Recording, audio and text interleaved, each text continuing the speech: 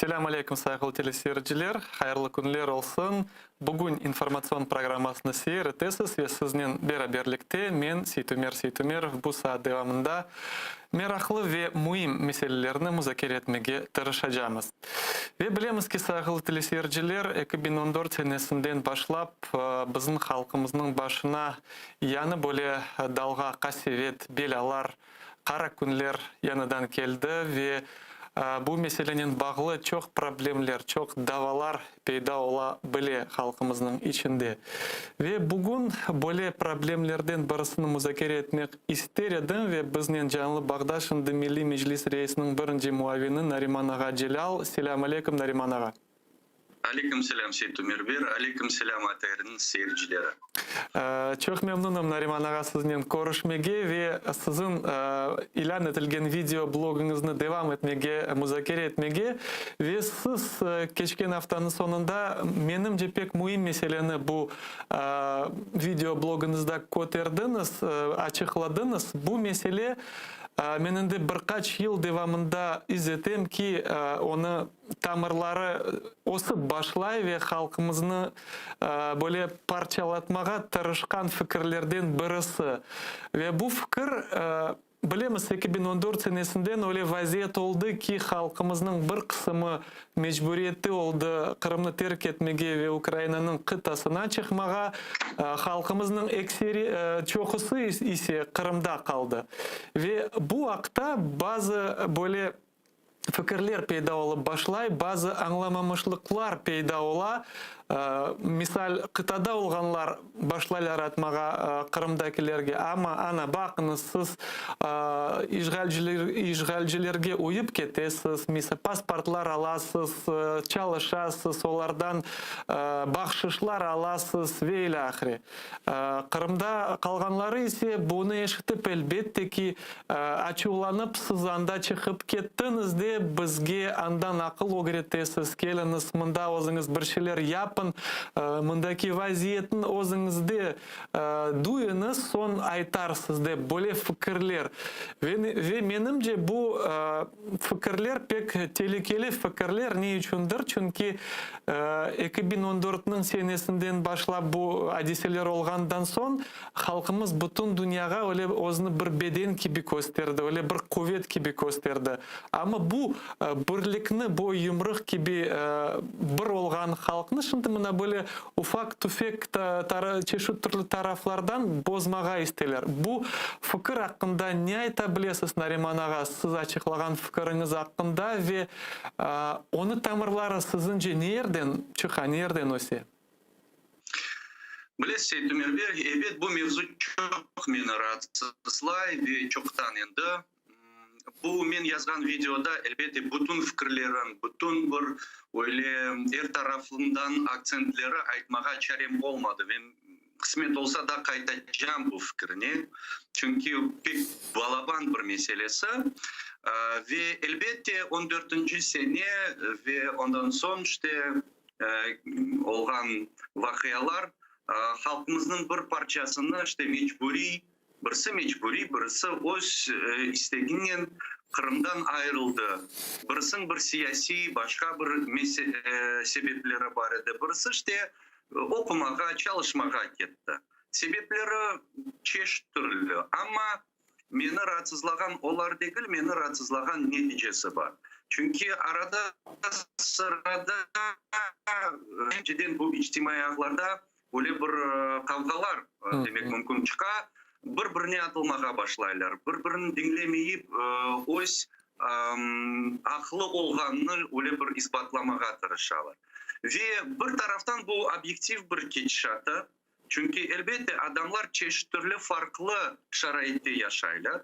Ve birisini kabatlamağa işte benim bir maksadım değildi bu videoda. Çünkü adam özü bile ne için ve ne yerde oldu, nasıl sebeplerden, ne için bazı kararlar aldı ve mesela Kırım'da yaşamaydı, Kiev'den, İstanbul'dan ya da başka bir topraklarda yaşaydır. Ben tek çağırdım adamlarını birbirimizge mukayyet olmağa en birinciden ve ikinci istekim ve çağrı bu vaziyetinin güçlü tarafını öz halkımızın faydasına öyle bir çalıştırmağa. Çünkü ben ona açıktan aytdım. Mesela bakın, Kırım'ın vaziyeti biz yaxşı bilemiz. Bunda açıktan bir şeyler aytmağa, halkımızın talapların öyle bir açıktan talaplarına öyle bir açıktan kuruşmaya çaresi çok yoktu. Ama mesela Kiev'de böyle imkanları var. Anda halkımızın temsilcileri, cemaat erbapları, yaşları vakitte, imkanda, gücü de tapabilirler. Halkımıza bir fayda getirmek için serbest hareketler yapmağa. Onun için ben öyle de yazdım. Aytım bağışlarınız. Bizde olmayan şeyler anda var. Evet, Kiev'de değil, Ankara'da var, Koşma Ştatlar'da var. Allah'a şükür diasporamız da sonki vakitleri siyasi öyle bir tarafından pek öyle güçleştirmeye başladılar. Bayağı siyasi hareketlerini, merasimlerini geçirmeye çalışıyorlar. Onun için bu tek mana Kiev ve Ahmetçik arasında olan münasebetler hakkında değil dedi. Aslında mana Kırım'da yaşayan ve başka yerde yaşayan Kırım Tatarların arası hakkında. Ama başka meselesi de var. Ne kadar serbest, imkanlı mesela kıtada olsa da siz doğru ayttınız, halkımızın ekseriyeti Kırım'da yaşay. Ve kim bunda çalışacak bu halkından? Gene de Kırım'da çalışkan hareketçileri. Onun için ben çağırdım bana Kırım'da çalışkanlardan ve dışta çalışkanlardan hareketçiler, en birincisi hareketçiler arası, cemaat erbapları arası, bu ziyalılar arası yaxşı öyle bir konstruktif şekilde olsun. Evet, tenkit etmek mümkün birbirimizle. Birbirimizge nasıldır bir akıllı fikirler bildirmeye ya da aytmağa öyle siz doğru yapmayısınız. Bana böyle şekilde daha doğruca olabilir. Çünkü siz tek bir tarafına oylaysınız ya ikinci tarafı var. Mesela siz tek Kırım seviyesini koruyorsunuz ya halkara seviyede başkaca görünüyor bazı hareketler ve ya aksini aytmak mümkün. Onun için ben çağırdım geliniz birbirinin üzülmeyik. Sık öyle bir bağda olayık, laf edeyik, fikirleşeyik ve halkımızın faydasına, halkımızın geleceğine en çok öyle bir gerekli hareketler yapayık ve birbirimizge bir ilham vereyik, birbirimizge bir kol tutayık. Yazıklar olsun, bazı vakitleri anlamayık ya da bilesiz bazı inceliklerin bilmeyip ya da ne için adamlar tamam böyle hareket ya da tamam böyle şekilde bir şeyler yaparlar. Aşkamız ya da televizyonda ya da internette birden onu patlatmağa böyle oldu nasıl yaramay bir şey ve elbette bazı bütün inceliklerin ya da çok bu meseleni anlamayan bizim sevdiklerimiz başlarlar kaynatmağa. Ve bu sonki öyle bir neticesinde halkımızı gerçekten parçalamaya başlar. Bilesiz mi Nariman ağa, lafınızın böleyim, bağışlarsız. Bu fikirler menimce hem de iki taraftan da çıka. Bu fikrini kim indirte halkımızın içine? Bundan bazı siyasetçiler aytıyor. Ana bakınız pasportlar aldılar. Bu Rus işgalci strukturalarında çalışalar. Misal mektep olsun, hastahane olsun. Onlardan işte güzel işçi olarak bahşişler aldılar ve ilahiri. Hem de andan Kırım'da olganlarga aytıp oturalar. Ana siz maşallah mında kaldınız. Kureşesiz, andakiler işte bir şey yapmayıp tek sizin kritika etip oturalar. Demek iki taraftan da var kimler bizim aramızını bozmak isterler. Siz nasıl göresiz, düşünesiz? Elbette. Bu her tarafından çıka bu meseleni öz bir faydasına kullanmağa güçleri dolu ve ne aytmağa istedim?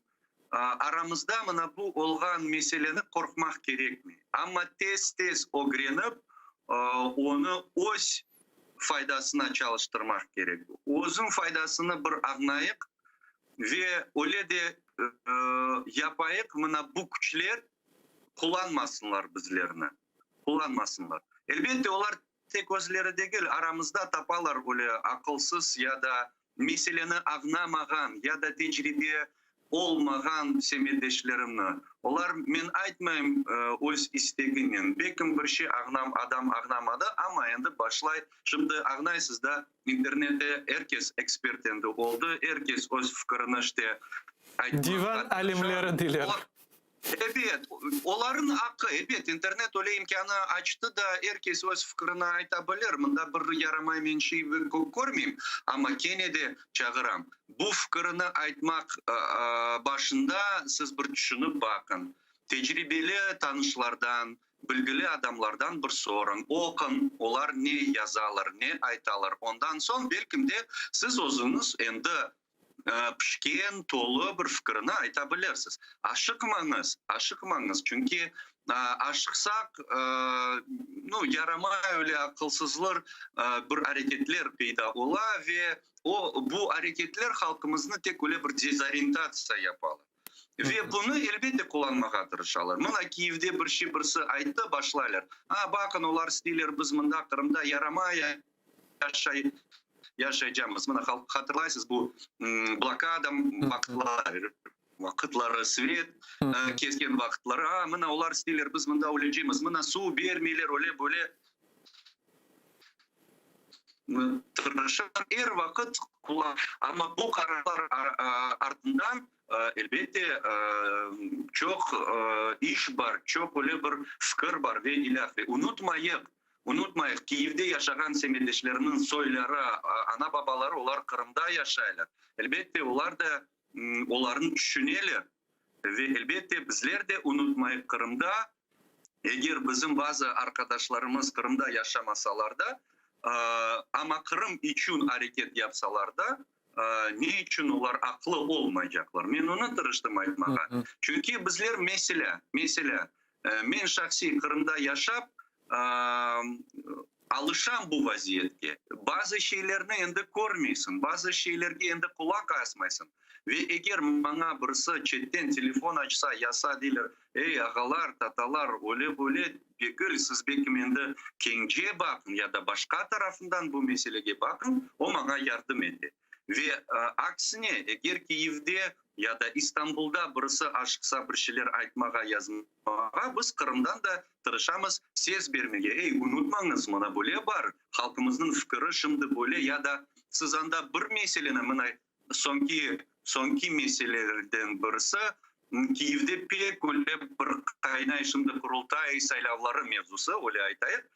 Ben aytkan edim. Bana 7 yıl içinde bir tane Kırım'da yaşayan semedeşimiz yanına gelip aytmadı. Ne için siz kurultayını gayrıdan saylamasınız? Hiçbir adam gelmedi. Onların başka meseleler aslında rahatsızlay. Ne vakit bu vaziyet bitecek? Ne vakit nasıldır bir kanun Ukrayna'nın yukarı şurası alınacak? Ana o koşma ştatları ne yapacak? Bizim meclisimiz ne işte düşünüyor bazı meselelerde? Bana bu. Onun için bunu o güne tutup birbirine öyle bir bağlanıp tutup mukaydenen birbirimizge elbette yardımcı olayım. Video bana bu mevzu etrafındaydı. Ve video levhanızda siz böyle meraklı fikrini ilan ettiniz ve şimdi de onu kaydettiniz.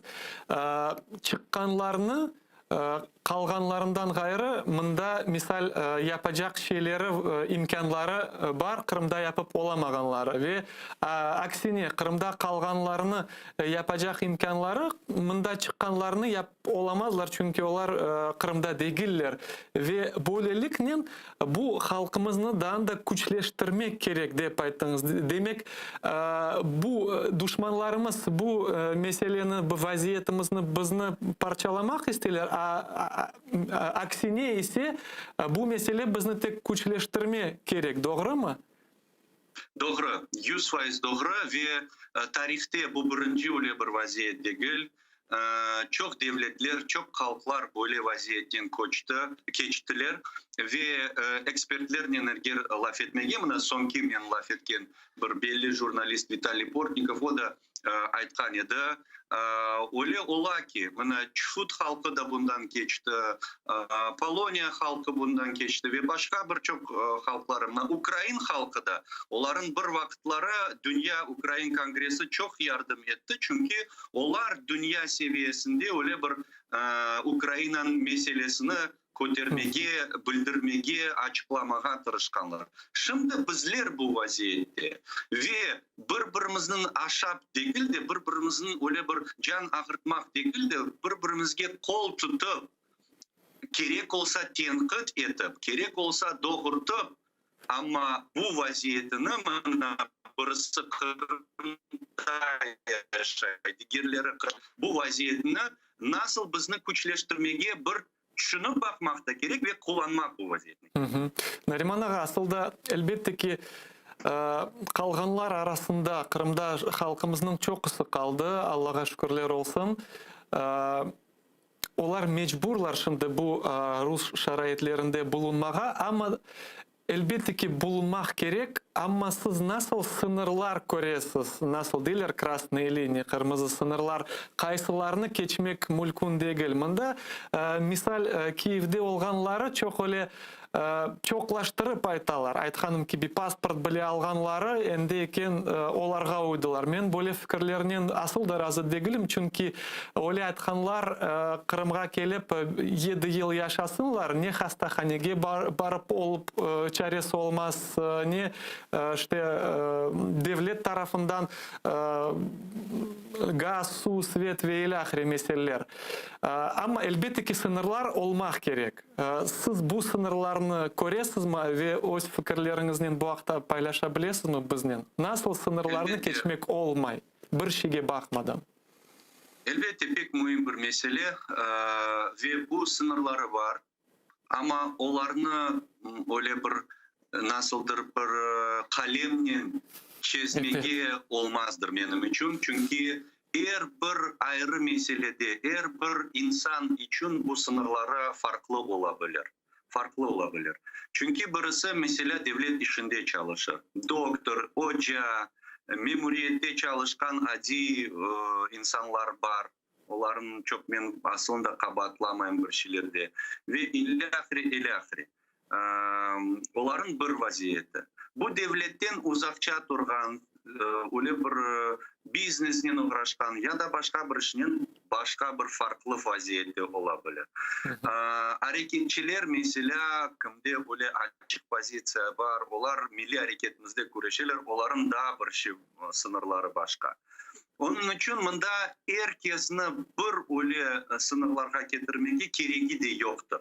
Ama biz Kenya'da nasıl öyle bir yüksek sözler değiller görünmese de biz Kenya'da değiliz. Öz serbestliğimizni, öz namuslığımızını, temizliğimizni öyle bir coymayıp, en birinciden bundan farklı olayık.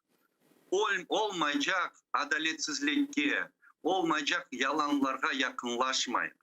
Mana bu sınırlar eğer her adam öz kafasında saklansa, men bilesem o mecburi bazı hareketlerge iştirak etse de her vakit serbest kalacak. Çünkü Rusya gibi olgan devletlerde öyle 100% özünü bu devletten ayrılmağa olmaz. Hep sen nasıldır bir şekilde onlardan bir nasıldır münasebette olacaksın.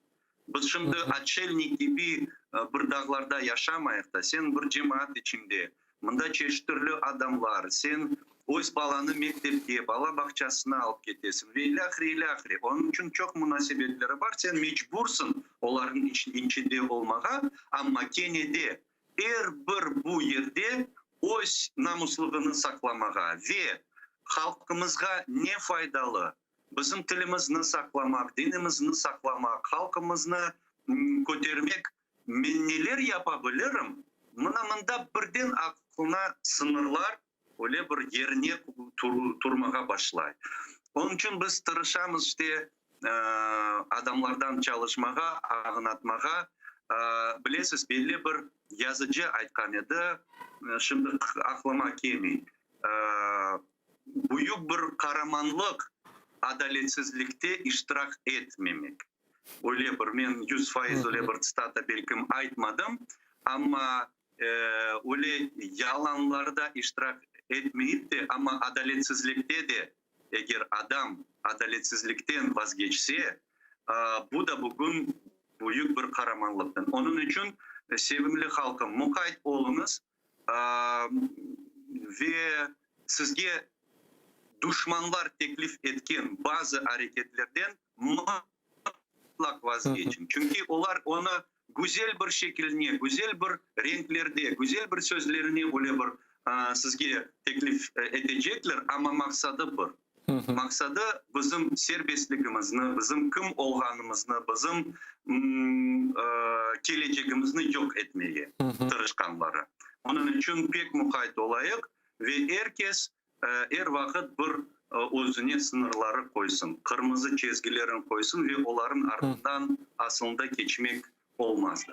Men ne için bu sualını sorayım Nariman ağa? Çünkü da Kırım'da olganda 2018 senesine kadar çok böyle adamlarla rastgeledim, kimler misalçe şu türlü devlet strukturalarına kırıp çalışmağa, son bu işgalci devletinin böyle alet usulü gibi olay ediler bizim halkımızga zarar getirmege. Ve aytkanım misal, öyle strukturalar, kaysaları bizim halkımızga zarar getire bile. Misal, tahkikat olsun, prokuratura, mahkemeler olsun, polis olsun ve ilahire. Men bellesem, açıktan açık bu mevzu bütün halkımız için yapık olmak gerek. Ne içindir? Çünkü şimdi bilemiz, ana o предостережениялар getirilir. Ve şimdi faallerimiz aytkan gibi çok su getirgenleri aynı aselet Kırım Tatarlarga bereler. Aynı böyle tentüvler olsun, Kırım Tatarlarından da yolla başlaylar. Ve ilahire. Men bilesem, hep bir böyle halkımız zarar görgen strukturalar halkımızın azaları, işte bizim vatandaşlarımız uzak durmak gerek mutlaka.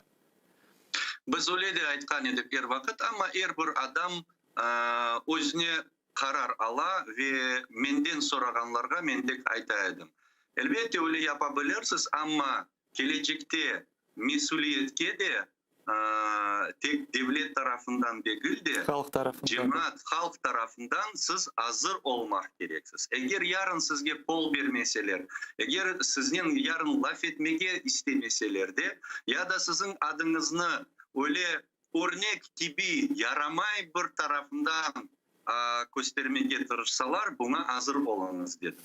İkinci taraftan da aytmak gerek, bu devlet strukturalarda bazıları çalışkanları öz temizliğini de saklamaya tırışkanları var. Bizge bir yardım etmeye, bizge bir malumat vermeye öyle adamlar var. Onun için men gene de çağırım, 100% ana o bir devlet strukturalarga kırıp çalışa ve o endi 100% bir düşman gibi öyle de yapma. Eğer bir meseleye individual öyle bir şekilde bakayım, ama gene de men razım, eğer barmasalar daha güzel olur idi. Buna mesela bizde şimdi kaç yıl öyle saylavlar, en birinciden yerli saylavlar meselesi çıka ve her vakit endi ziyadeşleştiriyor. Bizim adamlarımız endi başlar, ya barsak ne olur, ya bu işte koy meseleleri ve ilahire ve sen başlaysın açıp anlatmağa. Ne için bu doğru olmaz ve ne için koy meselelerini deputat olmayıp da çizmek mümkün, talep etmek mümkün ve nasıl bunun yolları var. Gene de sonki karar adamga bağlı. Bizim vazifemiz işte anlatmağa halkımızga, karar işte adamdan bağlı. Gene de aytamiz. Gelecekte bakın, şimdi yaxşı niyetten belkim siz bu yolga çıkarsınız, ama sonu hayır belkim olmaz. Onu mutlak işte aklında tutun dedik. Çünkü bu devlet sisteması öyle çalışar, o tek öz menfaatını birinci görüyor. Halkımızın menfaatları aslında onların işte көзі о күнде жоқтыр, ойлаймын.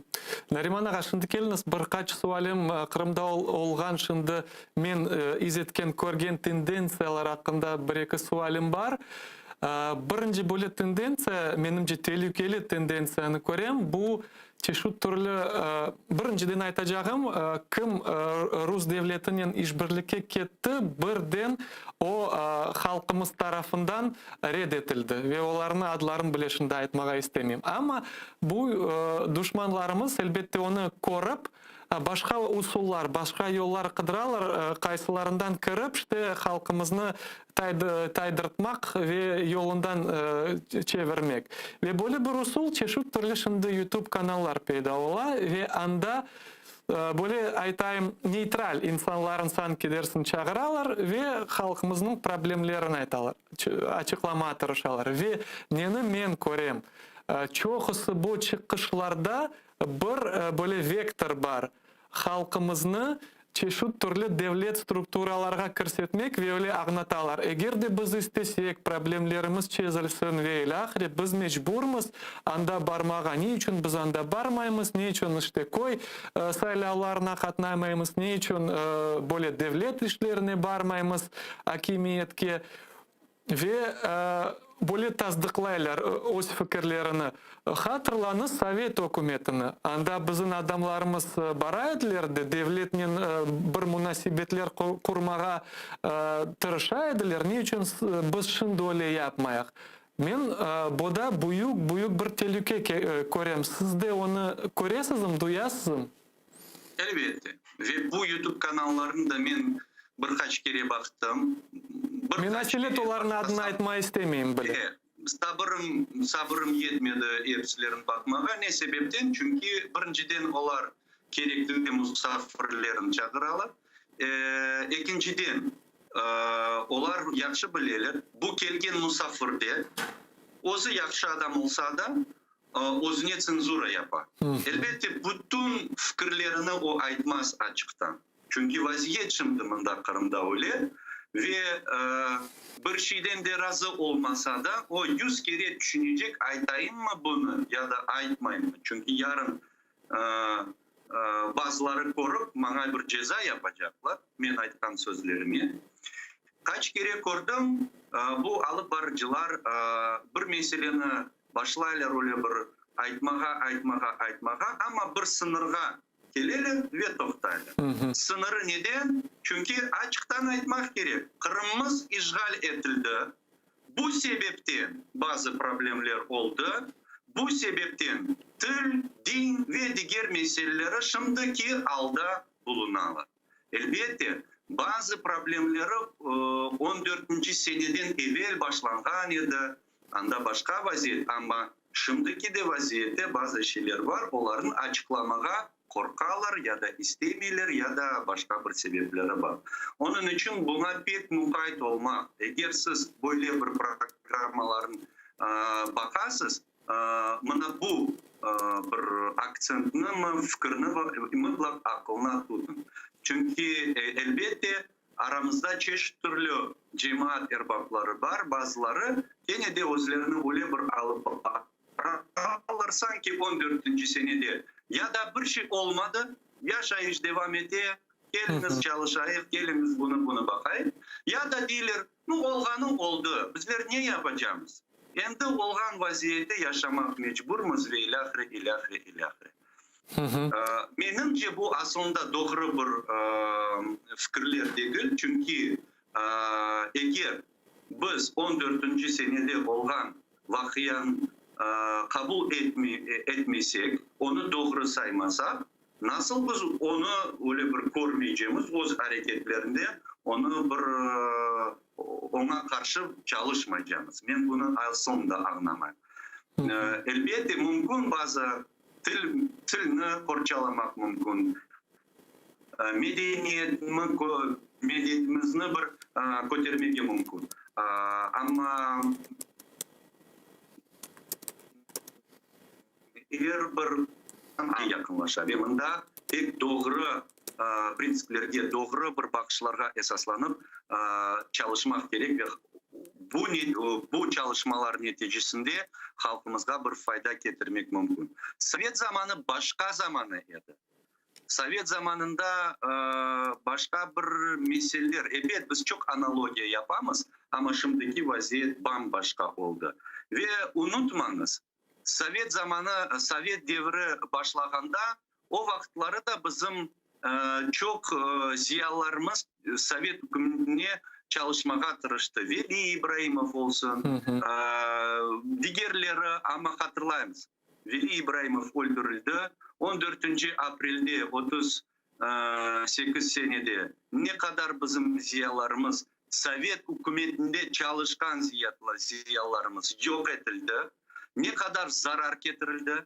Onun neticesinde son 44.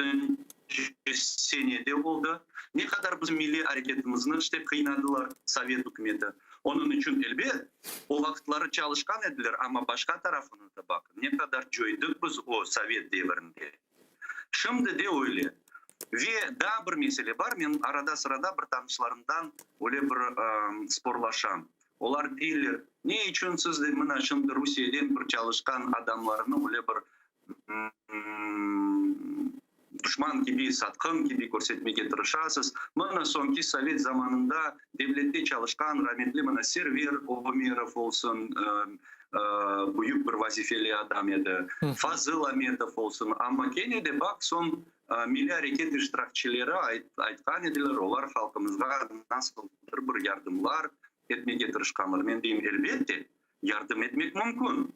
Devlette şimdiki zamanında bu Rusya devlette de çalışsan yardım etmek mümkün.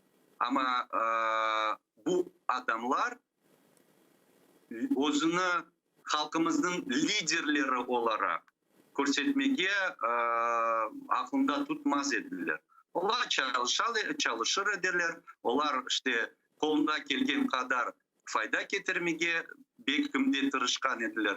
Ama milli hareketimizin, milli siyasetimizin liderleri gibi özünü hiç görsetmez edilir. Şimdiki zamanında başka vaziyet. Mana bu biz satkın degen adamlar onlar özleri istep ya da onlar mecbur yaparlar Rusya tarafından özlerini halkımızın liderleri gibi görsetmeye tırışırlar. Ve bu büyük bir farkı bundan hiç de razı değilim. Nariman ağa, buyurun. siz şimdi aytkan fikringizge da bir tendensiya ko'ryapsiz, duyasizmi? Böyle nasıl deyirler, nerukopожатный insanlar, işte kim o'z faaliyetinin Rus devletinin işbirlik yaptılar, olarga qo'shildilar ve ilahiri aytkanim ki bevelsi halk olardan çevirildi. Ama şimdi nasıl öyle çareler, yollar kıdıralar, olarını kene de kaytarmaga halk içine, nasıl deyirler, legalizovat. Öyle duygular sizde var mı ya da yok? Böyle olar tırışkanları endi tek sonki vakitleri değil, bütün bu 7 yıl içinde olar tırışkanlar bunu yapmaga ve tırışacaklar menimce. Çünkü başka işte onların çareleri yok. Onun için biz daima tırışamız hatırlamaga halkımızda nasıl bu adamlar, neler yaptılar ve ilahire. Yazıklar olsun, tanışların da arasında çok öyle adamlar var. Kayısıları bu tarafta da kol tutarlar, ikinci tarafta da kol tutarlar, dördüncü tarafı olsa da anda galiba kol tutacaklar. Ve ama bir koltuğa iki karpuz sığmay yazılar. Evet. Onun için vaziyet öyle. Ben ona objektif şekilde bir göreyim. Çok üzülmeyin bu vaziyetke çünkü tarihte her tarafından böyle vaziyet analiz yapılgan edi.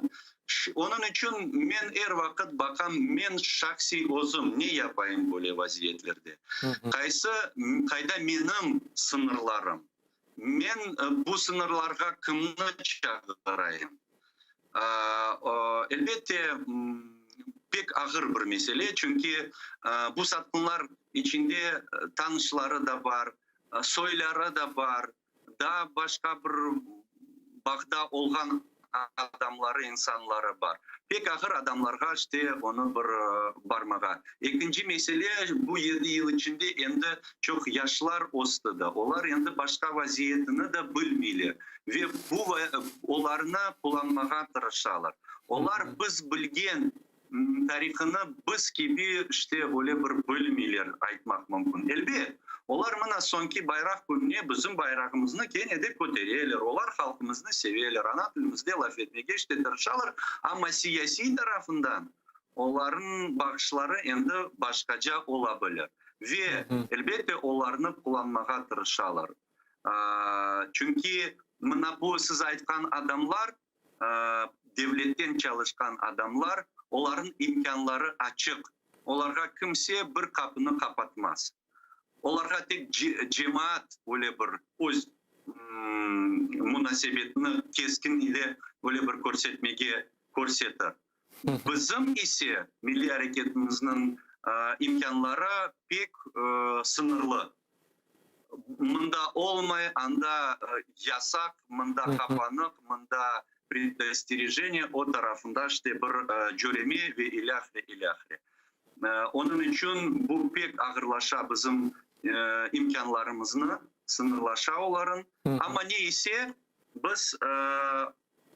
biz kollarını öyle bir aşağı vermemiz ve tırışamız çalışmaya ve halkımızın bak tutup işte onlara anlatmaya. Ne yapmalı şu vaziyette? Çok sağ olun Naриман ağa bizden bağlanğanınız için, öz fikirlerinizden bölüşkeniniz için Allah sizden razı olsun. Umut etem ki halkımız da hepimiz koşulup şimdiki vaziyetimizni güzel terin düşünüp doğru kararlar almağa Allah Teala nasip eylesin. Çok sağ olun. İnşallah. Sayılı teleseyirciler, hatırlatan bizden canlı bağda Milli Meclis Reisinin birinci muavini Naриман ağa Celal bulundu ve onun Kırım'da olup geçken tendensiyalar hakkında subetleştik. Hatırlatam ki şimdi halkımız ende 7. yıl bu işgal tübünde kaldı. Elbette ki ağır mesele, ağır vaziyet çünkü şimdi Kırım'da yaşaganlar özleri bileler nasıl şaraitlerde yaşaylar, nasıl onlarını o günde tehlikeler var. Ama bu hakta hep halkımızın çokusu namuslu, şerefli ve öz menfaatlarını korçalacak insanlar pek çoktur. Ama bu hakta elbette ki çeşit türlü fikirler, çeşit türlü bakışlar peyda olabilir. Ama geliniz saygılı teleseyirciler, saygılı vatandaşlarımız bu fikirlerini böyle güzel şekilde subetleşip doğru kararlar almağa tırışayıq. Bir-birimizden düşman bir vakit yapmayıq, bir vakit bölünmeyik. Siz andasız, biz mındamız, siz çıkkanlar, biz kalganlar, siz bizni ağnap olamaysız, siz ise satıldınız ve ilahire. Şimdi bütün böyle fikirler tek halkımızga karşı çalışa ve tek düşmanlarımızga uygan şeylerdir. Eğer de biz bu yoldan ketsek, Allah saklasın, geleceğimiz güzel men bilesem olmaz. Çünkü böyle kaydı evvelden çıkan böyle Rom taraflarından çıkan разделяй властвуй деген kaydı var, bol ve idarecilik al. Şimdi bu kaydenin bizni parçalamak isterler ama biz bunu ağnap boğa yol vermemek gerekmiz, hikmetli olmak gerekmiz. Her bir vaziyetini çeşit türlü taraflarından öğrenip bakmak gerekmiz. Ve umut etem ki bu problemlerini hepsini çözebiliriz. Halkımızda aytkanlar gibi atalarımız tek ölümün çaresi yok. Kalganı inşallah tapa biliriz.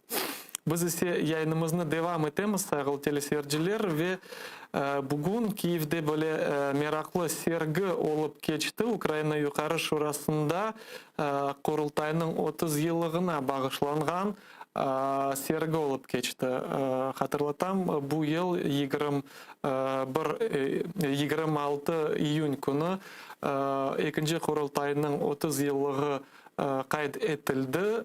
Hatırlatam, halkımız çok yıllar devamında 10 yıllarca sürgünlükte yaşayan yerlerinden Kırım'a kaytmak için harekette bulundu, güreş yaptı, çeşitli türlü ağırlıklar gördü ama neticesinde halkımız hep öz vatanına geldi, kayıttı, nail oldu ve öz haklarını talep etmeye devam etti. Ve elbette ki bu hareketçiler, halkımızın faalleri devlet tarafından yardım görmegeni için ikinci kurultayını teşkil ettiler ve 91 senesi bilemiz ki böyle da akılga belki de kimselerge yatmagan bir hadise olup geçti. Bu ozu kurultay. Ne için? Çünkü da Sovet devri ama indi soyulgan hayvan gibi edi. Sonki ayları edi. Sovet devleti yok olmasdan evvel ama o kurultay geçti. Halkımız toplandı. Öz isteklerini yazdı ve aydınlatmağa tırıştı. Şimdi bizden canlı bağda Milli Meclis Reisinin muavini İlmi Ağa Umerov. Selam aleyküm İlmi Ağa. Aleyküm selam. Bilgenime göre bugün Ukrayna Yukarı Şurası'nda böyle kurultayının 30 yıllığına bağışlangan foto sergisi olup geçti ve siz de anda bulundunuz.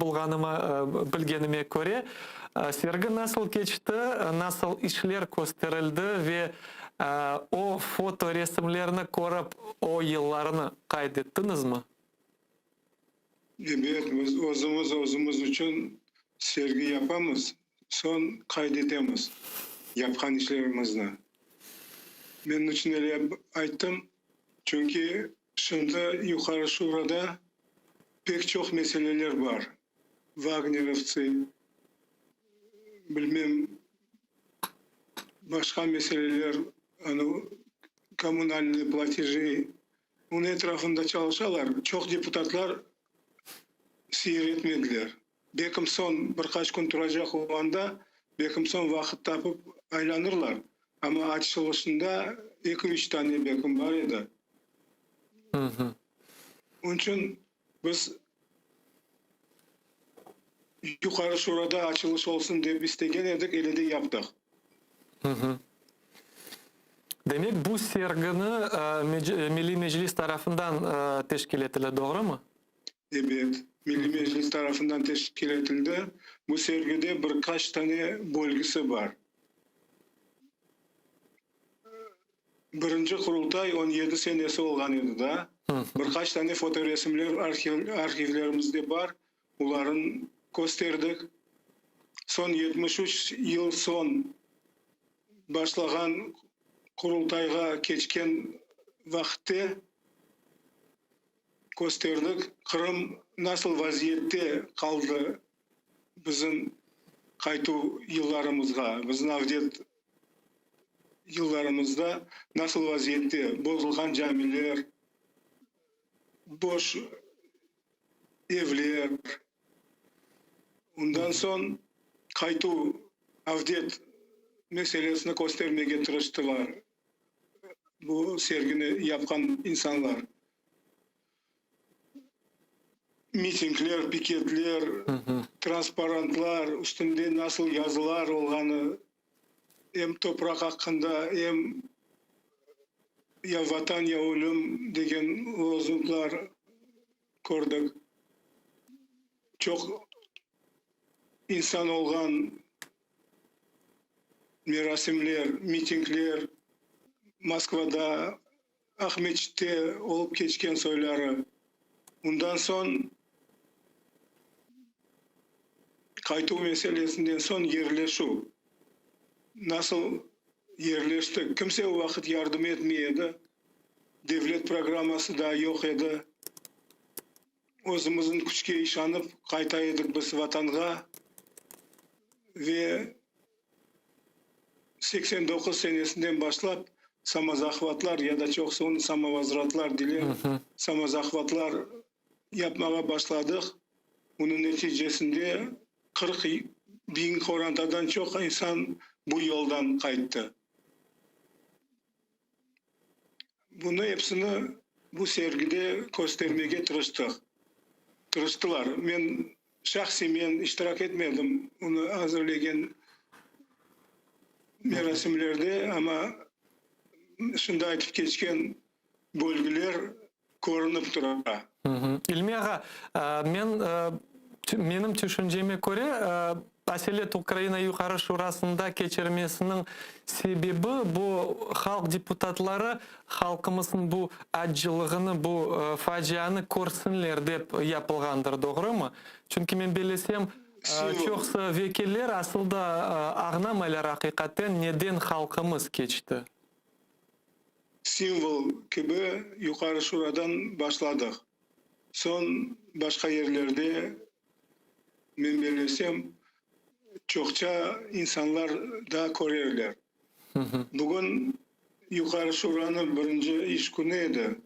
O kadar kalabalık anda, o kadar şum. Bir şey eşitilmiyor. Bir serbest aylanıp çıkmağa imkan da yok. Ya şimdi o sergi açık, demek Kiev'de olgan her insan kire bilem onu bakmağa ya da... Yok. Yukarı Şura'nın ikinci katında ya üçüncü katında, ikinci katında. Bir basamaklar koterli zal gibi bir fayye baranda onun içinde. Onun beraberlikte da 5-6 tane merasim paralel geçiyor. Son депутатlar onu выход к прессе yaparlar da o devam ete toktamayıp onun için onu o kadar kalabalık arasında yaptık ama sergi özü çok faydalı ve ben bilesem insanlar onu da hesabını kıymet keserler. Demek anda her insan onu korup olamasa Kiev'de planlarınızda var mı? Başka yerlerde göstermegen yerde işte Evet. her bir insan... Ukrayinski dom, Krimski dom. En olmaganda bu iki yerde mutlak olur. Son bekim üniversiteler bir kruk yaparlar. Toktamaz önde. Toktamayıp bir yerde көрсөтүлүп турар. Ve sonki sualim İlmi Ağa, aslında bu foto sergide kimnin nasıl fotoresamlarının işleri gösterildi? Kimler o yılları bu kaytu olsun, kurultay olsun, bu samavazratlar olsun, kim nasıl fotoresamlar o vakitleri çalışıp faalci olarak bu halkımızın tarihini diyeyim çıkarıp aldılar. O vakitte çok fotoğraflar çıkaraydılar ama bu sergide esas iki tane fotoğrafın işleri dayın gördüm ben. Hasan Sitablayev şimdi Geyitski'de yaşay ve Rifkat Yakupov o şimdi Sudak'ta yaşay. Uların işleri. Rifkat'ın açık çokça, Hasan'lıkı açık azca. Başkalarını gerçek aytsam kulak asmadım. Galiba başkaları yok. Bilesizmi İlmi Ağa, men düşüngenim böyle yaşaganda işte o vakitleri olar bu resimlerini çıkarganda böyle bilesem adişiyede o insan fotograf olup geçkeni, көргені çıkara. Ve şimdi 30 yıl geçti. Ende bu tarih ve şimdi bilesem Kırım'da da olup geçken faallerimiz çıkara videolar yapa belki de kısmet olsa belki de gel ama ende 30-50 yıldan o da bilesem Kırım'ın böyle bir tarihinin bir kısmı olacak ve Tarihimizde bu da olgan edi deyip ballarımız ya da torunlarımız Ele laf yürsetirler. Çok sağ olun İlmi ağa, bizden bağlanğanыңız için. Umut ettim böyle tedbirler faydalı olur. Ve umut ettim tez vakitte Kırım'a etmez kaytıp bunda olğanımız da endi bizim tarihte olup Kırım'da bu günlerini hatırlayıq. Çok sağ olun. Kiev'de yaşayan Kırım Tatarlarına bir şey aytmak isteyeyim. Evet, buyurun. İşseniz anda ya da nasıl yerde merasim olacak bu foto выставканың bağlı mutlak barıp bakın. Faydalı olur.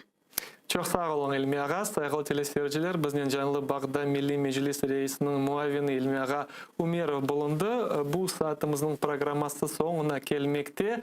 5 dakikalık teneffüske ketemiz ve 5 dakikadan bugün programımızı devam edeceğiz ve meraklı misafirlerine sizin tanış ettireceğiz.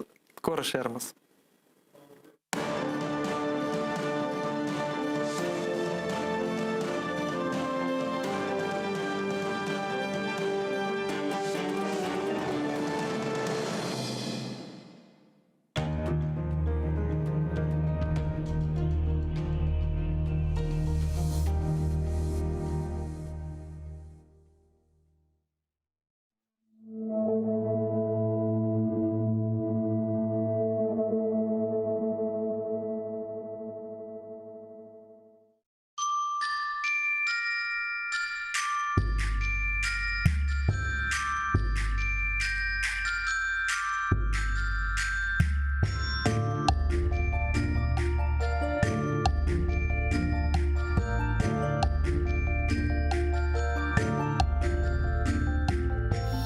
Eşit yumuşak yapraklarının türkülerini, yarın kelse pencereden yarıp ursa, eşit Kırım'ımның dülberligini, kuşlar yırlap azbarыңdan uçsa, eşit bu kırlarım kökten yüksek, kuru ozenimның kokularını, güller aça, pişe taze otmek, tuz kokusu, deniz dalgaları.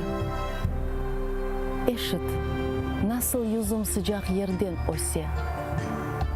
Ozen suvu aka, güneş oynay. Kırım, hep yerlerden bana güzel. Bu sevgiden güçlü, sevgi olmay.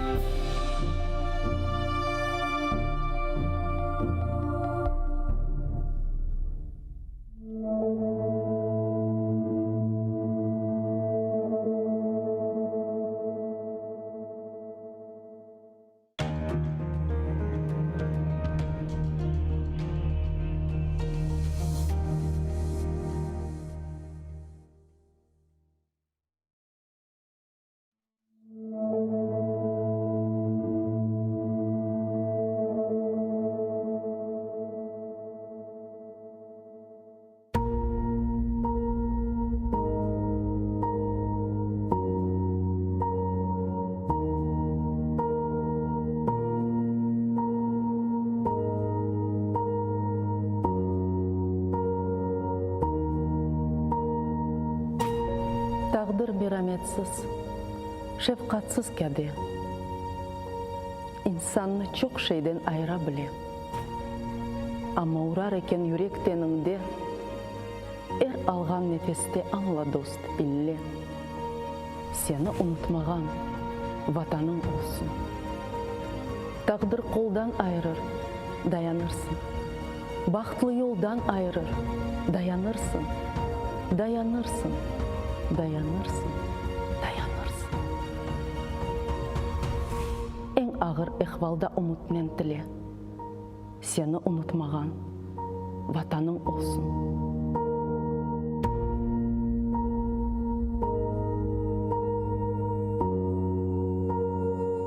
Ayaksız yürgenler yok mu dünyada? Bebeksiz көргенлер yok mu dünyada? Açlıktan ölgenler yok mu dünyada? Ama baktlı olar vatanı ile. Seni unutmagan vatanın olsun. Kozunun bebeği nursuzlanacak. Omur ne? Altın mı? Kırsızlanacak. Ebedi ne şöhret ne şan kalacak. Unutma kendini bilgenden bile. Seni unutmagan vatanın olsun.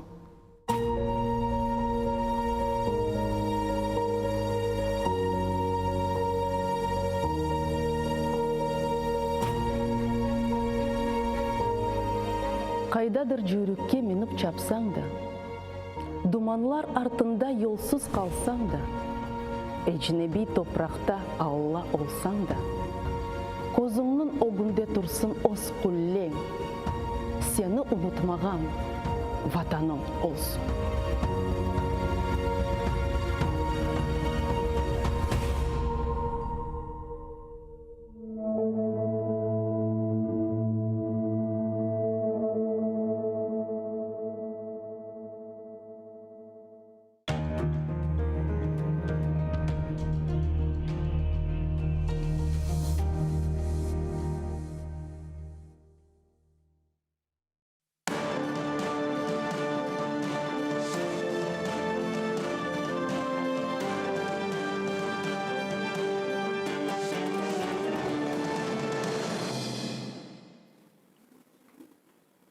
Selam aleyküm sayılı teleseyirciler. Bugün programmasını seyir etesiz. Devam etemiz öz informasyon yayınlarımızı. İşte bu saat devamında 16 saat programmasının mevzuları bu bizim yaramız, bu bizim siyasi mabuslarımız, bu bizim acımız. Erkun belirlesem keçe bu mahkemeler, bu siyasi mabuslarımızın sayıları gün-günden tek arta yazıklar olsun ki ve onların vaziyetini öğrenmeye tırışamız. Bugün inşallah niyetlendik Bahçesaray 2. gruppasının mabuslarının tanış olmağa, bazıların vaziyetini bilmege. Hatırlatam, bu davada 8 mabus var. Onların arasında Timur İbragimov, ona 17 yıl hapis cezası verilgen edi. Server Zekeriyayev 13 yıl, Bilalov Mehmet 18 yıl, Süleyman Marlen Asanov 19 yıl, Ernest Ametov hapishaneden çıkarılgan edi. Bu güzel bir haber. Server Mustafayev 14 yıl, Seran Saliyev 16 yıl ve Edem Ağa Smailov 13 yıl verilgen edi onlara. Böylelikle şimdiki vaziyetleri bu davanın geçken yılının 16 sentyabr günü hüküm çıkarılgan edi. Böyle şiddetli hapis cezası verilgen edi hepsi mabuslarımızga ve endi 9 ay devamında onlar hapishanede bulundular ve 9 ay içerisinde de onların şikayeti yani apelasyası bakılacak ama bakılmay ve hapiste bulunganlarının böyle nasıl diyeyim tahkikat izolatorunda olgan vakitleri en ağır, en kıyınçlı. Çünkü ne kadar mabuslarımız tahkikat izolatorlarından endi koloniyalarga geçirildiler. Endi koloniyaga kimni geçirirler, kimge hüküm çıkarıldı. Şikayetleri yani apelatsiyaları geçti. Karar değişilmedi ve onlarını anda yollaylar. Ve elbette ki bazı horantalar aytkanına göre koloniyada şaraitler yaşayış biraz yengilce bu tahkikat izolatorlarına göre. Ama bu bizim vatandaşlarımız bakınız endi 4 yıldan ziyade bu tahkikat izolatorlarında bulunalar. Yazıklar olsun ki ve hepsi horantalar umutla yaşay tez vakitte bu mesele çözülür de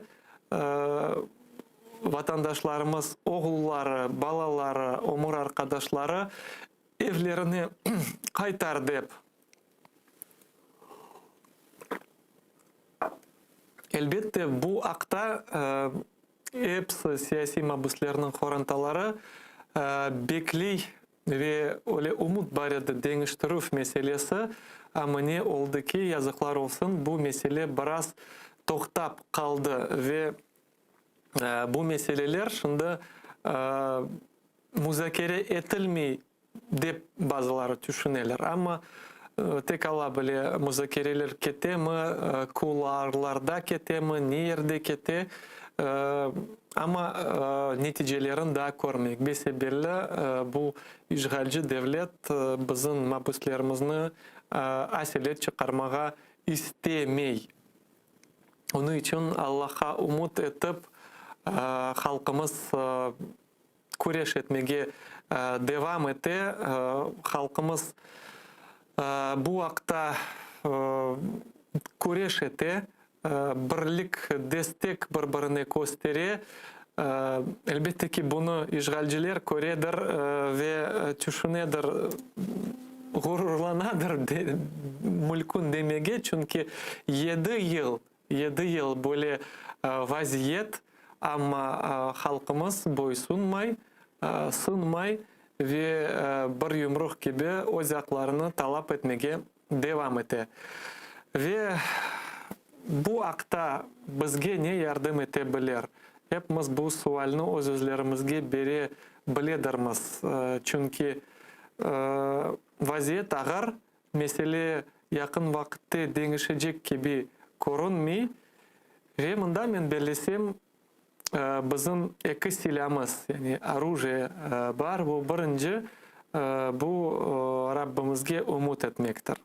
Ne için? Çünkü umuttan kesilgen halk, umuttan kesilgen insan galibege nail bir vakit olmaz.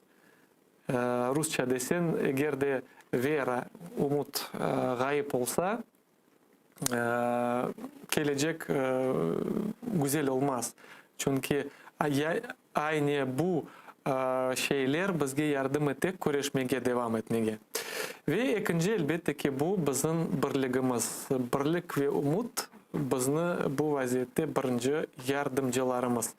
Ve şimdi bizden canlı bağda ikinci Bahçesaray davasının Seyran Saliyev'nin mabusumuzun ömür arkadaşı Mumine Saliyeva. Selam aleyküm Mumine Tatay, iştesiz mi bizni?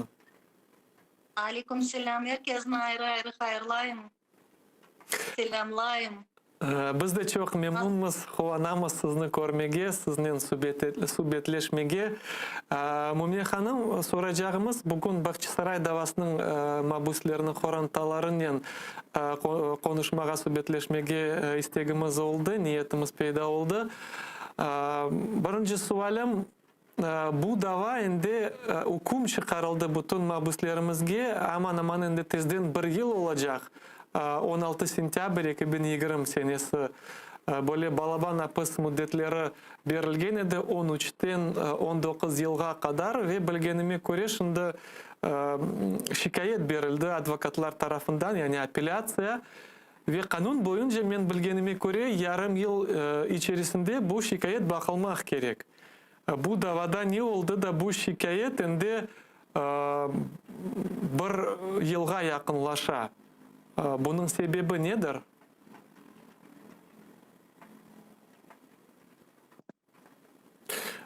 Yazıklar olsun, bağımız joyuldu. Mumine Hanım, iştesiz mi? Ben sizni işittim. Siz nasıl? Sualımı işittiniz mi? Evet. Buyurunuz, olmasam biz sizni dinleyimiz endi. Elbette birinciden isteyip hatırlamaya böyle cezalı 13 yıldan 18 yılga cez ne için verildi? Bu demek ki camide toplaşıp din hakkında, terbiye hakkında ve bazı mühim sual sohbetleşip işte devlet boğa değil terrorizm. Hı hı. Ama evvelden evvel camilerimiz tek ibadetle bağlı değildi. Bizim kardeşlerimiz tarih boyunca bilemiz ki camilerde toplaşıp bütün mühim halkın varlarını çözmeye tırışaydılar. Ama bugün kanun boyunca devlet dedi bu sayıla terörizm dep ve böyle karar ceza verildi. Hı hı. Buna o hafta Ukrayna'daki konsul bizim siyasi mahpuslarla konuştu, subetleşti, durumunu soruşturdu ve siyasi mahpuslar laflarına göre apellasya mahkemesi belki de 2-3 ayından son tek.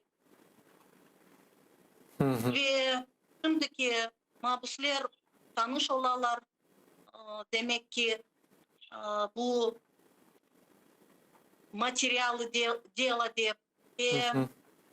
elbette onlarını tanış bilip okuyular ve elbette Kırım Tatar dilinde istediler ve ona göre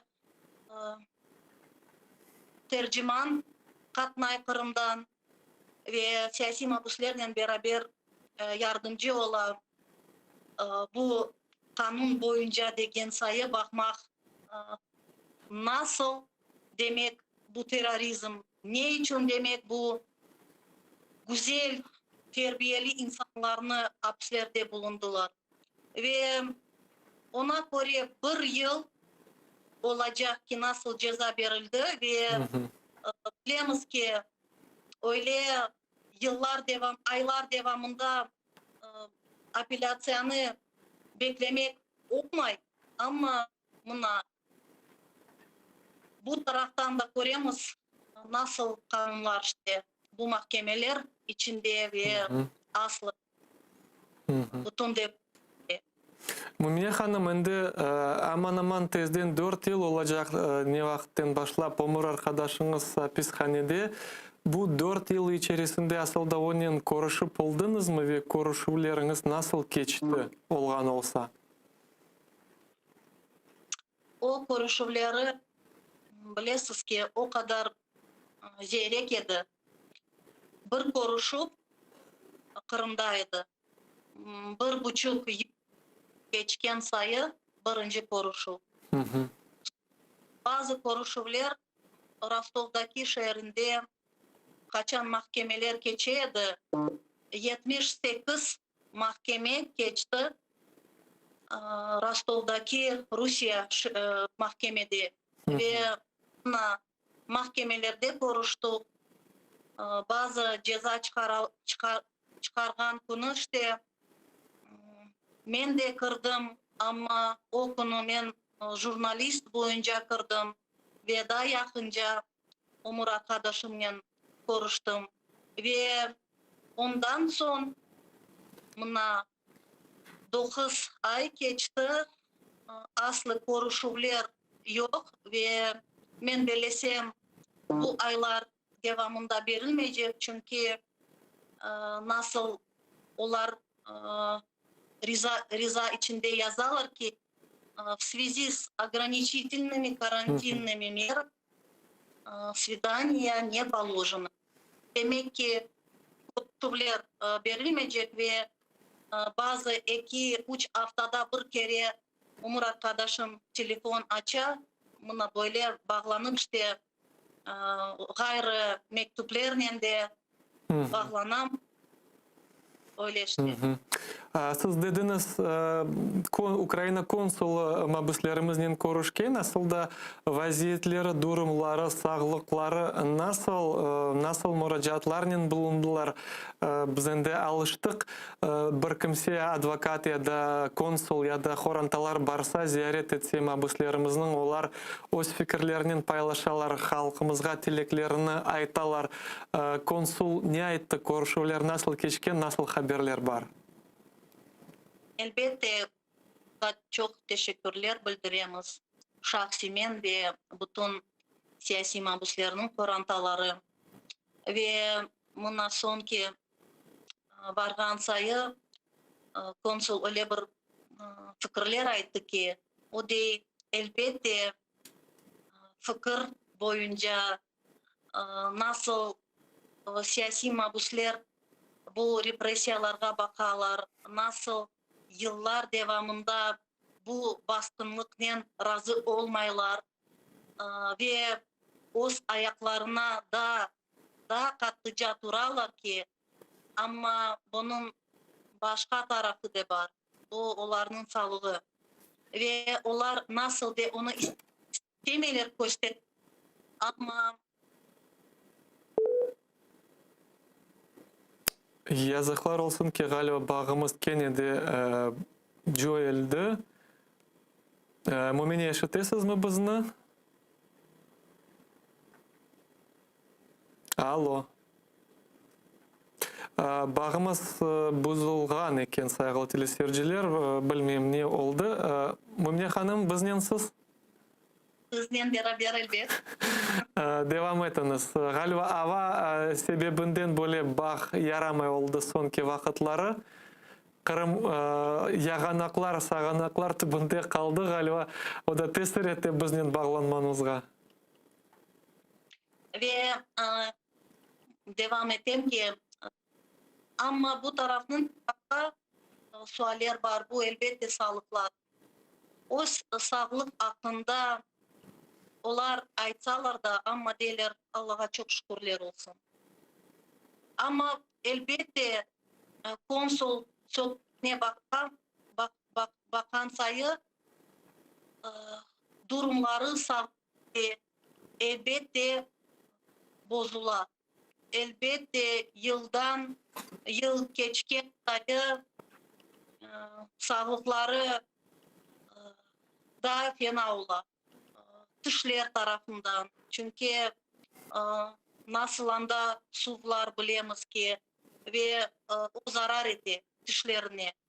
Ondan gayrı siyasi mahpuslar içinde bizim hürmetli ağalarımız var, dindaşlarımız, kardeşlerimiz, kimlerge 50 yaşında, 60 yaşında ve nasıl onlarga kıyın sağlıktan, yürek taraftan, davleniya taraftan, sırtın ağır taraftan.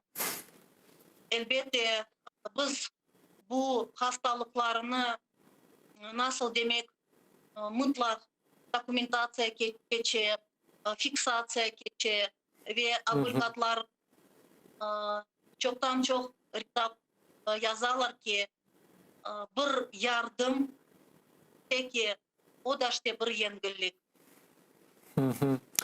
Yazıklar olsun ki айтқаныңыз gibi endi birinci yılları böyle yok edi, yanılışmasam kartlar mahpuslarımızın arasında ama sonki yıllar endi nasıl deyler bu imansızlar aslında böyle nasıl deyler insaniyet duygularını aslında joyganlar, bilmeyim onlarda evvelsi var edim yok edim endi yaş ballarımız pek yaşты 20'ge dayan kirgenler peyda olup başladı endi bu tarafga kartlar peyda olup başladı hatta invalidler var endi mahpuslar arasında soqırlar yürek hastalığından infarkt kechkenler ve ilahir aslında bir muşkul bir al demek yıl-yıldan bu tendensiyalar beterleşe. Endi bir şeyge bakmadan, bir merhametlik kalmagan şaraitlerde böyle halkımızla davranalar.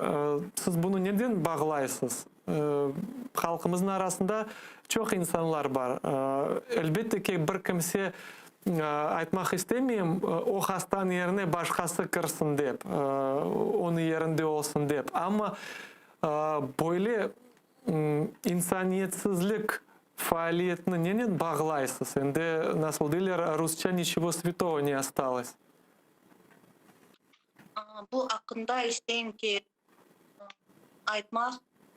Ama bugün Rostov yerinde 13 gece Kırım Tatar ve bu 13 yıl içinde elbette en dava bu ikinci Simferopol Ahmetçik'teki davası.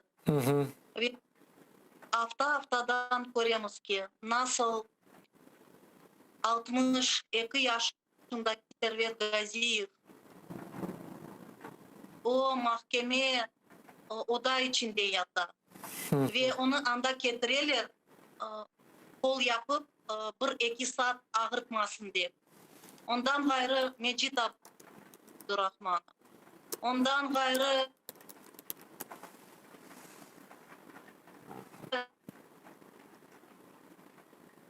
Cemil Ağa Gafarov. Cemil Ağa Gafarov o aslı invalid. Baştaki 3. grupa invalid idi. Ama endi Cemil Ağa Gafarov ve başlatan o invalid 3. grupa. Ve bugün ikinci grupaga çevrildi. Ve da Ya kanun boyunca ikinci grupa invalidleri hapiste tutulabilir mi? Hakları da yok. Ve bizim onlar başlatan kimse hapiste tutulmağa bir zararı yok, bir kabatı yok. Ve elbette onların kanun boyunca bakılsa insanlar, mabusler kimin invalid nas degen grupası var. Onlarga nasıl yazarlar kanun boyunca более мягкие меры пресечения выносятся. Ama bizim davalar içinde öyle aslı yok. Ve elbette ben bilesem bu bilesiz bir demek halka signal. Buna bakınız ne ola öyle bir kart olgan insanlar ne. Bu bir basıl falcilerge, yaşlarga. Onlar isterler böyle göstermek ki biz kartlarla öyle yapsak sizle daha kıyınca yapacağız. Ve korkuzmak, tırmak, nasıl halk içinde aytalar herkesin ağzını kapatmak mına işte böyle vazifeler koyular men bilesem. Mumine Hanım aslında şimdi yazıklar olsun ki men de Kırım'da olgan vaktinde ve o vakitleri faal olganlarını, yaşlarımızın bilgenlerinin çok kısa endi hapishanede buluna. Bu akta siz aytkanınız gibi yaşlarımızın, faallerimizni korkutmak isterler, biz kartlarla böyle davransak sizden da beter olur dep. Faallerimiz var mı, peyda oldu mu yanıları ve onlar bu kurešni devam eteler mi?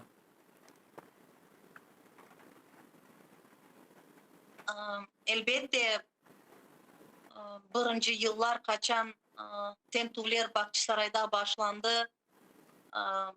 Hatırlatamız ki buna Enver Mamutov, Zevriya Psiyitov, Rustem Abiltarov, Remzi Mehmetov. Son bir yıl geçti, buna bu ikinci Bahçesaray davası çıktı. Daha vakit geçti, 3. buna endi 4. ve yakındaki korantalarla konuştuk. Men deyim, buna böyle vakiyalar şimdiki bu bizler için bir bilesiz ki marafondayım.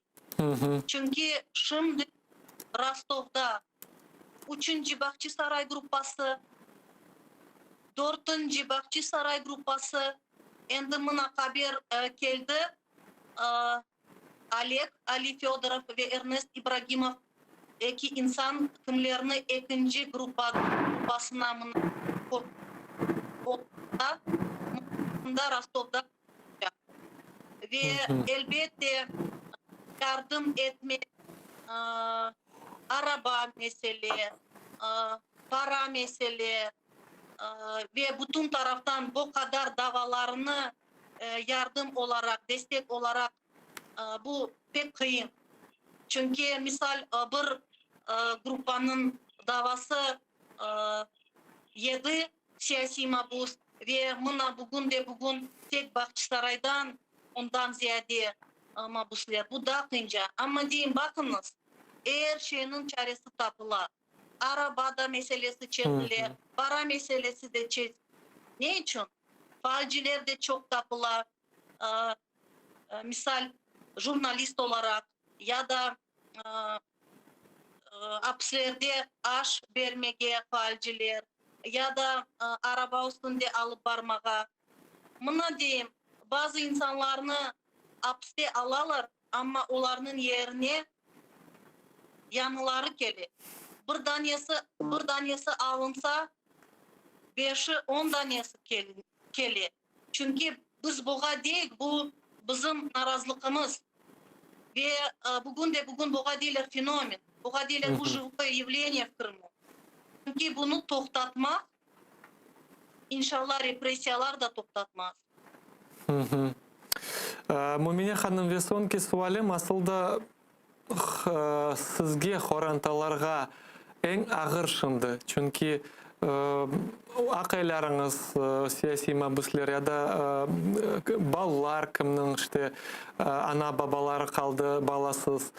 Ең ағыр вазиеттесіз, чүнки әмде yol арасында қаласыз, әмде ақайсыз, оғылсыз қаласыз, әмде балалар, бұтын евішлері сіздің бойныңызға қала.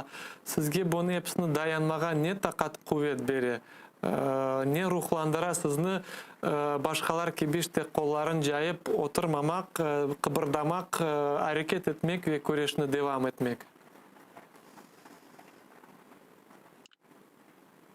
Elbette siz aytkan sayı bu bir kıyın sınavdır. Tek apaylarga değil, tek ana babalarga değil. Ama bundan gayrı balaçağa var. Bugün 200 kadar balaçıklar öseler ve bilesiz ki yıldan problemalar sağlık ve durumu balaçıkların öyle değil ki bazı aylar geçti ve onlar her şeyini unuttular demek. Yok, aslı yok. Yıldan tek ağırca ola. Onlar öseler ve akılçıkları çalışmaktalar. Çok sualler peyda ola ve her şeyini anlatmak elbette kıyın. Ama ben her daim korantalara aytam ki bu kureş, bu narazılık tek azatlık için değil. Ondan gayrı biz korçalayımız dinimizni, medeniyetimizni, halkımızını ve elbette diğer Müslüman halklarını. Çünkü Kırım'a bakıp başka Müslüman halklar kaysı bugün represiyalar içinde kaldılar. Bunlar faydalar. Siz Kırım Tatarlar bizler için örnek oldu. Çünkü biz yıllar devamında kollarımızı tübüne uzatıp çare tapamaydık. Ama sizge bakıp biz görüyoruz ki birbirimizni korçalamak mümkün eken. Ve bu birlik beraberlik, bu destek kaysı Kırım Tatar halk içinde var. 7 yıl geçti ama halkımız buldurmayıp öz destekini gösteriyor. Ve tek Kırım'da değil, başka devletlerge de. Ve nasıl biz aytamız ki halkara taraflarda da Kırım Tatarlar için represiyalar hakkında, siyasi mabuslar hakkında, onların adları bugün rezolüsiya içinde iştemiz ki bu elbette bu bizge ruh verir. Ve bilesiz ki Kırım Tatar olmak bu Müslüman olmakta. Çünkü Kırım Tatar ve Müslüman biz bu fikirleri ayırmayız. Ve dinimiz boyunca imanımız, sabırımız, tevekkülümüz Kartanakar babalarımızga yardım etti. Sınavlarını geçirmege de, Kırım'a kaytmaga da ve tarih buğa bırşa. Çok sağ olun Mumine Hanım. Çok sağ olun bizden bağlanğanınız için. Allah sabır versin hepimizge. Sizge Danda takat kuvvet bersin buna hepsine dayanmağa hepimiz duacı olayık ve şimdi dua etemiz hepimiz erkun bu mesele tez vakitte çözülsün dep. Umut etemiz Allah Teala bizim dualarımızı kabul eter de o kıvançlı günlerini görermiz. Çok sağ olun bizden bağlanğanınız için. Sağol teleseyirciler, hatırlatan bizden canlı bağda şimdi Seyran Saliyev'nin siyasi mabusının umur arkadaşı Mumine Saliyeva bulundu. Ve Mumine Hanım aytqаны gibi onu işitkenimiz gibi çok meraklı şeyler peyda oldu. Biz bilmey görmey kalamız ama halkımızın faciası çeşit türlü taraflardan böyle yollar açtı. Ve Mumine kayıt etkeni gibi çok yerlerden bu fikrini yaşattım. Böyle uşağın baskılar Rusya'da diğer Müslüman halklarına karşı yıllar devamında ketken terörizm, ekstremizm bilemiz bütün Rus siyaseti bu yalan, bu iftira şeylerinin bağlı ve hakikaten bu Putin öz hakimiyetke kelgen vaktini bile kayıt etsek o nasıl dalgalarda yol başçı oldu, devlet başı oldu. Yeltsin devrinde devlet böyle zayıfçaydı ve ikinci Çeçen kampanyası başlangan edi ve Putin böyle terörizmden kureş dalgalarında prezident oldu, yol başçı oldu, devlet başı oldu. Ve cenk bitti, Çeçenistan'ı yerine tızıp koydu, o insanlarından da taptı, bilemiz meseleni çözdü ve bütün devletini devam etmek, kolda tutmak için bu terörizm tehlikelerini tarqatgan edi ve bilemiz Rusya'da ne kadar evler patlatılgan edi ve böyle müstakil tahqiqatçılarının fikirlerine göre onların çoğusu FSB xadimleri patlatgan edi. En azından Ryazan şehrinde patlaf olmagan edi ve anda evlerini patlatacaklar FSB xadimleri edi. Bunu biz hepimiz yaxşı bilemiz ki. Ve aytacağım fikrim bu mesele her vakit onlarda böyle kun cedvelinde onlar terörizm meselesini her vakit topede tutarlar ve halkını bu tehlikenin, bu korkuvnen korkutup işte öz işlerini yapmağa becerirler. Ve aytacağım Rusya devleti halkını çok Müslüman halklarını çekiştirdi ve hapiske bıraktı. Ve şimdi onlar yıllar devamında bir şey yapmayıp şimdi Koreliler Kırım'da olup geçken vaziyetini ve ruhlanıp onlar da kurešini devam eteler. Ve saygılı teleseyirciler gelecek bağımızga geçemiz. Şimdi bizden canlı bağda bu 2. Bahçesaray davasının siyasi mabus Mehmet Bilalov'ның babası Rişat Ağa Bilalov. Selam aleyküm Rişat Ağa, iştesiz mi bizni? Aleyküm assalam. Rişat Ağa, çok memnunum sizden görüşmege.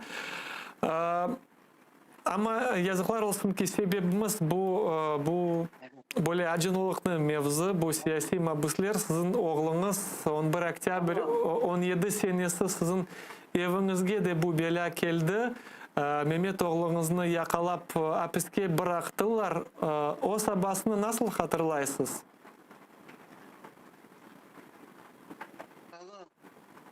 Alo, eşitesiz mi Rişat Ağa? Yarama iştim. Şimdi eşitesiz mi bizni Rişat Ağa? Yok, seni işten bekler yavaş. Sakın. Rişat Ağa, o günü sabah 11 oktyabr günü tentu olgan gününü nasıl hatırlaysınız? O günü pek facialı gün деп hatırlayayım. Sabah erte senin uyuna yukarısını bozgan adamlar kelgende nazarla korkuzup netip kapını takıldatıp 30-40 tane adam senin uyuna basıp kirse apayların, torunların 4 tane torun ufaktan koltuk korkuzgan malde naz ozan hissetesin.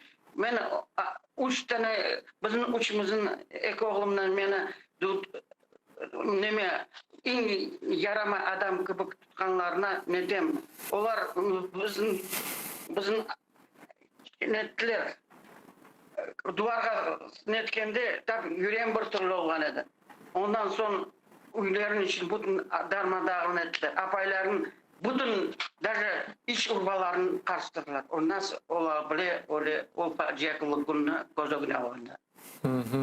Білесіз, Решат аға, бұны қайда еткенде сабасы бөле ертеден келгенлері маға сүргінлікні хатырлата. Чүнки сүргінлік 18 майыс 44 сенесіде айне саба келіп халқымызны бөле турсатып, юхудан уяттырып, вагонларға yüklеп сүргін еттілер. Шынды де белесен бұл сүргінлік девам ете. Балаларымызны бөле тұтып алалар сабадан, mahkemelerde yıllarca tahkikat izolatorlarında tutup son ise Rusya koloniyalarına sürgün eteler. Siz de öyle paraleller görüyorsunuz mu?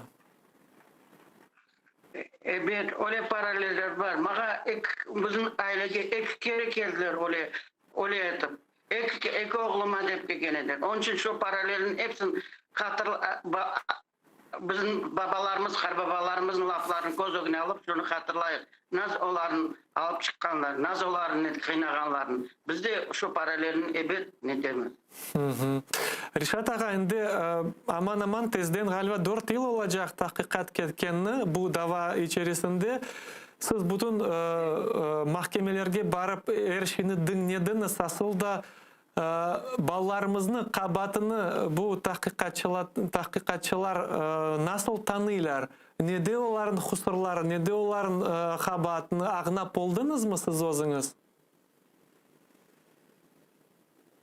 Anlamak için, onu anlamak hiç mümkün değil. Ne için degende appak söz dinleyen babalar, analar, balların aileli adamlar, cemaatke yardım etken adamlar, aytam da en yardımcı olan balların nasıl edip kabatlananlarına ale bugün tecrübelenen, nasıl olup onların demek sırasına öldürgen adam, soygan adamlar sırasına koyganlarını, hükümetin darmadağın etken adamların sırasına koyganlarını ben hiç aklım yetişmiyor. Bana çok adam gelir de sualını vergende ben nasıl cevabını vereceğim demeyeyim. Ben kollarım göstereyim, kara kolum. O kollardan diyeyim, bu kolda nasıl terörist olacak, nasıl neme olacak deyip göstereyim. Решат аға, оларны қабатлайлар, олар жәмеде Бахчисарайның 6 микрорайон жәмесінде топлашып, намаздан сон ислам дini hakkında sübetleşkeni ve anda айтқан laflarını terrorizm деп tanıylar. Asıl da hakikaten benim başıma sığmay. Nasıl cami, asıl da öyle yer, nerede insanlar toplaşıp Allah'ın dini hakkında, İslam dini hakkında laf eteler. Şimdi demek Kırım'da camide toplanmak terörizm mi? Men endi mana Kırım'a koşup kelgenim 30 yıldan ziyade başta camiye barmaydık. No her vakit biledim. Cami bu Allah'ın uyu. Cami bu adam yolda kalganda şu uyga kırıp yatak etmege. Cami bu bütün ailevi bütün cemaat nesin çizgen, даже kadılık etken yer gibi, Müslüman nesi etken gibi yerde nasıl olmak mümkün adamlara zarar getirgen, bütün hükümetine zarar getirgen sohbetini etmege. Bu Allah'a uymagan şey. Onun için bu hepsi yalan. Bizim balalarımız bir vakit hükümetin buzmağa, adamların yoldan urmağa degen lafını etmediler, etmezler. Onun için beni aklıma bir şey sığmaydı. Laf tapamayım. Решат аға, şimdi bilgenimizge göre hüküm çıkarılgandan 1 yıl geçti.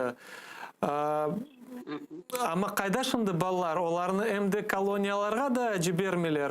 Mehmet şimdi kayda buluna? Şimdi bizim mahbuslarımız Rostov vilayeti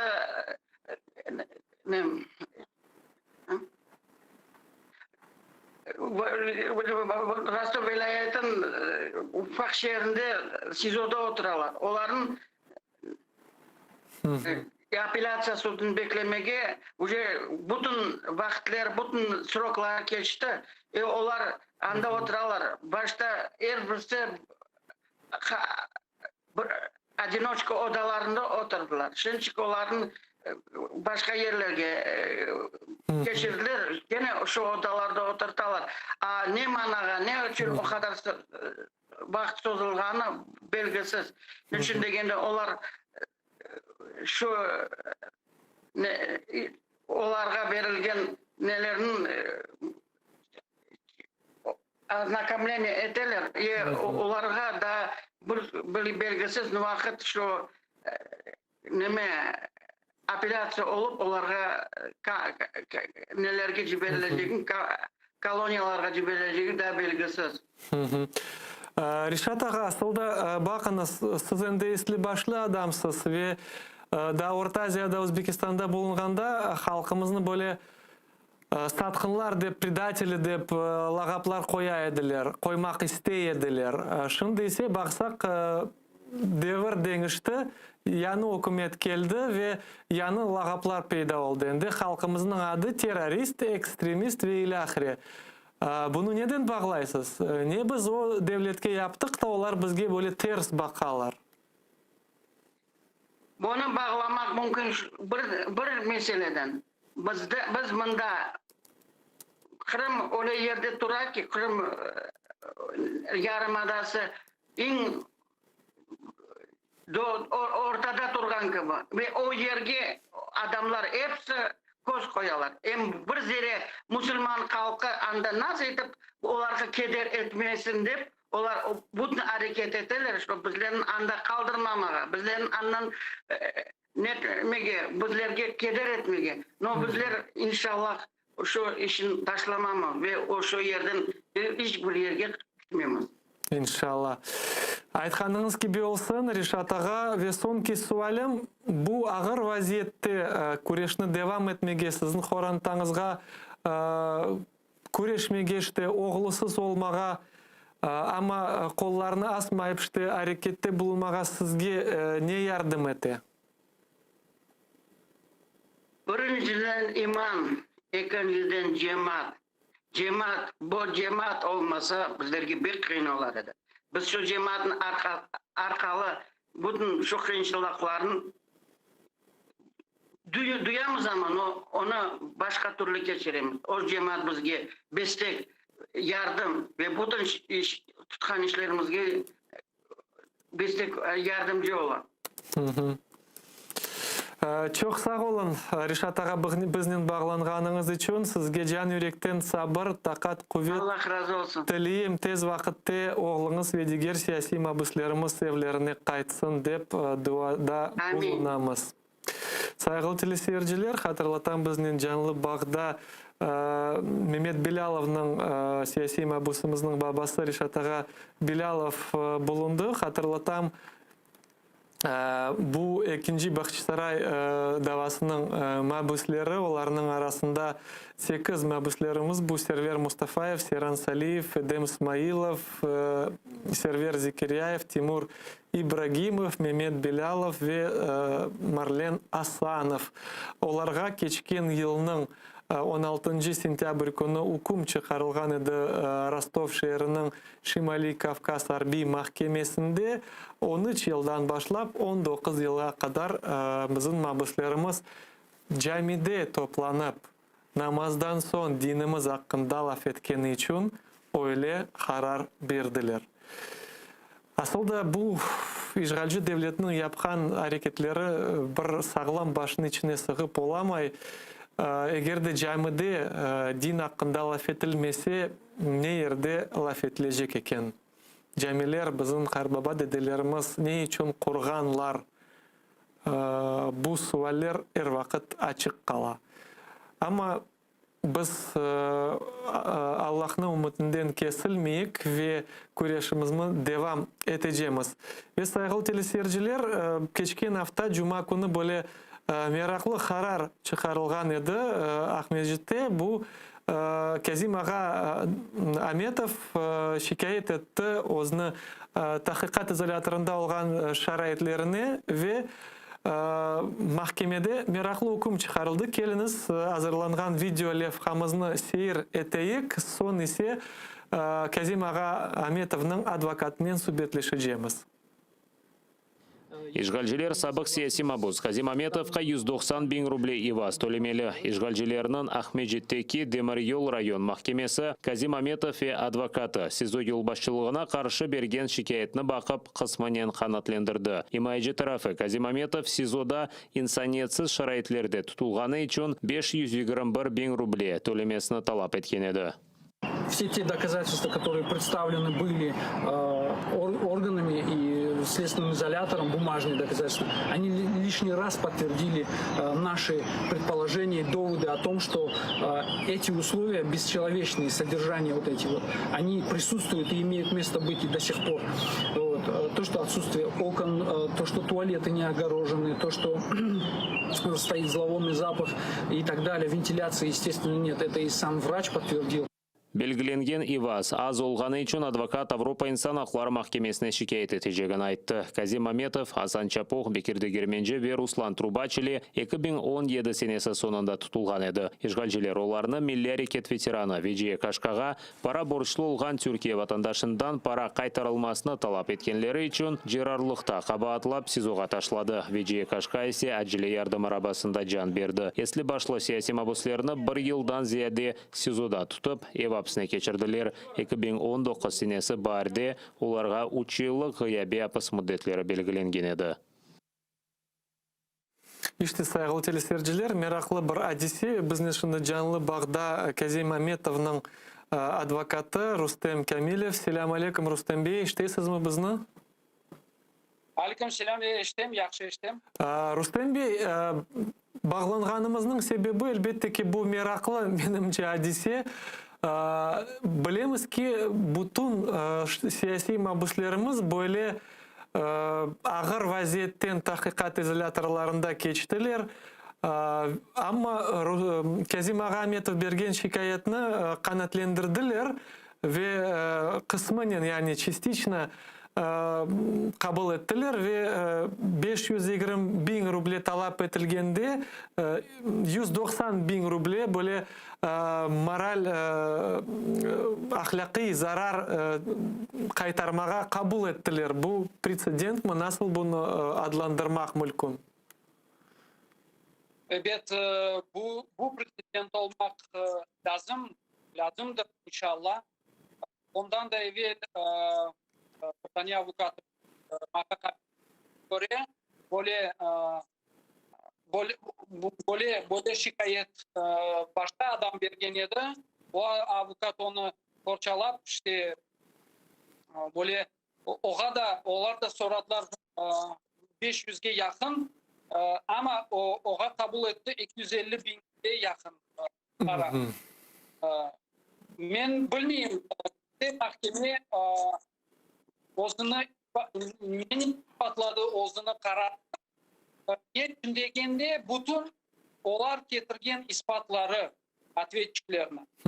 Bizler aytganda bizde şahit var edi. Şahit bütün bizim fikirlerimizni şikayet içinde bolgan fikirlerini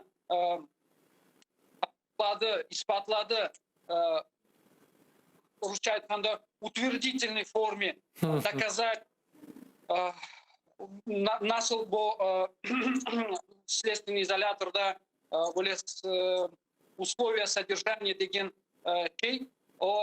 Ama mahkeme o'zini qarorni o'ylab chiqardi. Evet, bu devletga bağlı, devlet bu ishni qarorini beradi demek mumkin. Ama da men deyim o Kazim bütün nelerini böyle хабар еттік адамларға, жемаатқа хабарлары бар, боши олғаныны, кечкенini веш olе қарақтарды. Біз оға иншаллах апелляцион жалобаны берeceğimiz ve bütün dört instansiya geçmek gerek. Biz onu geçeceğiz. Ve de Avrupa kayıt verildi. Galiba verildi. Ve o şimdi как скажем, приостановлено много для того, чтобы пройти 4 инстанции как бы здесь. Оле айтсақ болacak şimdi. Рустем аға, мен ағына поламайым. Кім қабатлы танылды? Бұл тақиқат изоляторы ма қабатлы таныды бұл шарайтлерді Казим ағаның тұтқанлары үшін? Кім қабат танылды? Ве кім шынды бұл параларını төлейдек жеза олары?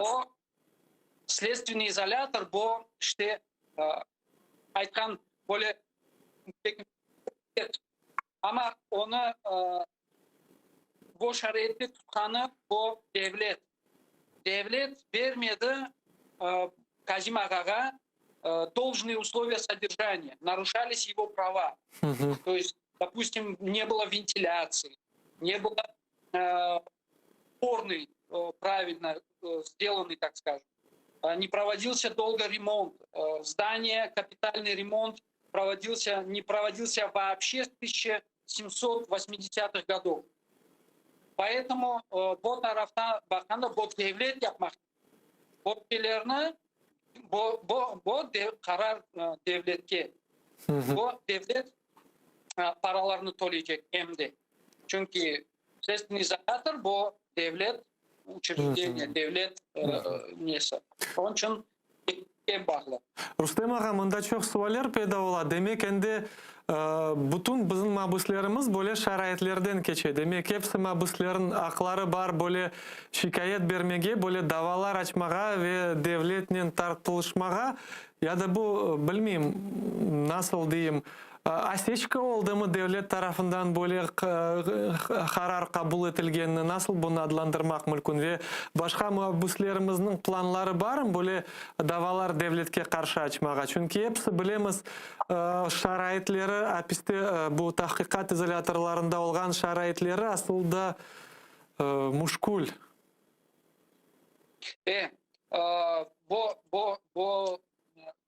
Bu işte iş Казим Ағаның işi bizge göstere mülkün böyle şikayetler vermege, mülkün devletinin mahkemege kirmege, demek özünün hakkını talep etmege, özünün hakkını göstermege. Nasıl sen bu şarayetlerde bulundun, nasıl yaman oldu, bu şeylerini hepsini siyasi mabuslar, ballar, kimisi dnevnik yaza, kimisi özünü заявлениялар следственный изоляторларда berip, özünü как позицию закрепляет Rusça degende. Onun için bu siyasi mabuslar evet vermek gerekli. Mutlaka vermek gerekli. Çünkü bu işler böyle durumda olmaz her zaman. Hem de gidecek, devam edecek ve de колонияға барып çıktan son колонияда да условия содержания не всегда соответствуют нормам и международного права, и национального, как делать. Тем более позиция у всех тех, которые политически заключенных ребят, позиция того, что мы незаконно здесь содержимся. Они так говорят в судах, и, естественно, адвокаты это все поддерживают.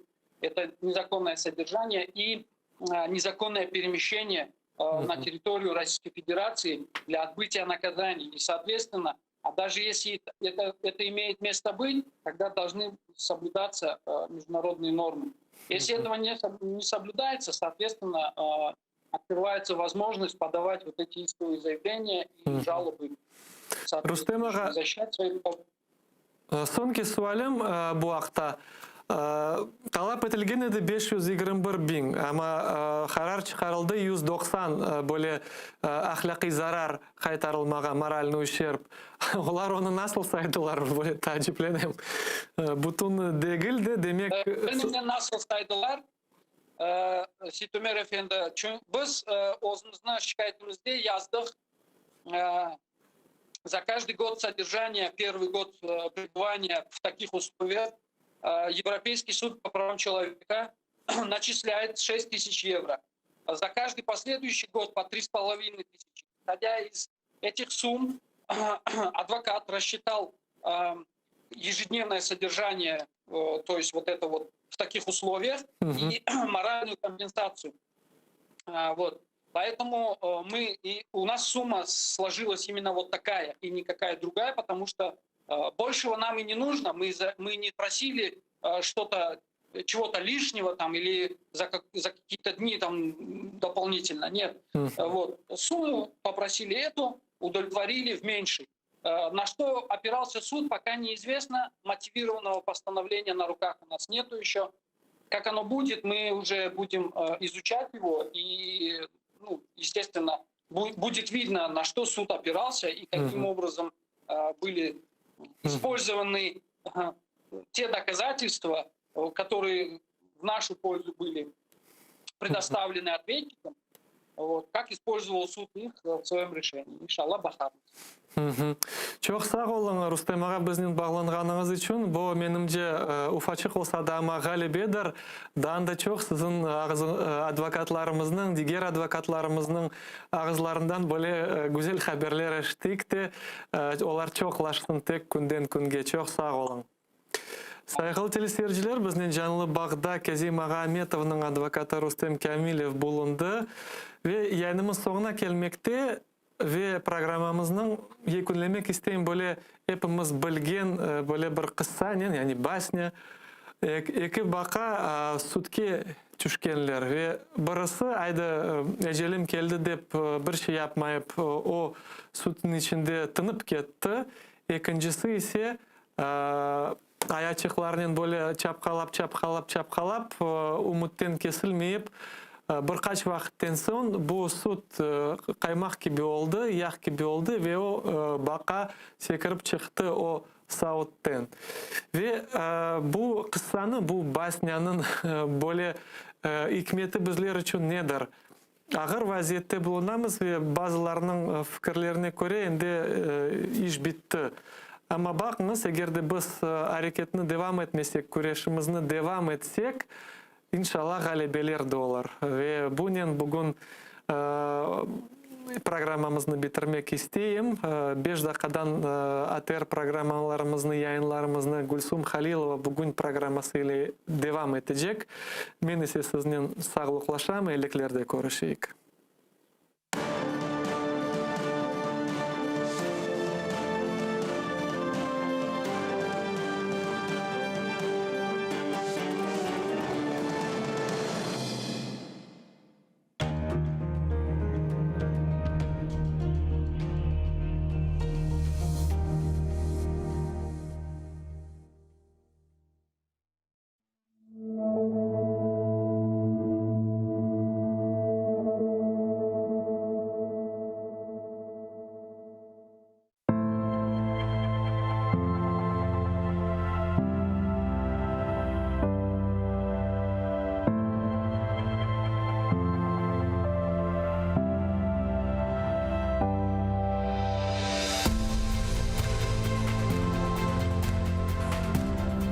Мен қаялар көксінде, қара қышта, язда, қарлар түбінде,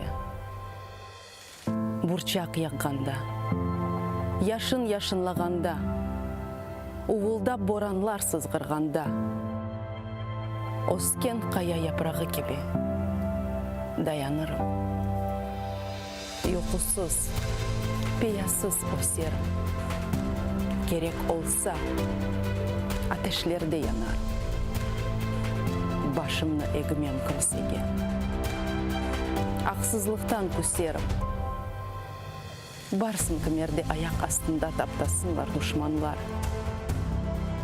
Мен кенеде қол көтерме. Даянырым. Қая япрағы кебе, қаяға таянырым. Вақыты келір. Таш қаяларыны тешерім. Эшерім. Чатырларға көтерілерім. Андан эшіттірсіз менің сесім.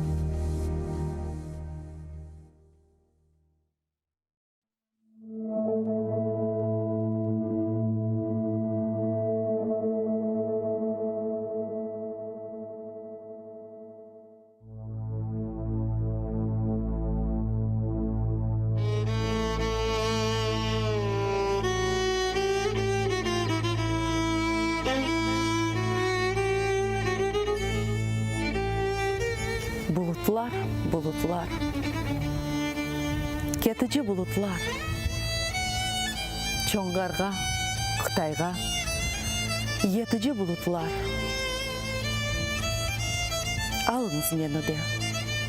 Көңілім açılsın. Көзімден яшларым yurtuma saçılsın. Bulutlar, bulutlar. Өлмек істеймен. Өлген сон көклерде күлмек істеймен. Алыңыз, кетейік дерялар четіне. Қарайық яқындан чолпанның бетіне. Bulutlar, bulutlar. Қамышлық гөллерде йылдызлар тітреген. Оучсыз чөллерде. Мені де алыңыз, гүрілдеп явғанда, тауларға сипанып, деряға авғанда. Bulutlar, bulutlar. Қайерден келесіз? Койымден, анамдан не хабер білесіз? Айтыңыз, бер-бер туйдурмай жылайық. Yollarga tökülüp, sararıp solayıp. Bulutlar, bulutlar. Yaylağa ketimiz. Esmamны көрсеңіз, selamlar etimiz. Yıkыңыз anamның yaşlı gözlerin. Kollarım opыңыз. Unutsun kederim.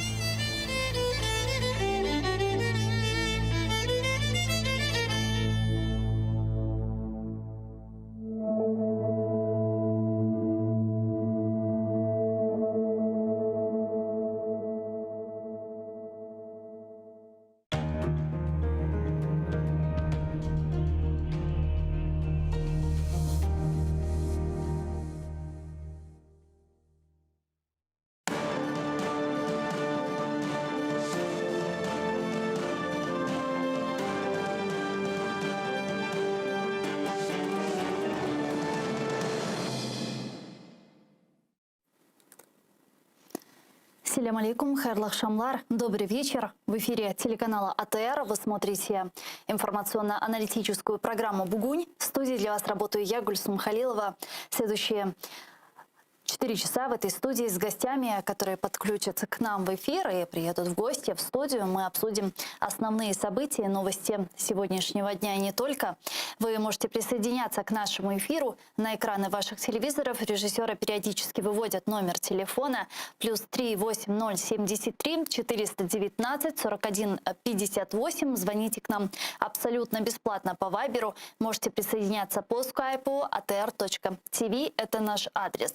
Смотрите нас на нашем YouTube-канале. Подписывайтесь на YouTube-канал телеканала АТР. Там мы вещаем как в онлайн-режиме, так и выкладываем самые интересные фрагменты из наших эфиров. И все наши программы в записи.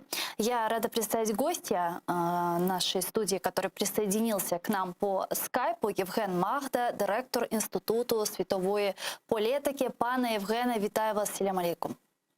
Вітаю вас, пані Гульсум, радий вас бачити. Взаимно. Пане Евгене, вчера Украина отмечала День Конституции Украины, и я бы вот хотела начать со следующего вопроса. Вообще, как вы оцениваете нынешнюю нашу Конституцию? Как вы думаете, соответствует ли она духу времени? Хороше питання, тому що Конституції 25 років і, в принципі, цей документ має бути не тільки основним документом країни, це зрозуміло. Він має бути живим. Він має змінюватись і мати можливість реагувати на різні.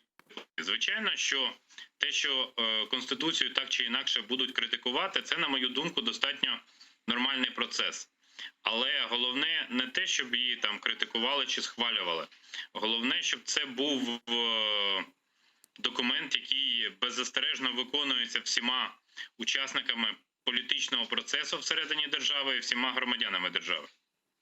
Мы вчера в контексте Дня Конституции Украины говорили про Крым и говорили про то, что в 1996 году Крым как автономная республика Крым была утверждена в Конституции Украины, и мы видели, к чему это все привело в 2014 году. Крым был оккупирован, а руководство Крыма примкнула к российской оккупации. И здесь, естественно, возник вопрос, который озвучивают лидеры крымско-татарского национального движения уже на протяжении последних 30 лет. А не назрел ли действительно вопрос внесения изменений в 10-й раздел Конституции Украины о статусе Крыма и изменения его в крымско-татарскую национально-территориальную автономию? Я думаю, що як тільки це питання постане, то буде і інший тренд. Буде заклик до того, щоб перетворити Крим в звичайну область. Тобто ми маємо розуміти, що кожна дія породжує протидію. Я підтримую встановлення кримсько-татарської автономії на території Криму. Сорвался у нас, к сожалению, телефонный звонок, видеосвязь с паном Евгеном Магдой, директором Института световой политики. Я попрошу наших режиссеров попробовать еще раз его набрать, и мы обсудим с ним основные новости и темы сегодняшнего дня. И в частности, вот сейчас как раз начали говорить про возможность внесения изменений в 10-й раздел Конституции Украины и изменения статуса Крыма как в крымско-татарскую национально-территориальную автономию. Это то, о чем говорят лидеры крымско-татарского национального движения с момента провозглашения независимости Украины. И предыдущий президент Украины Петр Порошенко неоднократно обещал это сделать и внести в парламент Украины законопроект о внесении изменений в Конституцию Украины, законопроект о коренных народах Украины и так далее, и чего, к сожалению, сделано не было. Лидер крымско-татарского народа, народный депутат Украины Мустафа Джемилев выразил вчера надежду, что закон о коренных народах примут уже на этой неделе, 1 июля. Я предлагаю послушать сейчас цитату Мустафы Джемилева и вернуться к нашему эфиру. За майже 30 років незалежності України та 25 років дії основного закону України вже були спроби на законодавчому рівні закріпити права корінних народів. Та, на жаль, політики, мабуть, не були готові зробити такий крок і відновити права кримсько-татарського народу як корінного народу України, що було б справжнім проявом історичної справедливості. Розраховую на політичну зрілість народних депутатів України та сподіваюся, що вже цього тижня за наслідками розгляду ми приймемо за основу та в цілому проект закону про корінні народи України. Пан Євген Магда вернулся к нам, он с нами на прямой связи. Пане Євгене, вітаю вас, чуєте зараз? Так.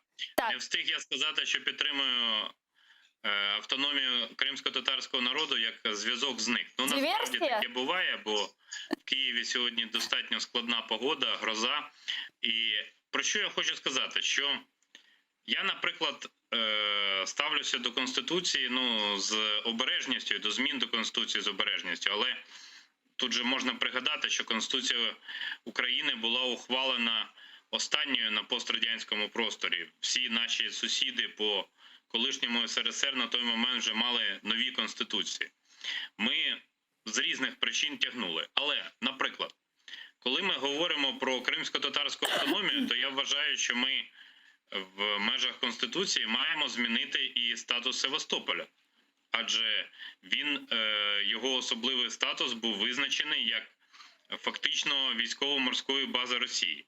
У нас зараз відбувається всередині самої Конституції фактична суперечка, тому що 17 стаття свідчить про те, що Україна проти розміщення будь-яких іноземних військових баз на своїй території, а особливий статус Севастополя, він наче підкреслює те, що такі бази, в принципі, можуть бути.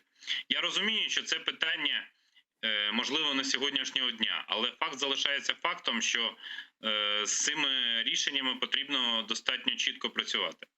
Ну, а как вы думаете, все же у нынешнего руководства Украины появилась эта политическая воля для урегулирования этих вопросов?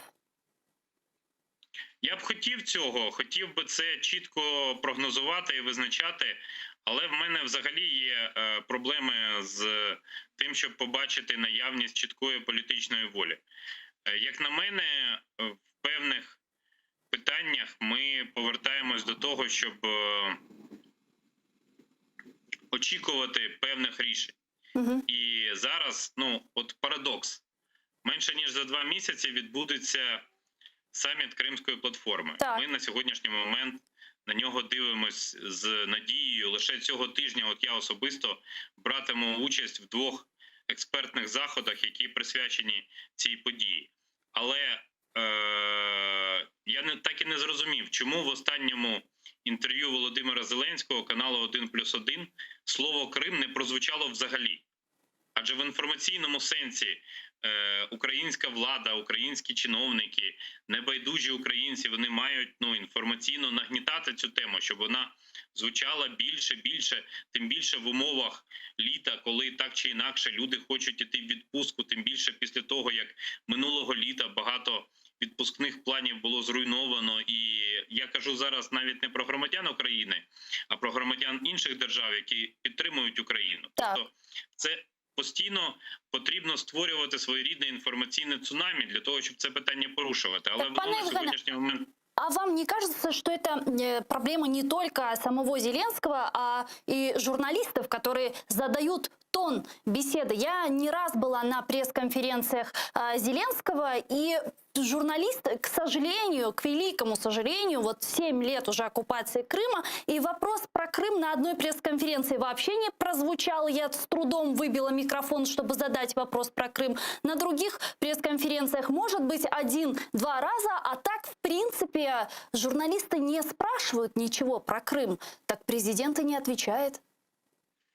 Перепрошую, але ж інтерв'ю з пані Мосійчук, воно ж не було експромтом. Це ж не десь спіймали президента під час ранкової пробіжки. Це було видно практичну роботу з, очевидно, певним там редакторським впливом. Тому це питання повинно було прозвучати. Просто беззастережно повинно було прозвучати. Це закони інформаційно-політичного жанру. І якщо вони не втілюються в життя, то це недолік. Критикувати медіа в будь-якій країні – це моветон. А критикувати владу – це нормально. Тому давайте ми в даному випадку скажемо, що все-таки прокол належить владі, а не медіа. К Крымской платформе мы еще вернемся. У меня есть несколько вопросов по этому поводу. Вот возвращаясь к теме реализации прав коренного народа на самоопределение, реализации права крымских татар, мы видим, как сегодня президент Украины Зеленский внес в Верховную Раду Украины закон о коренных народах. Пане Евгене, успели ли вы его прочитать? И как вы думаете, на этой неделе уже планирует его рассмотреть Верховная Рада? Будет ли он принят? Ви знаєте, я його проглянув по діагоналі, але мене в цьому плані тішить реакція Російської Федерації, яка обурена тим, що там немає росіян і білорусів. І думаю, що вже в цьому контексті ухвалювати законопроект в першому читанні необхідно. Просто боротьба за права людей, вона полягає в різних часом дрібних кроках.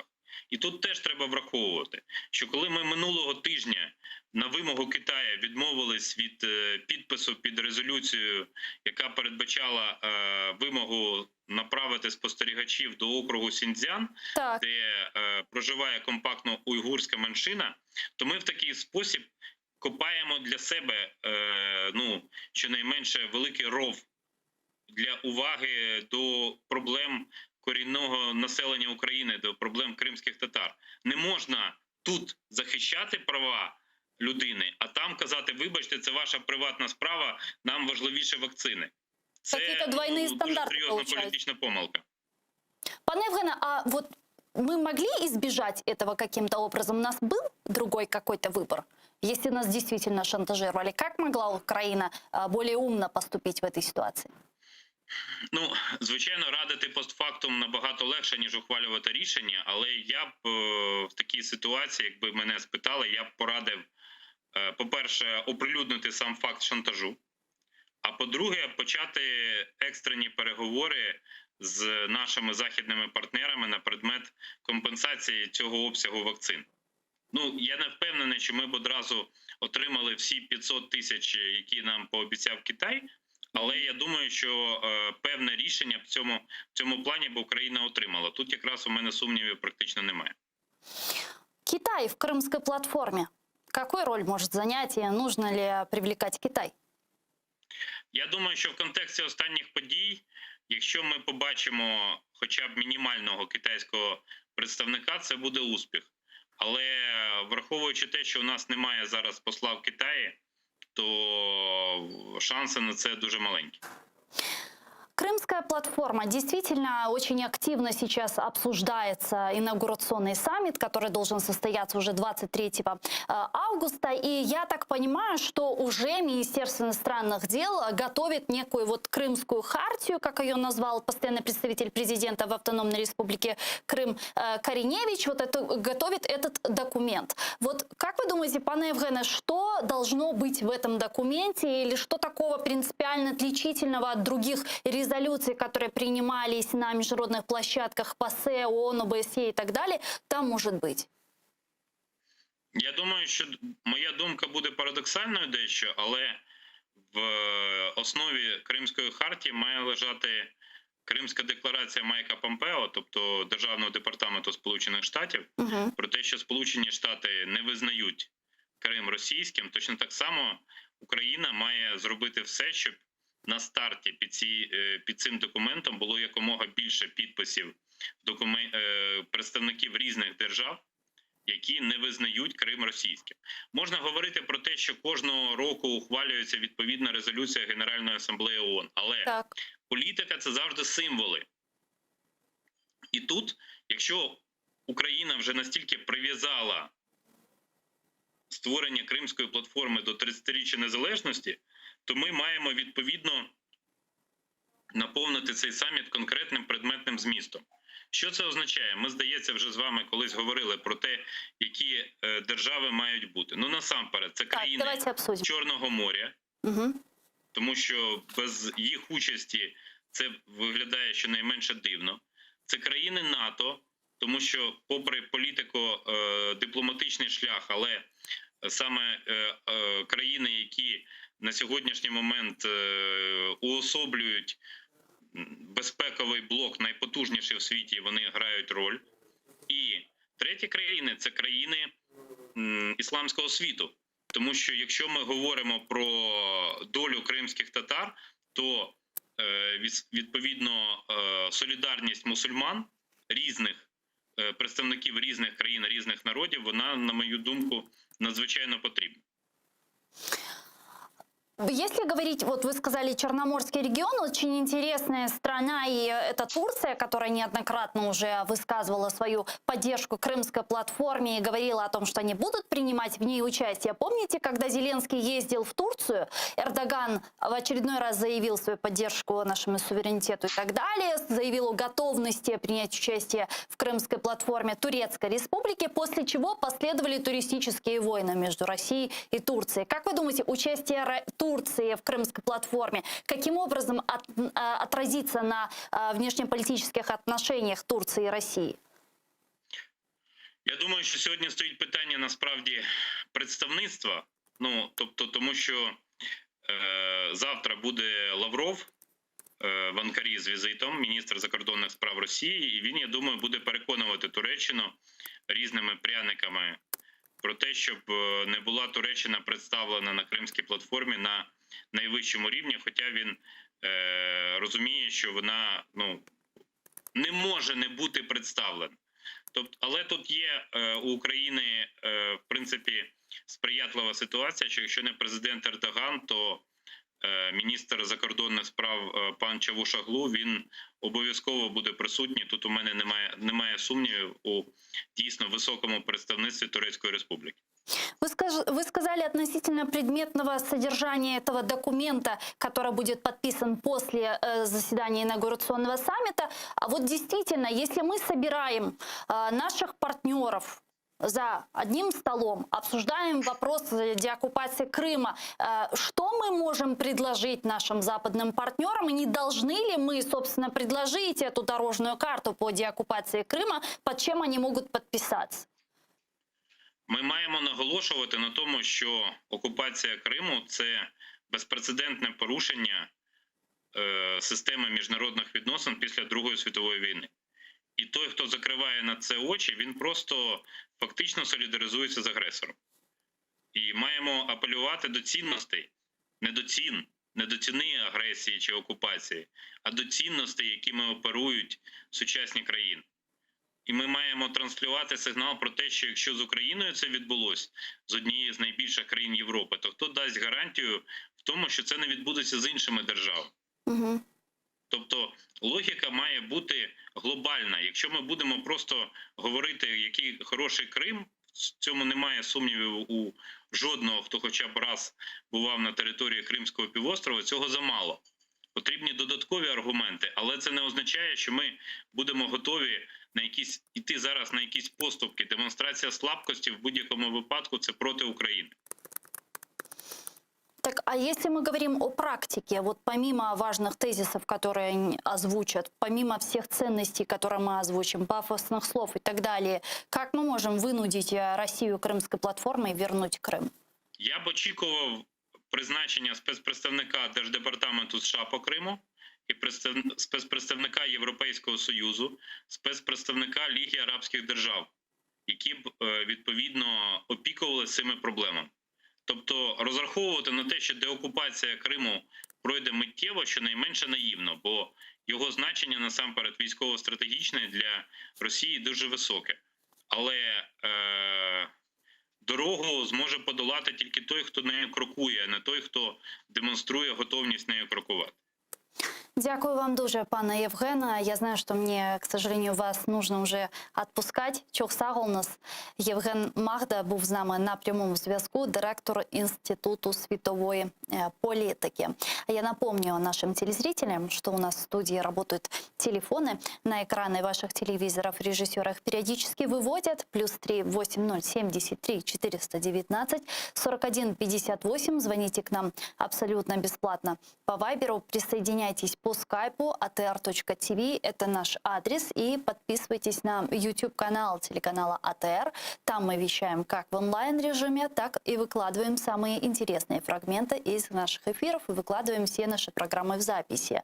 Я продублирую на крымско-татарском языке для нашей аудитории с полуострова, для коренного народа Крыма, сайгылар, хадашлар, АТР телеканалында біздің жанлы яйнымыз алып барыла ве сізді біздің яйнымызға қошыла білесіңіз. Чоқ мұйым суалер бүгін музакер етіле, құсусан біздің ақыбетіміз, яғни Крым татарларының ақыбеті мәселелері музакер етіле. Бұндан да ғайра Украина или бағлы, Украинаның этрафында иттифақдашлар или бағлы мәселелер әлбетте ки Крым этрафында да чоқ мұйымдыр. О себептен жанлы яйынларымызға қошылмаға ұнытмаңыз, экранларыңызда әрдайым телефон номерларны көресіңіз. А я хочу продолжить наш эфир со следующим информационным сообщением. Соединенные Штаты Америки готовы подключиться к продвижению в нормандском формате, если увидят, что Россия серьезно относится к реализации Минских соглашений. Об этом заявил государственный секретарь США Энтони Блинкен в интервью немецкому изданию Der Spiegel. Он прокомментировал вопрос о том, что переговоры в нормандском формате при участии Франции, Германии, Украины и России с ведущей ролью двух крупных европейских стран практически не принесли никакого прогресса. Я предлагаю послушать цитату Энтони Блінкена.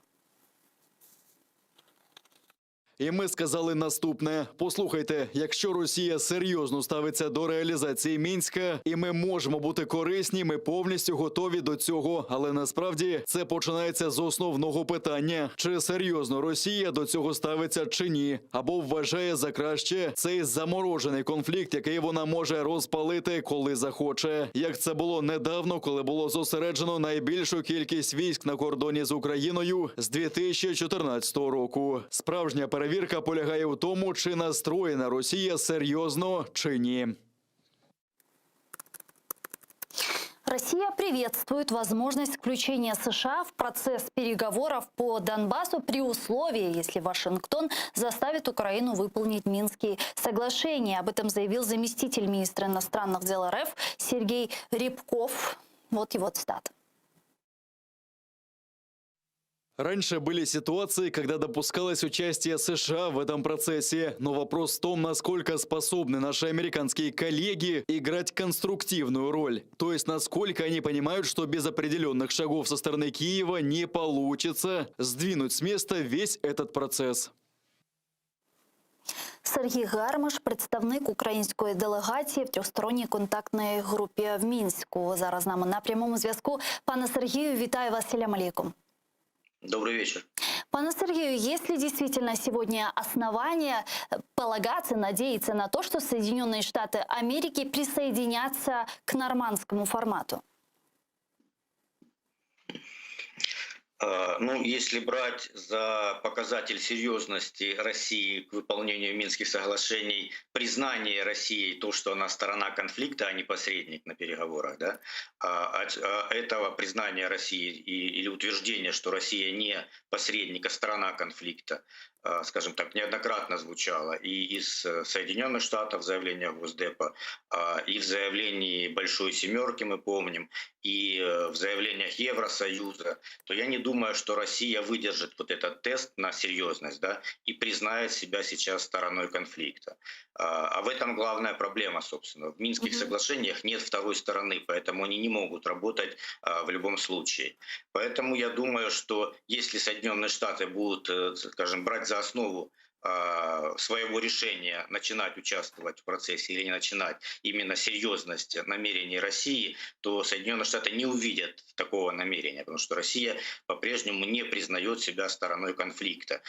И на сегодняшний день, скажем так, нет признаков того, я вот и сегодня смотрел российские СМИ, того, что Россия готова признать себя стороной конфликта и начать конструктивно разговаривать о деэскалации в регионе и о выводе, скажем так, российских войск, российских военных с территории Донбасса.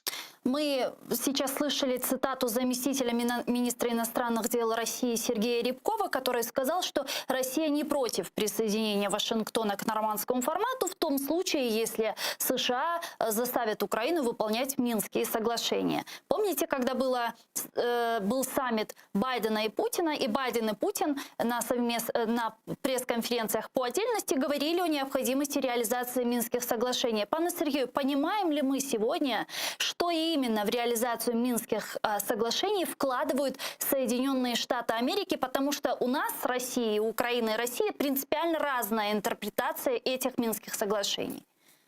Ну, из интервью Виктории Нуланд я понял, что Соединенные Штаты, скажем, имеют свой взгляд на Минские соглашения, скажем так, он не устоявшийся, да, она все время говорила о том, что они будут консультироваться с Киевом по этому вопросу. Но однозначно можно сказать, что он не совпадает со взглядом России на Минские соглашения. Опять же, проблема в том, что Россия не признает себя стороной конфликта. Соединенные Штаты признают Россию стороной конфликта. Поэтому действительно трудно понять, о чем говорят стороны, потому что действительно по-разному читаются Минские соглашения. Ну, сам диалог в любом случае. Главное ведь политическая воля, да, вот, закончить конфликт. Тогда стороны идут на компромиссы и находится какое-то общее понимание, какое-то компромиссное понимание спорных текстов. На сегодняшний день у России, скажем, нет потребности в компромиссе, она его еще не сформулировала. У Соединенных Штатов, скажем так, ну, для них это не основная проблема и не главная. И в любом случае они ждут посыла от Украины, то есть как Украина видит разрешение этого конфликта. Потому что они прекрасно понимают, что некое подобие политической автономии для Украины нереально, и оно не может быть просто реализовано. Скажем, создавать предпосылки для какого-то гражданского конфликта в случае, если такая попытка создания некой политической автономии будет предпринята, Соединенные Штаты не будут, потому что они не заинтересованы в этом. Поэтому я думаю, что на сегодняшний день в лучшем случае участие Соединенных Штатов в процессе, хотя это не нормандский, а скорее минский процесс все-таки, это Волкер-2, я это называю, да, то есть назначение конкретного человека, который будет, как некогда господин Волкер, участвовать в переговорах с Россией, прежде всего, да, и продвигать там какие-то нарративы, согласованные, опять же, с Киевом по Минским соглашениям. А есть ли консенсус руководства нашей страны относительно присоединения Соединенных Штатов Америки к нормандскому формату или назначения нового спецпредставителя США по Минску? Или, возможно, есть ли консенсус у вас в трехсторонней контактной группе в Минске в этом вопросе? Ну, это не компетенция трехсторонней контактной группы вообще, скажем так.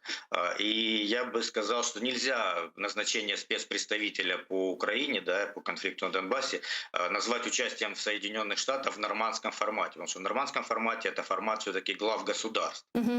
И вряд ли это будет осуществлено. Я не думаю, что Байден будет летать на саммиты нормандской четверки, и которая станет вдруг пятеркой, тем более, что Россия не заинтересована в проведении саммитов как таковых. А вот назначение спецпредставителя, скорее всего, да, я знаю, что Украина уже направляла свои просьбы о назначении такого человека. Украина заинтересована в дополнительном канале коммуникации с Вашингтоном по вопросу, скажем, проблематики войны на востоке Украины, войны с Россией. Поэтому я думаю, что вот этот ход, скажем так, он вполне может быть реализован, тем более, что если опять же верить той же Нуланд, она в своем интервью сказала, что Путин сам попросил, да, Соединенные Штаты вот, как-то поучаствовать, скажем так, в продвижении Минского процесса. То есть я так понял, что речь шла как раз вот о человеке, который бы осуществлял коммуникацию между Кремлем и Белым домом по вопросу, скажем, войны в Украине. Пане Сергею, недавно президент Украины Зеленский в своем интервью каналу 1+1 заявил, что не исключает, что в случае провала переговоров по регулированию конфликта на востоке Украины придется отгораживать Донбасс стеной и делать, как он это сказал, планирует, вынося вопрос на всенародный референдум. Вот как вам такая идея и что мы вкладываем в понятие заморозка конфликта? Есть ли у вас это понимание? Ну, я очень внимательно просмотрел эту часть его интервью, и, честно говоря, по количеству его оговорок, типа «не дай бог это случится», я понял, что президент, в принципе, понимает нереалистичность такого, скажем, развития событий и понимает, что вряд ли это будет осуществлено. То есть я имею в виду именно референдум по судьбе Донбасса. На референдум может быть теоретически вынесен вопрос об изменении политики относительно оккупированных сегодня территорий. Да? Что может иметься в виду? На сегодняшний день мы продолжаем снабжать водой ту территорию, хотя не всегда платят за нее, по крайней мере, с части Донецкой области нет проплат, насколько мне известно. Мы продолжаем выплачивать пенсии людям, которые почему-то вот с 2014 года там не умирают, то есть их количество остается таким же. И мы, соответственно, не знаем, кому мы на самом деле платим и как расходуются эти деньги. Мы пропускаем со своей территории так называемые гуманитарные конвои, которые возят туда далеко не медикаменты, а часто оборудование, которое может быть, иметь двойное назначение, может использоваться в том числе и, скажем, в оборонительных или наступательных целях, военных целях. Я думаю, что это неправильно, когда мы, скажем так, когда та сторона блокирует КПВВ и держит в заложниках наших людей, не выпускает их. Но при этом мы фактически, скажем так, решаем социально-экономические проблемы той территории, оккупационных властей, пропуская туда международные конвои, я имею в виду ООН, я имею в виду Красный Крест, которые возят туда сотни тонн гуманитарных, так называемых гуманитарных грузов, хотя, еще раз повторяю, там оборудование, там стройматериалы, далеко не продукты питания, скажем, или медикаменты. Хотя и в продуктах питания сейчас уже трудно понять смысл, потому что военные действия, активная фаза давно закончилась. Да. 7-8 год уже войны. Поэтому вот эта политика, на мой взгляд, скажем, должна быть паритетной. Если они продолжают держать наших людей в заложниках и не выпускать их, то я думаю, что мы должны ставить вопрос о том, чтобы не пропускать туда вот эти вот конвои, так называемые, кроме медицинского, скажем так, товаров медицинской потребности. И тогда это может повлиять на них, в принципе. Но это можно назвать метафорической стеной? Я думаю, можно. Я думаю, можно. Хотя это вызовет большое сопротивление, скажем, от наших международных партнеров, да, и будут крики о нарушении гуманитарного права или еще чего-то. Но тем не менее они почему-то не кричат об этом, когда там фактически, знаете, в заповеднике ковида, тем более сейчас дельта еще появилась, да, и в России усиливается, они не выпускают наших людей вакцинироваться в Украине, просто не выпускают. Держат их в заложниках фактически. Поэтому я думаю, что вот такое усиление или ужесточение политики, оно может быть, и оно может быть вполне правомерным, на мой взгляд. Потому что та сила признает только силу, скажем так. Но пока еще мы к этому не пришли. Но то, что президент озвучил, скажем, проблематику такую, да, я вижу в этом плюс. Я считаю, что уже хорошо, если это обсуждается на таком высоком уровне, если президент не стесняется говорить об этом. Пане Сергею, мы слышали несколько планов по урегулированию ситуации войны на востоке Украины. Правда, содержание этих планов нам не озвучивали, только говорили о том, что есть план А, потом говорили, что если с планом А не выйдет, приступим к плану Б. Так и не приступили в итоге, хотя год прошел после того, как об этом заявлял Зеленский. Потом появились некие кластеры, о содержании которых нам тоже не сказали, но вот эти кластеры слили в российских средствах массовой информации. Не знаю, насколько им можно доверять в этом вопросе. По какому плану мы сейчас действуем? Смотрите, насколько я понимаю, план А – это была все-таки попытка договориться с Путиным. Да? Для этого мы, собственно, шли на определенные уступки, чтобы состоялся нормандский саммит в Париже в 2019 году, в декабре 2019 года. И Зеленский посмотрел в глаза Путину и увидел там искру надежды или желания мира. На сегодняшний день иллюзия, что с Путиным можно договориться, уже закончена. Поэтому уже сегодня, я считаю, осуществляется именно план «Б».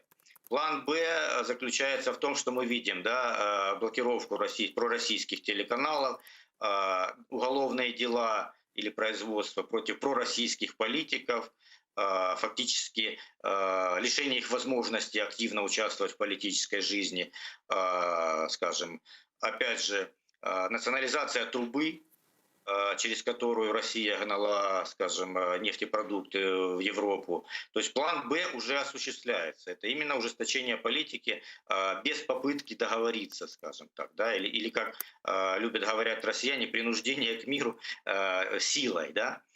Поэтому на сегодняшний день есть план «Б» все-таки. Какие в чем заключается это ужесточение сейчас политики? Простите? А в чем, собственно, сейчас заключается ужесточение политики? Где оно? Ну, я уже перечислил это. Это и российские телеканалы, пророссийские телеканалы. Я поняла. Это, да, пророссийские политики. Это очень серьезный удар, собственно, потому что для России, которая понимает, что военным путем трудно сегодня ей, скажем так, завоевать Украину, а если можно завоевать, то что потом с ней делать? Так. Поэтому этот вопрос отбрасывается. И ставка делалась как раз через гибридизацию войны, да, то есть через информационную войну, через внутриполитическую войну, вот внедрение своих агентов влияния в наше политическое пространство. Поэтому на самом деле это очень серьезный удар по планам России, скажем так, все-таки подчинить себе Украину. Тем более, что она видит, что одним из таких планов же как раз является так называемый особый статус Донбасса. И она видит, что Киев не принимает это, да, то есть что мы блокируем любые попытки, возможности для оккупированной территории получить какую-то политическую субъектность в нашем политическом пространстве. Поэтому, скажем, я считаю, что сейчас план «Б» работает действительно. Дякую вам дуже, пане Сергію. Чохсагол, у нас Сергій Гармаш був з нами на прямому зв'язку, представитель украинской делегации в трехсторонней контактной группе в Минске. Тем временем переговоры Европейского Союза с Россией были бы полезными по ряду вопросов, и не в последнюю очередь для того, чтобы прямо сказать президенту Путину, что кибератаки не являются основанием для продуктивных отношений. Об этом заявила канцлер Германии Ангела Меркель. Вот ее цитата. Тут я вважаю, що краще не лише поговорити між собою, але й протистояти президенту Росії і сказати, що на такій основі не може бути плідної співпраці. Відносини між Росією та Європейським Союзом на даний момент насправді не є хорошими. Але навіть під час холодної війни люди спілкувались між собою. Тому я думаю, що мовчання не сприяє вирішенню проблем. Я напомню, что на прошлой неделе канцлер Германии Ангела Меркель выступила с предложением пригласить Путина на саммит ЕС. Политический аналитик Ігор Петренко зараз з нами на прямому зв'язку. Пане Ігорю, вітаю вас. Селям алейкум. Витаю вас. Пане Игорю, вот мы слышали сейчас очередное заявление канцлера Германии Ангелы Меркель, и складывается такое впечатление, что она ищет диалога все же с Путиным. И у меня здесь возникает вопрос, зачем вдруг перед уходом Ангела Меркель вот хочет такого диалога с Путиным, что кому она этим хочет доказать, показать, чего добиться? Ну, скорее всего, я склоняюсь к мнению, что это внутриполитический как раз вопрос, поскольку в Германии сейчас будут происходить выборы среди электората правящей там партии или коалиции партий. Есть много тех, которые достаточно лояльны к Российской Федерации, поэтому она и делает такие заявления. То есть, в принципе, исходя из того, как происходило рассмотрение этого вопроса в Европейском Союзе, о том, что он не был ранее задекларирован, да, то есть, как правило, применяется такой вот момент, что все вопросы, они ранее анонсируются, уже ведется какой-то определенный диалог, и фактически рассмотрение на таком мероприятии, на заседании, это уже, как бы, ну, скажем так, особо ничего не решает, то есть уже все согласовано, и все приняли эту позицию. Здесь такого не было, об этом не говорилось, это был один из последних вопросов, который рассматривался. То есть я вполне не исключаю вариант, что Меркель здесь играла на то, чтобы, да, его нужно поднять этот вопрос, да, нужно зафиксировать те позиции, связать ее с своей политической силой, но его не нужно пока принимать и голосовать. В частности, показателен это то, что решение, которое было принято, это поднялся даже вопрос о увеличении, ужесточении санкций против Российской Федерации в случае, если она не будет менять, скажем так, свою позицию и не будет никакого прогресса. То есть это тоже может быть свидетельством того, что это было сделано, скажем, более целенаправленно, и прекрасно понимала Ангела Меркель тот результат, который будет. Ну, конечно же, сыграла роль то, что украинская позиция была достаточно жесткая, и поддержка и балтийских стран здесь, и других членов Евросоюза, которые не воспринимают возможность вести диалог в, скажем, в той ситуации, как себя сейчас ведет Российская Федерация. Ну, и украинская сторона также согласованная позиция была с Зеленским. Это вопрос того, что, ну, пожалуйста, диалог можно вести. И нужно, сам Зеленский говорил о том, что он хочет встретиться с Путиным, но есть две большие разницы. Проводить встречу на нейтральной территории, где обговаривать вопросы двухсторонних отношений, а совсем другой вопрос — это приглашать Путина на территорию Европейского Союза и вести с ним уже диалог в формате тех саммитов, которые были до 2014 года. И абсолютно закономерно поставит вопрос, ну а как же быть санкционной политикой, которая как раз велась и которая привела к тому, что эти саммиты больше не проводятся. То есть здесь должен быть, очевидно, какой-то прогресс со стороны Российской именно Федерации, который может уже тогда поднимать вопрос и говорить о том, что ну, вот, ситуация меняется, давайте вести диалог. То есть это две большие разницы. Та же встреча Путина и Байдена, она проходила на нейтральной территории и обсуждался вопрос. Ну а разве Меркель не понимала, что эта вся история, она обречена, и единства по этому вопросу среди стран-членов Европейского Союза не будет, а соответственно и диалога не будет? Скорее всего, понимала. Я, вот, в принципе, с этого и начал, что здесь был политический момент. С одной стороны, она не могла не поднять этот вопрос, исходя из необходимости поддержки своей политической силы, из, скажем, того электората, который хочет видеть в Российской Федерации, ну, или какого-то партнера, да, или сторону, с которой можно вести коммуникацию. С другой стороны, она прекрасно должна была понимать настроение в середине Европейского Союза и понимать, что как бы, ничего с этого особо не выйдет. Ну, то есть она таким образом, скажем, попыталась убить двух зайцев. Ну, либо тогда, ну, это тогда уже глубокое непонимание тех настроений, которые являются в Евросоюзе. Я все-таки склонен больше к первому варианту, что она прекрасно понимала и делала это достаточно целенаправленно, исходя из политических мотивов, внутриполитических. После заявления Ангелы Меркель, как вы отметили выше, действительно последовала острая реакция ряда стран Европейского Союза. Это и страны Балтии, это Польша, Нидерланды. И мы видим, как Европа сегодня в этом вопросе, в вопросе отношений с Россией, диалога с Россией, поляризируется. И можно ли сказать, что вот единой Европы уже нет? И что это означает для Украины? Ну, не совсем так. Ее, скорее всего, никогда и не было. Ну, скажем так, что очень много стран. У каждой страны есть свои определенные национальные интересы. И, скажем так, что принимать решения, ища консенсус, это тоже достаточно, скажем так, непросто. Но в вопросах таких, как вот с Российской Федерацией, конечно, есть достаточно полярные мнения. И, безусловно, и балтийские страны, и страны-соседи Украины, которые, скажем так, помнят советское прошлое, они очень антагонистичны и очень осторожны к Российской Федерации и имеют на это полное основание. Такие страны, которые подальше, там Германия, Франция, ну, у них своя история взаимодействия с Российской Федерацией, и, очевидно, она более такая мягкая.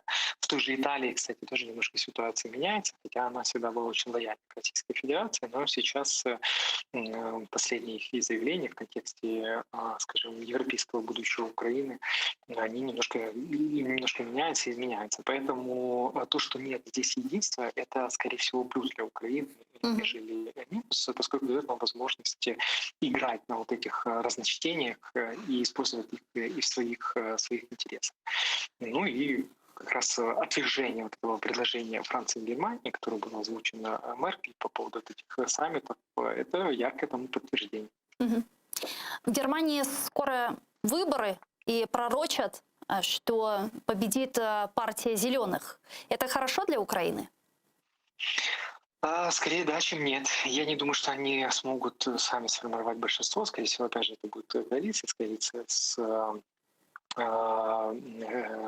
ХСС, ХДСС, ну, с партией Меркель фактически, да, в том коалиционном составе, который она есть сейчас, и это плюс, потому что зеленые, они очень негативно настроены по отношению к Северному потоку, и мы должны это использовать. То есть они говорят и об экологическом ущербе, который несет, но также они говорят и о вопросе безопасности и со стороны, в том числе, Российской Федерации. Поэтому, да, скорее всего, это нам действительно на руку, и, возможно, смещения позиции со стороны Соединенных Штатов Америки по этому вопросу. Это тоже расчет на то, что зеленые будут играть далеко не последнюю скрипку в новом Бундестаге.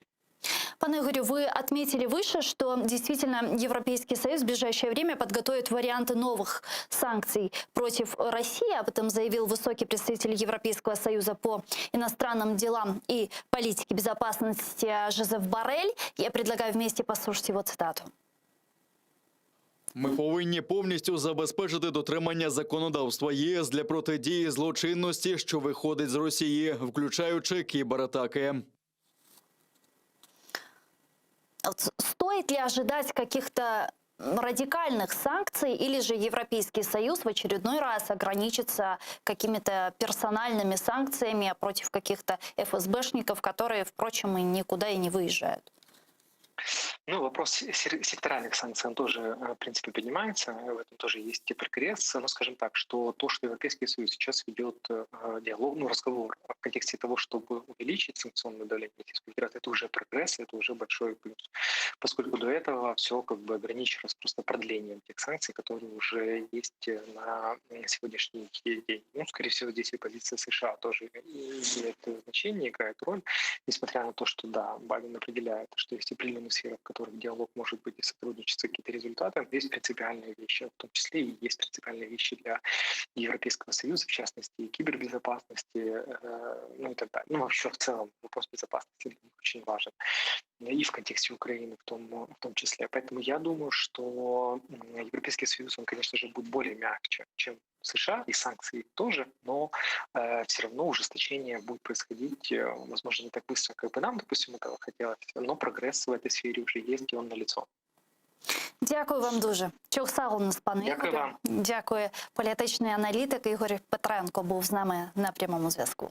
А я хочу перейти к следующей, не менее важной теме. Европейский Союз и Беларусь приостановили участие в инициативе «Восточное партнерство». В частности, МИД Беларуси заявил, что в условиях европейских санкций государство не может выполнять свои обязательства по данному соглашению. Режим самопровозглашенного президента Александра Лукашенко отозвал своего представителя в ЕС и предложил представителю ЕС покинуть Беларусь. Также Беларусь запретила деятелям ЕС, которые выступали за введение ограничительных мер в отношении Минска, въезжать на территорию Беларуси. Я предлагаю послушать цитату Министерства иностранных дел этой страны.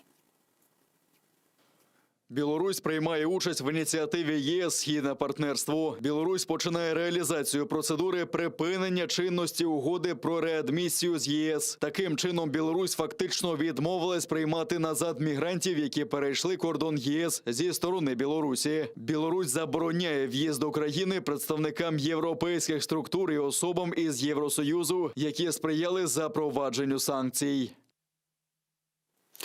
Европейский Союз, в свою очередь, продолжит поддерживать белорусский народ, несмотря на выход Беларуси из Восточного партнерства. Об этом заявил высокий представитель Европейского Союза по иностранным делам и политике безопасности Жозеф Боррель. Соответствующее заявление появилось на его странице в Твиттер. По словам Борреля, выход Беларуси из Восточного партнерства был решением режима Лукашенко. Но, несмотря на это, Европейский Союз по-прежнему будет сотрудничать с белорусским народом. Незважаючи на рішення режиму Лукашенка призупинити участь Білорусі у східному партнерстві, ми готові продовжувати працювати з білоруським народом щодо зміцнення облігацій, які сприяють регіональному співробітництву і рішенням спільних проблем.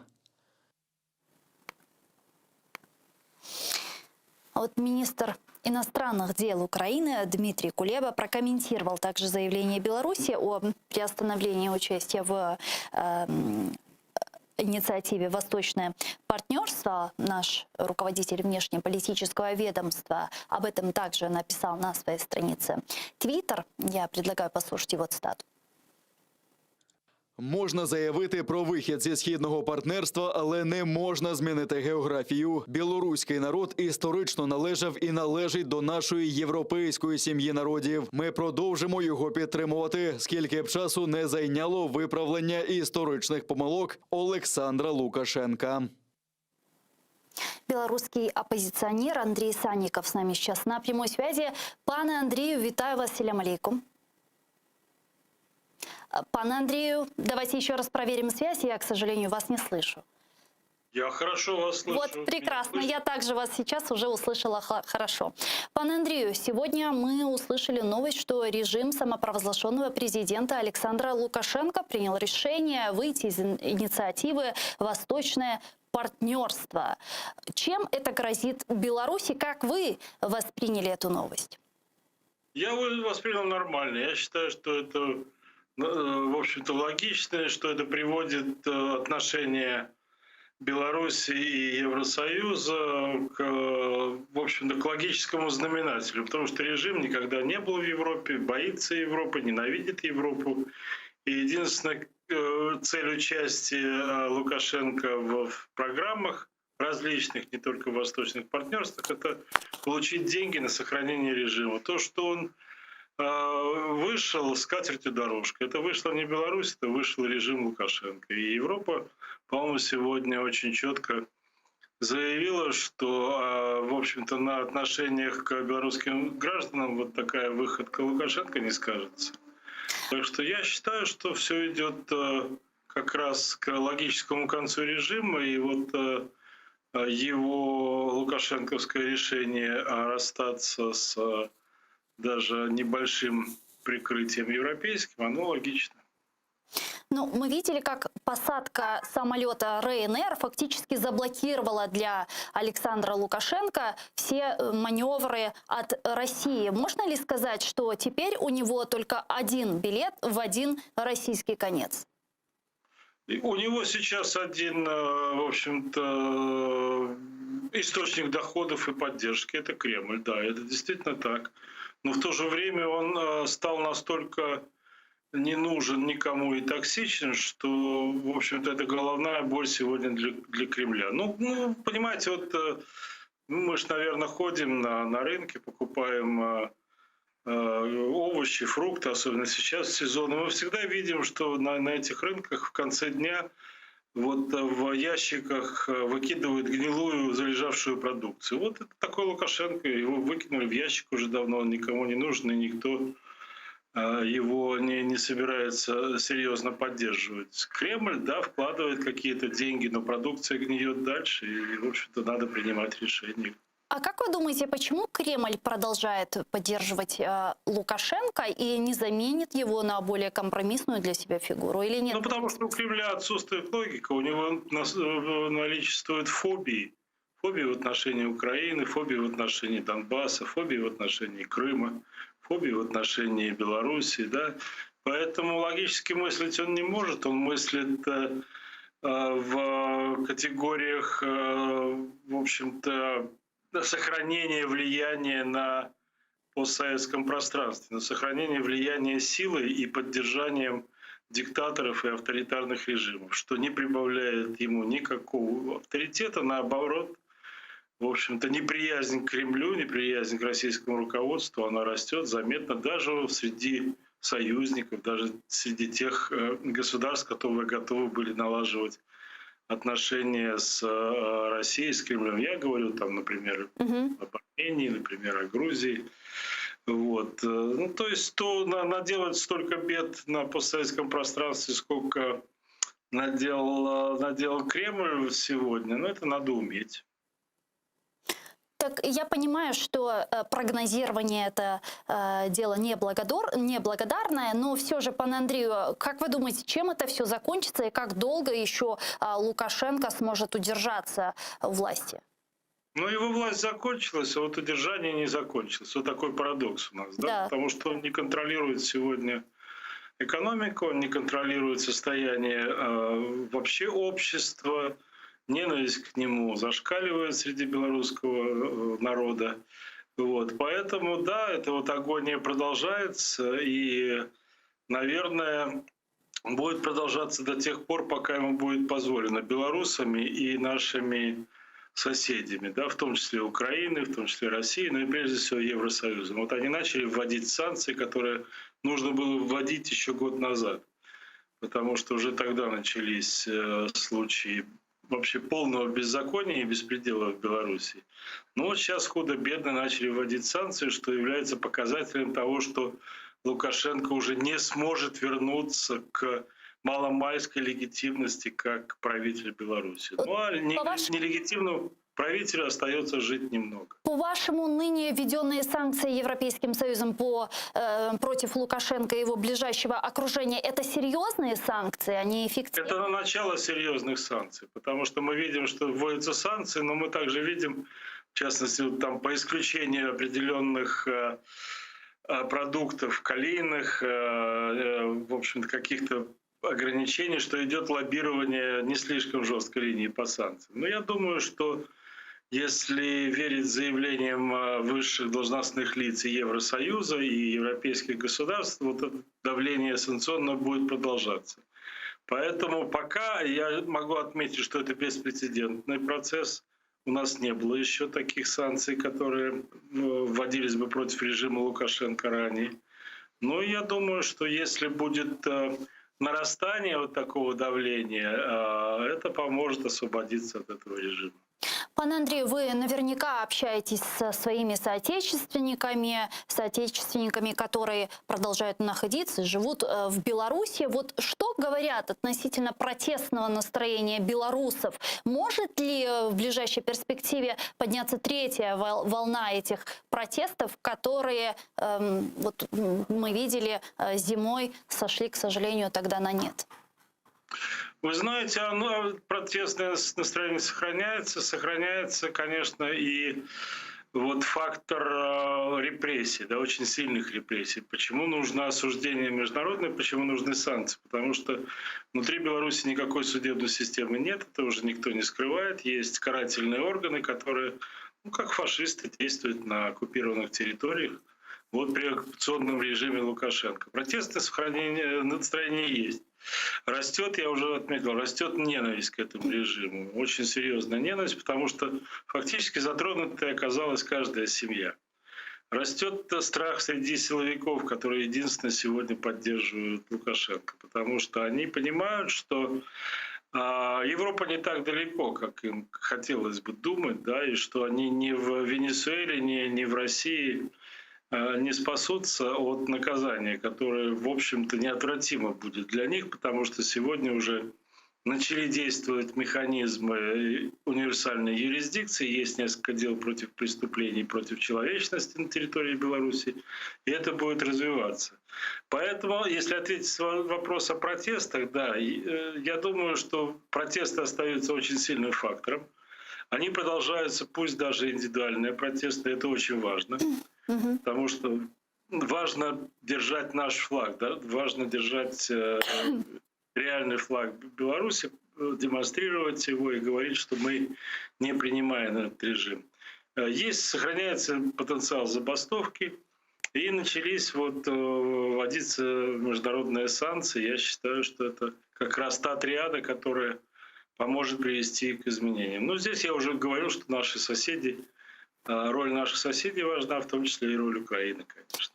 И, пан Андрей, вот такой еще вопрос. А сформулировал ли белорусский протест требования, то, к чему этот белорусский протест хочет по итогу прийти? Это всего лишь отставка Александра Лукашенко и его окружения? Или, я не знаю, может, это... Вот мой порог, наверное, заключается в том, что я сравниваю всю эту историю с Майданом 2013 и 2014 года. Возможно, это неправильно. Вот что скажете?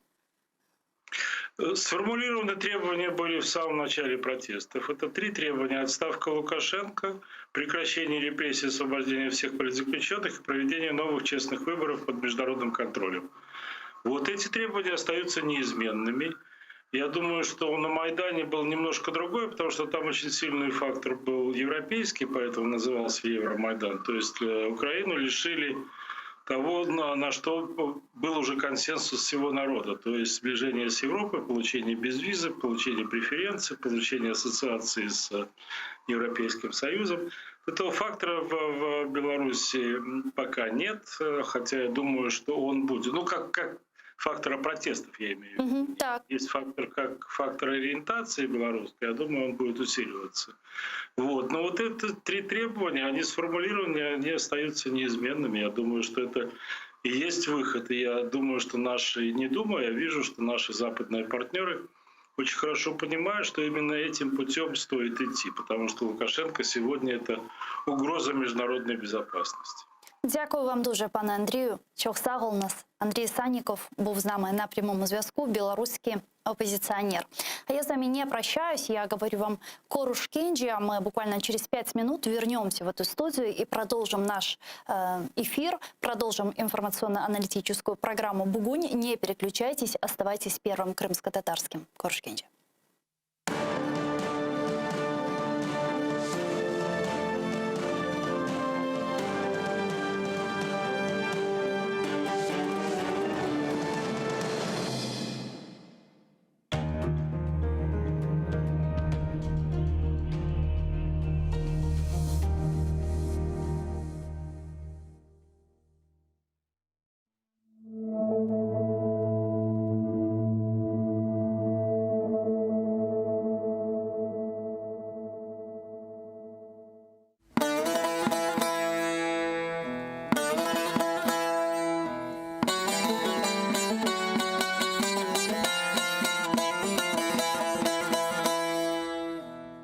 Sazın teli söylesin kendi derdini, dinlegen yüreğimin hasevetini, keçmişler ruhlarını, göz yaşlarını, halkımızın sonu yok kaygılarına.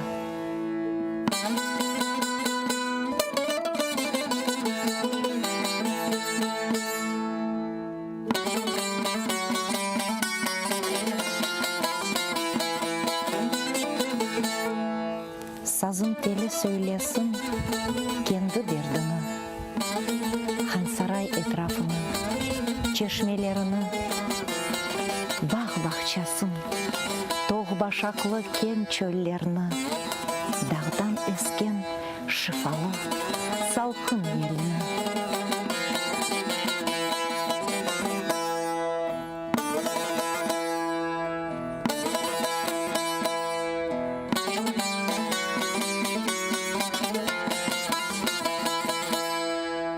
Karadeniz dalgasını söylesin sazım, ağarmış efsanesini söylesin sazım, camiler minaresini söylesin sazım, aşık Ömer, Kerimlerle söylesin sazım.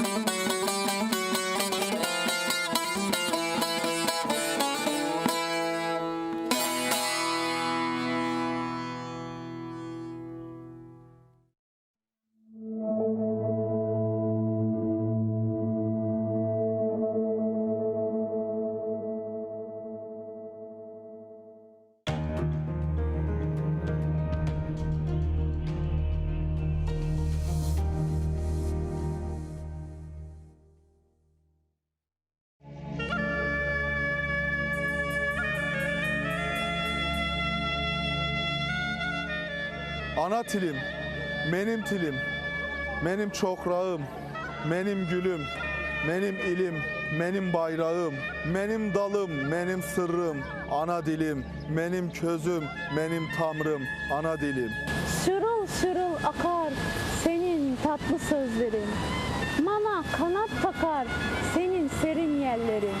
Benim tüşüm, benim dağım, ana dilim, benim gecem, benim bağım, ana dilim. Ana dilim, Allah bergen karam beyasım, karanlıkta yol göstergen çolpan yıldızım. Benim bahtım, gam kuvançım, ana dilim. Benim tahtım, bar işançım, ana dilim. Suklanırlar sana kuşlar, sana bakarlar. Sıklanırlar bana kuşlar, bana bakarlar. Meleklerge layık tilim, ana tilim. Devletlerge layık tilim, ana tilim. Senin kırık kanatların koz leşi tökeler. Şafalanı imdatların sarı okeler. Benim fezam, benim tanım, ana tilim. Münkerim ve lukmanım, ana tilim. Yüreğimin perdesinden seni sararım. Savulmayacak dertlerine derman ararım. Tebessümüm, yaprağım, ana tilim. Bel, takatım, ırmaçığım, ana tilim. Sensiz kurup kalgan kalpte yağsın yağmurum. Çiçeklensin, tolsun gülge, arsın gururu. Benim hanım, padişahlığım, ana tilim. Benim tacım, kabir taşım, ana tilim. Sen ulusun, gelmesek de seni tatmam. Olur olmaz kişilerge seni talatmam. Sahra çölüm, zemzem suğum, ana tilim. Yüce köküm, teren kuyum, ana tilim. Ağlama sen ana tilim, öksüz değilsin. Sen değil de sana tilim başlara gitsin. Benim duam, benim avam ana tilim. Benim babam, benim anam ana tilim.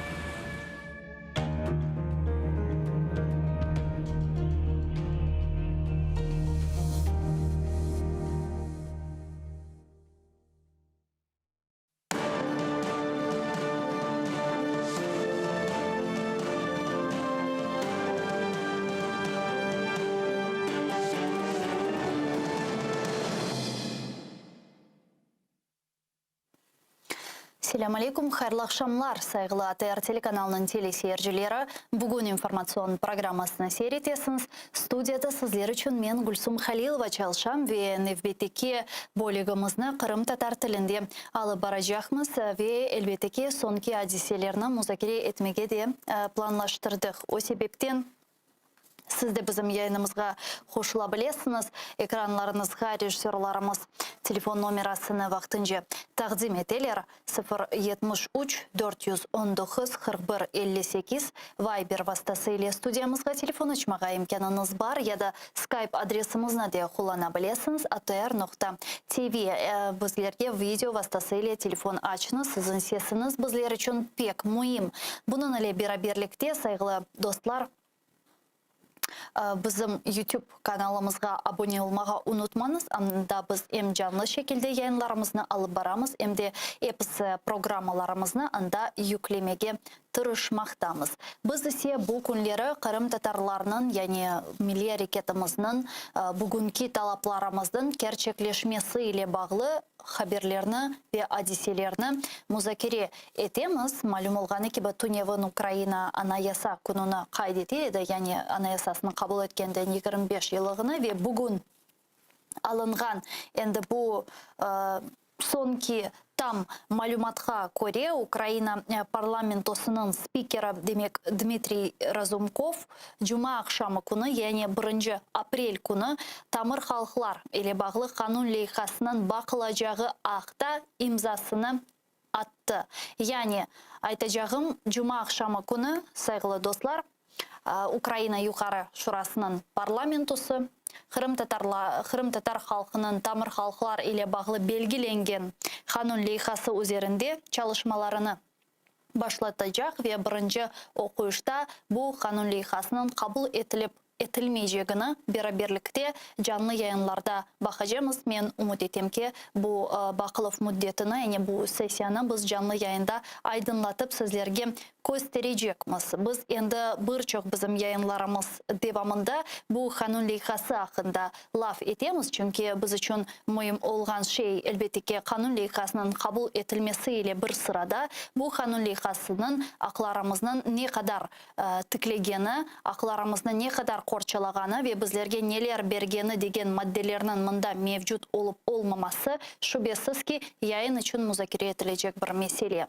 Мен бұл студиямызға шымды скайп вастасыйлы сессия ве жемаат эрбабы Арсенбей Жумадиловны бағламаға істейім. Айнен о бұндан евел музакире етілген уч қанун лейхасларының ишлеп шығарылмасы yönelişінде фаалиет алып барған еді ве ол біздлешімді жанлы бағда.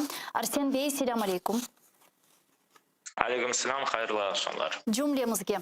Арсен Бей, айтқаным ке бүгін Украина парламентосының спикері Дмитрий Разумков 1 июль күні бұл қанун лейхаларының бақылмасы ile бағлы енді өзінің имзасыны атты. Насыл тұшынесіңіз? 226 рей бұл қанун лейхасы ала білер ма? Суалыңызға жауап evet алabilir.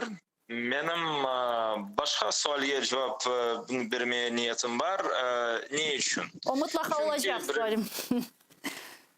Çünkü birinciden Ukrayna devleti için faydalı bir kanundur. Faydalı bir adım, bir karardır. Ne için öyle? Çünkü belli ki bu Ağustos ayında, kısmet olsa yakın zamanda, 2 ay içinde Kırım Platforması degen büyük bir forum kısmet olsa geçmek gerek. Ukrayna hükümeti onu toplay Kiev'de birçok dış yani halk liderlerini anda çağırırlar ve o forum semereli geçişinde ve Ukrayna tarafından da bazı adımlar Kırım'ı işgal tübünden çıkartmak için yapıla deyip göstermek niyetinin bu kanunu kabul etmek Ukrayna devleti için yaxşı faydalı bir adımdır. Ama ikinci sual var. Kırımlar halkı için ne fayda getiriyor? Kırımlar halkı için nasıl gerçek bundan bu kanun kısmet olsa kabul edilgen son nasıl gerçek yanı basamaklarga biz erişebiliriz? Ya da var olan haklarımızı daha da yaxşı işletebiliriz. Mına bu benim ikinci sualim zaten bundan ibaret olacak da elbette ki bu kanun lehasının kabul edilmesi güzel ki umut etemiz ki yarın kabul edilir ama bundan daha mühim olan şey bu kanun lehasının derecesi. Siz bu kanun lehasının men eminim son virgüllerine noktalarına kadar tanış oldunuz Arsen Bey. Aslında alacak olsa hakikaten aklarımızın tıklenilmesi vesilesinden ne kadar aklarımızın tıklenilmesi haqda aytmak mümkün bu kanun lehasında? Ben böyle aytayım. Bu kanun lehası bizge manasa ondan evvel kapılı olan yap-yanı imkanlarını, fırsatlarını yaratkan çok şey yok. Ne için öyle? Çünkü zaten 2014'te Ukrayna parlamentosu Kırım Tatar halkının Ukrayna'nın tamır halkı olarak tanıgan edi. Zaten 2014'te Ukrayna parlamentosu Kırım Tatar halkının самоопределение, yani öz kaderini belgeleme hakkını sahibi olganını tanıgan edi. Ama bu постановаяды bunda. Bu постановаяды menimce yanlışmayıp herhalde kanun degiledi. Şimdi farkına bakayaq, yani farkına bakayaq. Yani постановада o aslında Ukrayna'nın yani Ukrayna hukukunun Ukrayna kanuniyetinin bir parçasıdır. Tek kanun ne için yani daha da yaxşı? Çünkü anayasada aytıldı ki tamır halkların hakları kanunlarda belgileniyor. Ve bu taraftan o böyle yuridik teknika tarafından daha da sağlam, daha da yaxşı bir şey. Ama geliniz o постановаға bakayıq. 2014'te kurultayını andılar, meclisini andılar. Dediler ki bu... Alo? Uzuldu bak, lütfen da bir kere telefon açınız Arsen Bey Jumadilовке siyasi ve cemaat erbabı çok meraklı bir meselede toxtaldı. Hususan pıtraklı aytkanı gibi meselelerde toxtaldı ve bu meselelerini elbette ki laf etmege isteyimiz. Kanun lehasının kabul edilmesine yani bir-iki gün kaldı. Ben böyle eminlikle aytam kanun kabul edilmesine dep ama herhalde постанова endi Arsen Bey'nin aytkanı постанова 2014 senesi Ukrayna Yukarı Şurasından kabul etilgen edi. Bizni tamır halk diye kabul etkeniyle bağlı ve şimdi demek kanun kabul edildi. Zira Ukrayna anayasasında yazılganına göre tamır halklarının akları kanun ile belgileni dep ve bu mühim mesele olganından şüphesiz ki biz şimdi bir değişmelerini, bir alınacak kararlarını bekleyimiz. Arsen ağa, постанова ve kanun arasında farklılık hakkında laf eteydik, buyurunuz. Men aytkaным 2014'te kurultayını meclisine endi tanıgan ediler. Şimdi bu kanun boyunca yana bir prosedura boyunca bu geçmek gerek ve hükümet onlarını tanıyacak. Yani benim demek istediğim bu kanunda Kırımtatarlar için yapyanı bir haklarına ya da fırsatlarına açan çok madde yok. Ve onun için biz bu kanunga biraz daha da nasıl diyeyim aynık bir bakışla bakmak gerekmiz ve kule oğa şaşmamak gerekmiz ve bizge anayasaga nasıl gerek olsa denişmen nasıl da olsa talep etmeye demek. Kanun statusu hakkında kanunun talep etmek gerek. Şimdi bu kanunda gerçekten de bizge kısımda olsa fayda getirecek ve menfaatlarımızda uygan bir şey. Ne gibi maddeler ben bu bizim milli temsil organlarımız onlar kısmet olsa devlet bütçeden öz faaliyetleri için sermayelarını almağa hakları olacak. İyi. Bu gerçekten de büyük bir adım ve bu adım gerçekten de yaxşı. Bu oge bir adım. Endi bizge bağlı olacak ve bizge kalacak. Ya bu fırsattan faydalanmağa ya da onda faydalanmamağa. Bu kanunu kısmet olsa kabul etseler, temsil organlarımız, onlar devlet bütçeden belli faaliyetleri için, projeleri için onlar akça para yani talep edebilirler ve o paralarını algan son o projelerini gerçekleştirebilirler. Ve bu bizim yıllar devamında bu finans sorunumuzu çözebilecek bir şeydir gerçekten de. Bunda bir risk var. Böyle diyeyim. İki mühim bir mesele var. Bir risk, bir ise ya risk ya fırsat. Risk olan şey. Şimdi bu kanunda öyle dediler ki bizim halkımızın yani tamır halklarını temsil etken organ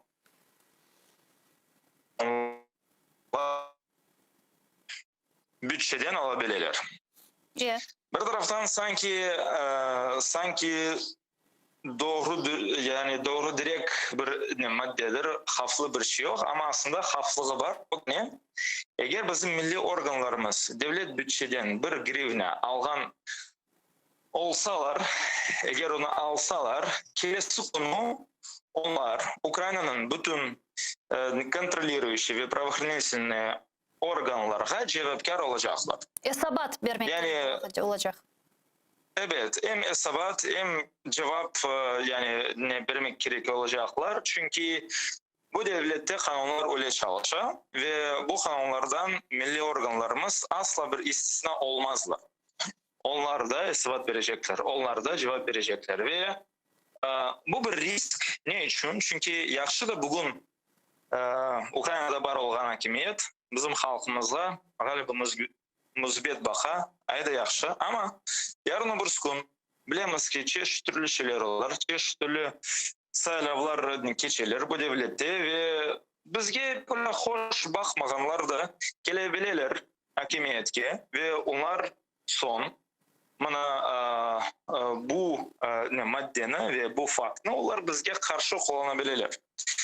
O büyük bir risk, onu düşünmek gerek ve bizim bu hafta Rifat Ağa'nın bir-iki fikirlerimiz barıdı, oğa teklif etken edim. Nasıl ötüp böyle yazmağa mümkün ki milli organlarımız doğru direkt değildi. O tarafından yaratılgan başka organizasyonlar bu yani bu finansirованiyani alsınlar. Eğer öyle olsa o demek ki bu teşkilatlar, fondlar ve ilahire onlar işte devlet bütçeden para alacaklar. Bizim temsil etken organlar onlar cevapkar olmazlar. Eğer bir hata ya da yanlışlık olsa o teşkilatlarda yani onun altında olan teşkilatlar olacak. Milli organda ise özünde öyle bir şey olmaz. Yani mencesine daha da sağlam bir model. O bir ikinci mesele yani bunda hem risk hem de fırsat. Şimdi bakınız, eğer de bu kanunu kabul etseler, Milli Meclisi'nin failce çalışmamak için sebeplerden biri yok ola gitti. Ne için? Çünkü biz daima bilemiz ki Milli Meclisimizin resurs bazası yani sermayeleri, akçası, parası sınırlı bir şeklinde. Onun için biz birçok şey beceremedik demeye mümkün. Ne için? Çünkü akçamız yok idi. Şimdi ise bu maddenin endi Milli Meclisinin ne kadar efektif çalışabileceği, ne kadar keyfiyetli çalışabileceği gerçekten de doğru direkt bir tesiri olacak neticelerge. Çünkü paralarını Ukrayna devleti demek ki vermeye hazır. Ve bizge ne gerek olsa ve nasıl bir projelerini gerçekleştirmeye gerek olsa da demek ki çaremiz var. Ve bu anda Milli Meclisimizge bir sual olacak. Gerçekten de becerip olarmız mı yok mu? Arsen Bey, açık sual. Eğer hakikaten de Ukrayna hükümeti tarafından biz bu kanun lehası kabul edilse maddi böyle bir destekni alacak olsak ve timsali organımızda endi böyle bir maddi güç peyda ola. Misal, sizin fikrinizce nasıl bir programmalarga olar masraf etilmeli? Yani şimdi bizim milli hareketimizin, halkımızın geleceği için mühim böyle bir en mühim programmalardan nedir? Yani misal olarak sizin elinizde böyle güç olsaydı siz hayda masraf ederdiniz? Ne yapardınız? Şimdi bakınız, anda Bюджетный Запад degen bir şey olacak. Milli Meclisimiz bu Bюджетный Запад'ını yani bütçe talabını o da onu yazıp tapşırmaya gerek olacak ve o tabında программно-целевой метод degen yani nege paralar gerek olganını zaten Milli Meclis yazmağa mecbur olacak. Nasıl biz bu kadar isteyimiz de ne için? Çünkü işte istedik öyle bir argumentasyon elbette geçerli olmaz. Yani bu программно-целевой yani metod yani ne tür programmalarını ne tür projelerini bizge gerçekleştirmeye gerek bu açık bir sual ve bu sualge cevap vermek için bunun bir prosesi olmak gerek yani bir esnası yani bizim stratejik maksatlarımız ne? Elbette Kırım'ı işgal altından çıkarmakını biz her vakit aklında tutamız. Ama biz şimdi Ukrayna'nın kıtasında, Ukrayna'nın ana topraklarında ne tür stratejik başka maksatlarımız bizde olabilir? Dilini saklamak, kültürümüzü inkişaf ettirmek, Kırımlarının sosyal ve başka o tür problemalarını çözmek vesaire. Bu tür problemalarını yani bütün her şeyini yazıp koymak gerek. Ondan son cemaatçılıkla onların bir laf etmek gerek. Yani cemaatçılık için ne tür problemalar bugün mühim. Ne tür işte kılınlıklarla onlar rastgeleler onların yaşayışlarında ki Milli Meclis'in rolü olabilir o kıyınlıklarını biraz yengilleştirmek. Ondan son ise yani eğer bir böyle teşebbüs için anda tahsil olabilir, anda çeşitliler olabilir, bir bütçeni yazıp koymak gerek ve o bütçelerini sunmak gerek. Yani bunlar kaç para olacaktır diye siz beni sorasanız ben sizge böyle aytayım. Biz hepimiz hatırlayımız ki ne kadar çok bizge nasıl aytayım öyle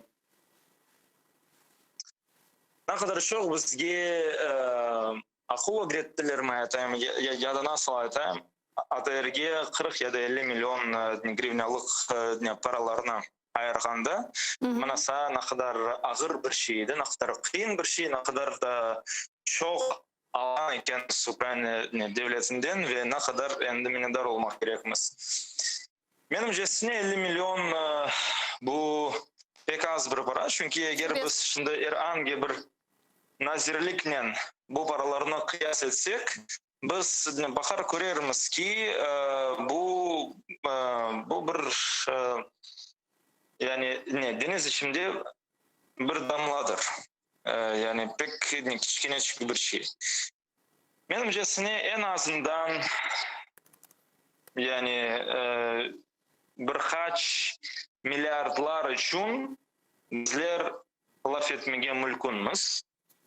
Ama elbette ki o rakam bizim bakışlarımızga ve bizim isteklerimizge bağlı olmak gerek. En başta biz onlarını yazıp koymak gerekmez ama elbette ki 5 milyonluk ya da 6 milyonluk bir bütçe talabı olmamak gerek. Yani birkaç milyardlık talap olsa, o demek sağlam, gerçekten düşünülgen, ambitsiya içinde olgan, hırslı bir şey içinde vardır. Eğer ise ondan az olsa...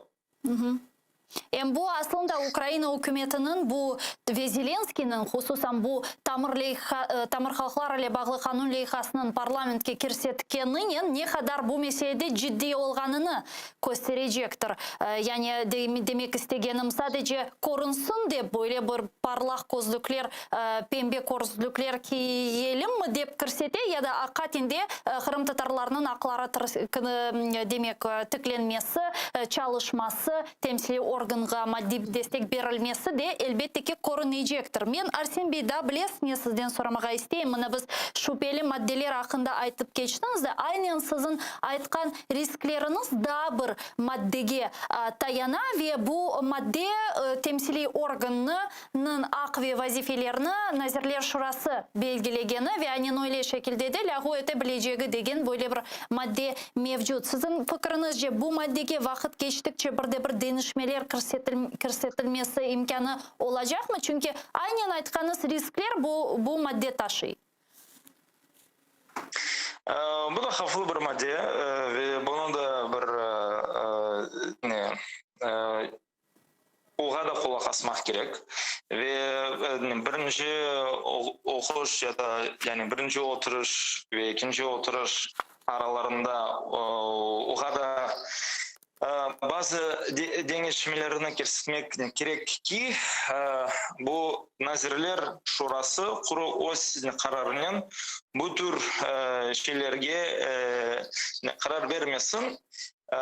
İlk evvela Tamir halkını temsil etken işte organdan bir müracaat demek gerek ki sonra ise bu müracaatına olar belli bir prosedürünü olarını müzakere etmek gerekler. Yani mesela bu müracaat gelecek bir teşkilatın kaysı birini kaç adam yani birçok adam tanıyor. Ya da kaysı birini mesela başka milli yani başka devletler, hükümetler ya da tamir halklar ve milli azınlıklar tanıyorlar vesaire. Yani bu tür yani öyle şeylerini biz öyle şarayetlerini anda yazmak gerekmez ki yarın bir gün gene de bizge karşı olan birileri gelseler bizge karşı bunu kullanmaya çareleri olmasın. Çünkü onların öyle istekleri olar. Belki de kurmağa bir Sovet stareyşin gibi bir şey ki onlar son bu şu hakimiyetke kol tutsunlar. Bizim Kırım Tatar halkın kaygılarına ise pek de yani pek de etmesinler, bakmasınlar diye. Onun için da değişmelerini kirsetmek gerek. Ama bunda elbette ki bu postanova var 2014'ten kalgan. O postanovana hiç kimse lagu etmiyor. O nasıl da olsa devam ediyor. Çalışkanındayım. Ve bunda biraz öyle bir юридическая küçük bir kolizya peyda oldu. Çünkü sanki dersin bu kanunun dışında kabul etseler sanki dersin Nazirler Şurası tarafından bu karar alınacak. Yani kaysi organlar tamir halklarını temsil eder. Ama aynı vakitte manasa yukarı şura zaten bir kararını Kırım Tatarlar için endi algan edi. Ve o kararını hiç kimse laf etmedi, onu kimse değiştirmedi. Yukarı şura ise Nazirler Şurasına bakında daha da yüksek duran bir organdır elbette kanuni işlerge kelgende. Onun için bunda bir risk var ama ben bunu bileyim o kadar da büyük değil galiba. Ve Arsen Bey, sonki sualim mına malum olğаны gibi bu günleri, hususan 26 iyun günü biz Kırım Tatar bayrak gününü ve ikinci Kırım Tatar kurultayının tiklengeninden 30 yıllığını kayıt ettik ve endi 30 yıl geçken sonra şimdi ogumuzda birçok imtihanlar, birçok maniyalar mevcut ve ilk evvela bu böyle tamir problem bu işgal ve ilahre ve bu şaraitlerde Kırım Tatar bizim gençlerimizni milli hareketimizge koşmak ve milli hareketimizge böyle bir can, yani kan vermek için sizin fikrinizce ne yapmak gerek, bu nasıl olabilir? Yaxşı bir sual. Birinciden men böyle aytayım. Nasıl da olsa boyunlarına halkın takdiri için, vaziyeti için mesuliyetini alganlar barlar ve onlar bugün Milli Meclis'in içinde çalışan adamlar. Onların bugün çevreleri açıla bizim halkımıza gerçekten daha ziyade fayda getirmeye. Umut ediyorum onların ellerinden o gelir. Biz ise bizden ne gelse onlar soraganda bazı bir soramaganda bile biz bizden kelgenini her vakit yaptık, yapamız ve yapacağımız. Allah versin de becersinler. Becermeseler ne olacağı kısmet. Arsen Bey, böyle biraz üstü kapalı ayttınız. Bizni Kırım şimdi seyir ete ve açınız lütfen, yani kimni kastettiniz? Yani biz siz deysiniz nasıl biz koşulabilemiz? Yani nege koşulabilemiz? Bizde zaten bizni temsil etken işte halkımızın üstünde olan bizim temsil organlarımız varlar. Onlar bizni temsil eteler ve onlar yani demek ki istekle bu mesuliyetin boyunlarına alganlar. Demek ki onlar onu becermeye hazırlar. Hazır olsalar alıversin de becerirler. Eğer bizden bir yardım gerek olsa onlar onu soraganda biz er vaxtını beremiz, soramaganda bile bizden ne gelse zaten halkımız için onu yapamız. Ama bir kere daha kaydetmeye isteyeyim ki bugün halkımıza daha ziyade fayda getirmeye, gerçekten de tilimizni saklamağa, gerçekten de kültürümüzün inkişaf ettirmeye, gerçekten de tarih sahasında bambaşka şeylerini yapmağa bizim çevremiz içinde açılan, mana bu kanunlarla ve aslında da İnşallah becerirler, Allah versin. Yani benim demek istegenim bu sualda elbette ki Kırım Tatarlarının temsili organı var. Elbette ki onlar özünün boynuna Kırım Tatarlarını temsil etmeye, haklarını korçalamak gibi birçok diğer mesuliyetlerini aldılar ama onların bu mesuliyetleri alganı bizim yani gençlerimizin üzerinde halk için bir şey yapmak mesuliyetimiz olmaganı anlamına gelmey. Yani ben bunu aytmağa istedim ki bugün ana kıtada bulungan biz gençler, siz gençler sırasına kiresiz ve diğerleri nasıl bir programmalar gerçekleştirebiliriz ki yukarıda aytıp geçkeniz birçok ogumuzga turgan meselelerini tek aranda olsa çözebiliriz. Her birimiz bizim bugün var olgan çalışkan yerlerimizde halkımızga ne kadar faydalı olsa olayak. Kırım Tatar jalap eteyik, balalarımızdan ve özara kim olganımızını, kaydan kelgenimizni ve kayda baracağımızını bileyik. Bu zaten halkımıza bir faydadır. Kalgan ise ağalarımız var, onların boyunlarında büyük bir mesuliyet. Yardımımız gerek olsa o yardımını berелік. Çok sağ olun Sarsen Bey. Allah sizden razı olsun bizle bağlanıp suallarımızga cevap bergeniz için. Siyasi ve cemaat erbabı Arsen Jumadilov bizle canlı bağda edi. Katende saygılı arkadaşlar, bugün yani men ne için gençler meselesini koterim? Benim fikrimce bu bugün esas böyle ve mühim meseleler sırasında, çünkü halkını ve onun geleceğini oge sürgen kuş bu gençlerdir, yani bu yaşlardır.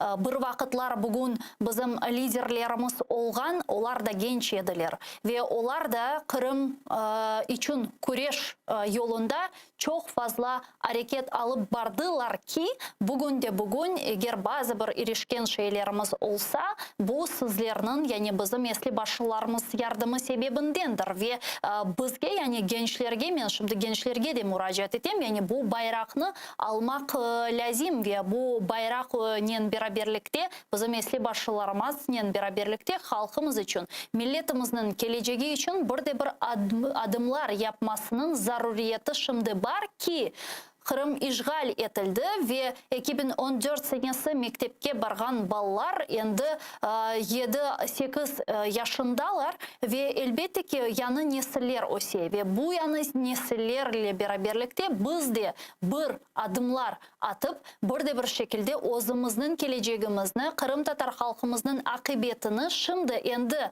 vakit yoktur. Şimdi belgilemek zaruriyetindemiz ve bu bizim esas vazifelerimizden biri. Stratejimizi belgilemek, gayemizni seçmek ve olgan gayemiz ile beraberlikte oge adımlar atmak. Çünkü bunu bir vakitlar, bunu biz şimdi hatırlayımız, 91 seneleri şimdi liderlerimiz olgan, şimdi esli başlı bizim hikmetli insanlarımız olganlar 91 senesi Numan Çelebici-Xanlardan bayrak alıp gerçekleştirdiler. Bekir Ağa Mahmut, Kırım Tatar Milli Meclis azası bizle şimdi canlı bağda. Bekir Ağa, selamun aleyküm. Aleykümselam Gülsüm Hanım. Çok memnunum sizi korup sesinizni eşitkenime. Zira biz 26 iyun günü sizinle laf etmege tırışkan edik ama ne yazık ki bah yaman edi. Men umut etem bugün böyle problemlerle karşılaşmamız. Demek Bekir Ağa 30 yıl kurultayının tıklengeninden, ikinci kurultayının tıklengeninden 30 yıl geçti. Mına eğer biz o hadiselerini hatırlayacak olsak, nasıl bir meşakkatlı yoldan şahsen siz ve sizin yanınızda olgan savdaşlarınız geçti de nihayet biz ikinci kurultayımızını tıklegen edik. Birinciden evet, bu vatanға abdet yolu oldu ve şu kutlevi akımının meni korantamada, meni yakınlarıma, onlar da biraz ertecek gelmeye tırıştılar. Bu yolun elbette bizim bütün bu 30 senelik evvel olan vakalar bağlıdır ve biz vatanға abdet olup bununla beraber öz siyasi değerligimizni, özümüzün maksatlarımızga yakınlaşkanımız, çünkü bu birinci basamak edi. Milli hareketin maksatına yetmek, halkımızın 10 yıllar devamında o güne koygan maksatına yetmek birinci basamak edi. Ve bu basamak böyle bir çok muhteşem, çok emniyetli, tarihi tabii ki vakayanın bağlı olganı elbette bizim hepimizin korantalarımızga kirdi ve deklarasiya milli müstakillik hakkında deklarasiya son mında yaşagan halklar ve vekillerine, diasporalarga kurultayın müracaatı, halkımızga müracaatı, o zaman da Sovet Birliği var idi, onun yol başçılarına müracaatı. Bu hepsi vesikaların okuganda her bir bizim vatandaşımız elbette bunu şu vatanın kavuşmak, vatanda gayırdan tamır taşlamak, vatanda yüzlerinin bilmeyeyim onların maniyalar olmasına bakmadan da yanı ömrünü kurmak, bu şeyler hepsi bizim bir sözle aytacak olsak milli tiklenüğümüzün hakiki adımlarının ifadesi edi elbette. Onun için bilesiniz ne kadar o yıllar iktisadi taraftan ahır olsa da ama ben bilesem olar o yıllar 80 senelerin sonu, 90 senelerin başı ve bu 91'in iyun ayın sonunda açılgan ve o işini 5 gün devam etken kurultay bizge hakikaten de çok değil tek nasıldır bir yanı umut. Bununla beraber yanı ufuklar açıldı ve biz özümüzün ne diyeyim işte hem vatanga kayıtmak hem de öz milli kurumlarımızın meydana getirmek, tiklemek gücümüzün sezdik. Bu hakikaten de pek mühim bir duygudur. Kırım Tatarlar o vakit milli muhtariyetinin kurulması için ısrar edilir ama işte o vakit liderlerimiz aytkanına göre işte Kırım Tatar milli muhtariyeti kurulması yerine yani bir Rus muhtariyeti, kene bir Rus muhtariyeti kuruldu degen böyle şarnen çıkan ediler o vakitler. Buna nasıl düşünüyorsunuz Bekir Ağa? O günden bu yana bu denişti mi aslında Ukrayna hükümetinde bunun ile bağlı fikirler ve sizin fikrinizce birkaç müddet geçken son endi nihayet Kırım Tatarlar özünün milli muhtariyetini tikmege imkanları da bir kere böyle imkanları payda olacak mı? Geçmişke nazar taşılacak olsak şu yakın geçmişke 30 yıl evvelsi olan vakıyalarda evet bu bizim belli derecede bayağı bir imkanlar joygan vakitte oldu. Ana şu men yukarıda aytkan bizim gücümüzün, irademizin, maksatkarlığımızın көрсетmekle beraber biz galiba buna bu çarpışmada yani bu milli muhtariyetimiz tiklenu en böyle esas kuruşunda galiba nasıldır bir mağlubiyetke uğradık. Biz bu yere yenildik. Ve bunda ne diyeyim afsuslanma evet yer var. Bizde de karalar kaçkandır. Lakin diğer taraftan olup geçken bu geçmişte çoktan çok vakalar görsettiği ki bizge karşı durgan bu güçler ve onların arasında aşağı düşmanlarımız da var idi. Onlar ziyade bu siyasi kurnazlıkka, aynecilikке, sahtekarlıkka ve insanını elbette çok ters ve terbiyesiz taraftan көрсеткен çizgilerini nümayiş edip onlar men bilesem tek bu yolmen ve buna esaslanıp bizni yengip oldular. Eğer bizim karşımızda durgan siyasi güçler ve belli derecede bu mında yaşayan ehalenin çokluğu propaganda, Sovet propagandası zehirlerinin sinmegen olsaydılar ve ya da 80 seneleri sonunda olan dönüşümlerin pafosunun mahiyetinin sinseydiler, men bilesem onlar özleri aytmak gerekediler. Siz bu toprağın hakiki, tarihi, manevi sahibi olasınız ve geliniz beraberlikte siz karar alınız, biz yanınızda olacağız ve beraber Kırım'ı tırışayıq gerçekten de onu tabiatına has olan güzel bir ülkeye çevirmeye. Ama biz bu lafların eşitmek yerine elbette pek çirkin, pek öyle titiz sözler işittik ve hakimiyetten başlap mında olgan çeşit teşkilatlar, cemaat teşkilatlardan biz imdat anlamak yerine biz kattıdan katlı bir karşılık gördük. Ve tekrarlap aytam, galiba onların bu mındaki mobilizasyası, birleşmesi ve ona teessüf ki Kiev'teki böyle hakimiyet güçleri koşulganı ya da deyik aydı bekim farksız baktanı mı? Onlar elbette bu şeyler, bu faktörler hepsi bizim milli muhtariyet tıklenmesini çok sozdular. Buna aleda, endi sualingizin buna ikinci kısmına geçecek olsak, bilesiz men memnuniyetle aytabilem, bizim halkımız aslında böyle bir pasyoner, faal demeye mümkün. Evet, kimerde o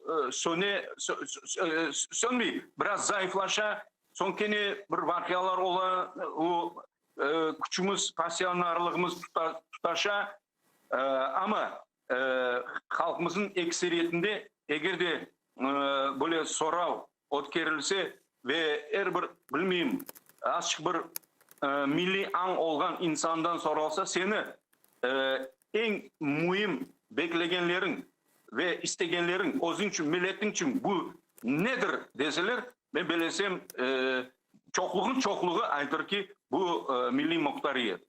Onun için biz vaziyet tabii ki çok değişti ve işte de keyifler değişti. Olarsın şimdi özlerin o vakit siyaset başında durgan insanlar özlerin tirseklerini tişleyler ve biz işitken dedik birinci prezident Kravchuk birkaç kere tekrarlagan edi. Elbette bizge 93-94 senesi Kırım'ın asıl halkına, Kırımlarga, Kırım Tatarlarga elbette gerek edi milli muhtariyetin tıklamak için bütün şarayet yaratmağa. Şimdi evet onlar peşman ediyorlar ama bunda endi başka güçler geldi ve onlar biz görüyoruz ki adı için ve özlerin anayasalarında görsetilgen ve devlet kurumlarında has olgan şeyini bile bizge elbette vermege, hatta işandırmaga, hatta bizim bunda bazı bir insanların suallerini cevap vermege istemiyorlar. Бекер аға, білесіз, мен сұрамаға істеймін, біздің халқымыздың ақыбеті ақында, чүнки вақыт кече, ве мисал 2014 сенесі мектепке кірген, оқымаға кірген балалар, енді 7-8 яшында олар оселер, мектепні бітіргенлер, енді студентлер олып университетлеріні бітірділер, çalışmaға башладылар вейлях. Ве бұл яны доған несіл, олар енді Украинаның не олғанını білмей. Украинаны менің неслем, үште сонки біздің неслеміз, демек корды білді, ama ne yazık ki bizim bazılarımız Ukrayna anaqtasına koçtu, ama halkımızın ekseriyeti çok şükürler olsun ki Kırım'da yaşamaya devam etti. Mına 10 yıllar geçken sonra sizin fikrinizce Kırım Tatarlarını, yani bu bölüngen nesillerini hangi bir gaye bir arağa toplayacak?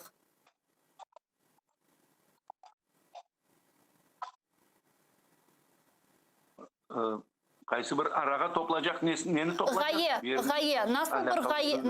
Nasıl bir gaye toplayacak birimizini bu ortağa birleştirecek? Gaye tarafında siz aytkan şeyler hakikaten de tehlikeli. Ama bilesizim, her bir sağlam milletin içinde bu sağlam duygular onların ne kadar bastırmağa ve ezmege tırışsalar, onlar hepsi bir saklanalar. Öyle insanlar da var, kayısıları bütünlüğü bu gayelerini taşıyıcıları gibi olalar ve etrafında bayağı bir insanlarga bunu aşılap durmaktalar.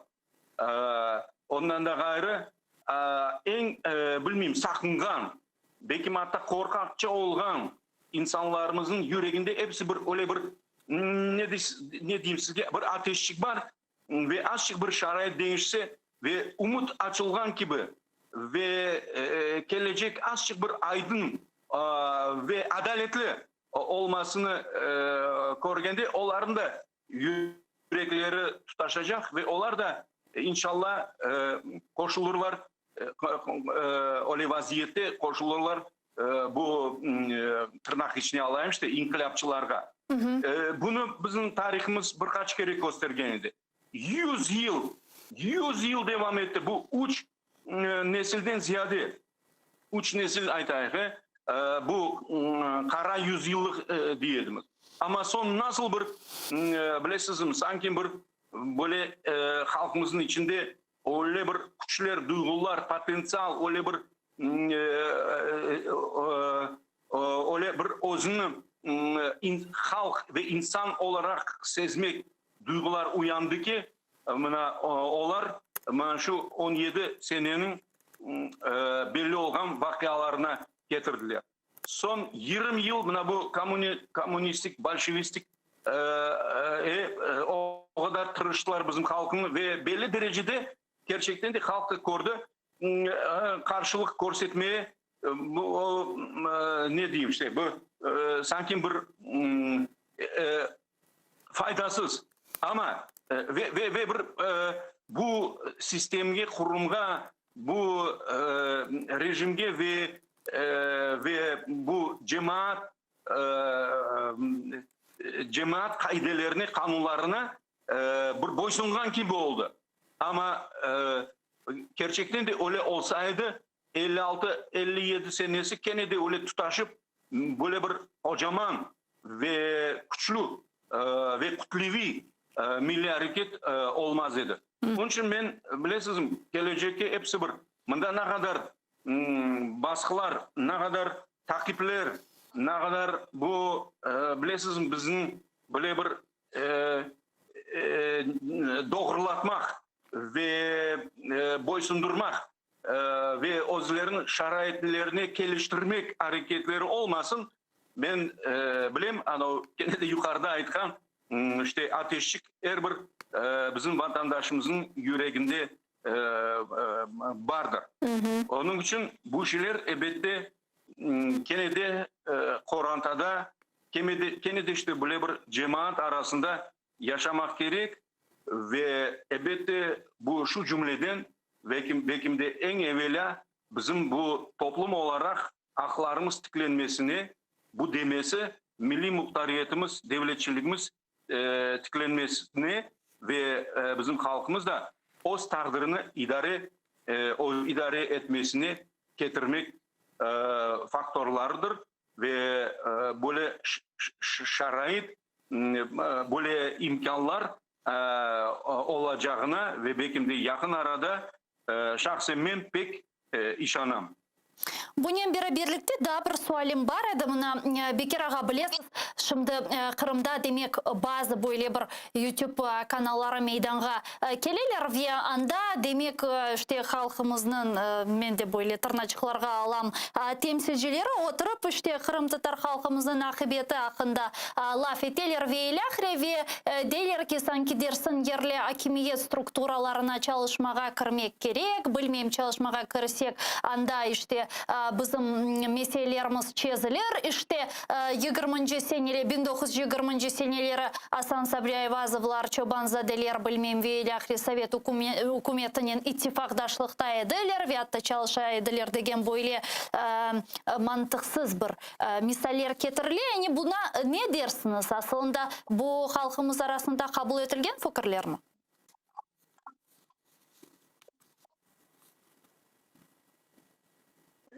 Ben bilesem evet halkın onu öyle ne diyeyim sizge muayyen aytmak için ve bu şeyler ne diyeyim doğrulukka pek yakın olması için onu gerek bir sosyolojik tetkikat al barmağa da ve öyle bir şaraitte insanlar o fikirlerin açıktan açık aytmaya korkmayacaklar ama öyle sakıntılar var. Onun için Rusya'nın içinde de onlar bir çalışanlar ve anda da görüyorsunuz bu da muhitin gösteri. İnsanlar hatta bu soruların ötkergen insanlarga telefon vasıtasıyla ya da böyle sokakta rast gelgende sahnalar özlerinin açık fikrini aytmak.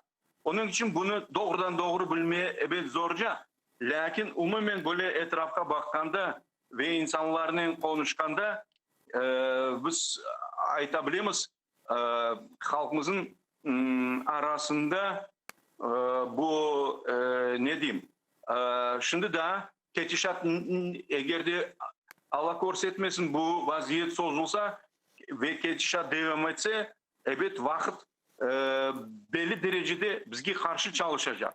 Lakin şimdi da mende öyle ne diyeyim işte sakıntı ya da öyle bir keskinleşken haf duyguları mende yok.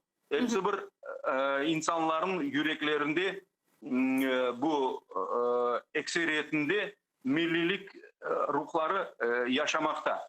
Ve ben belesem bu hakimiyetin işbirlik yapmak ve hakimiyet kurumlarına şimdiki bu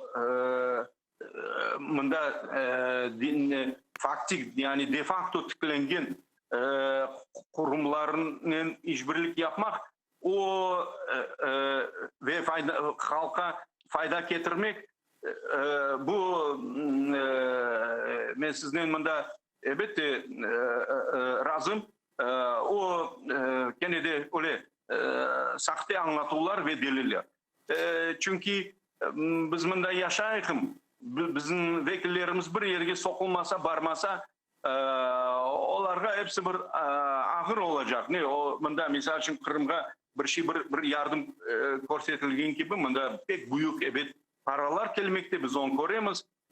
O paralar olmasaydı bunda vaziyet bambaşka olurdu. Ama onlar da işte bunu bilip durup böyle yol tırışalar bundaki insanların işte şu 14 senesi bizim milletten gayrı başkalar gerçekten de doğru seçim yapkanlarına işte işan ama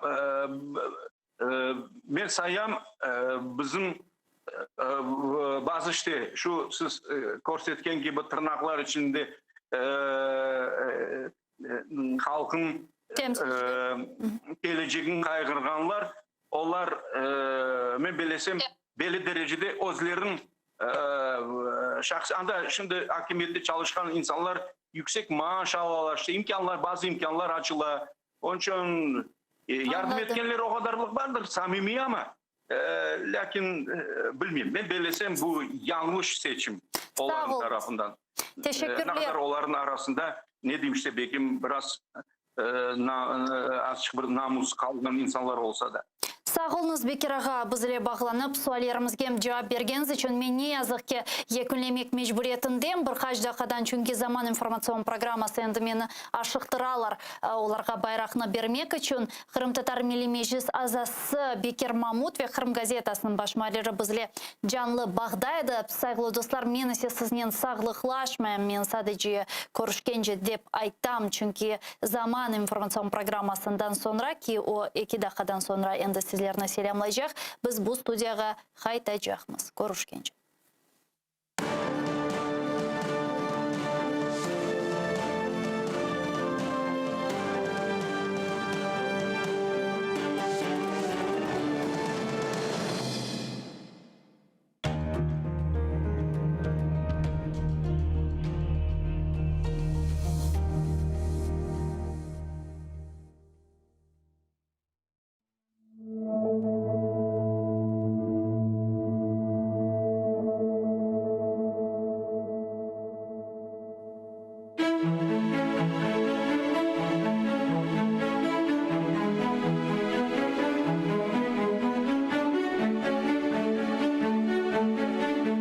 Ади бір чөл чечегini qoqlab baqsan, onda da nazik bir iz duyarsın sen. Diqqatina qarşılık.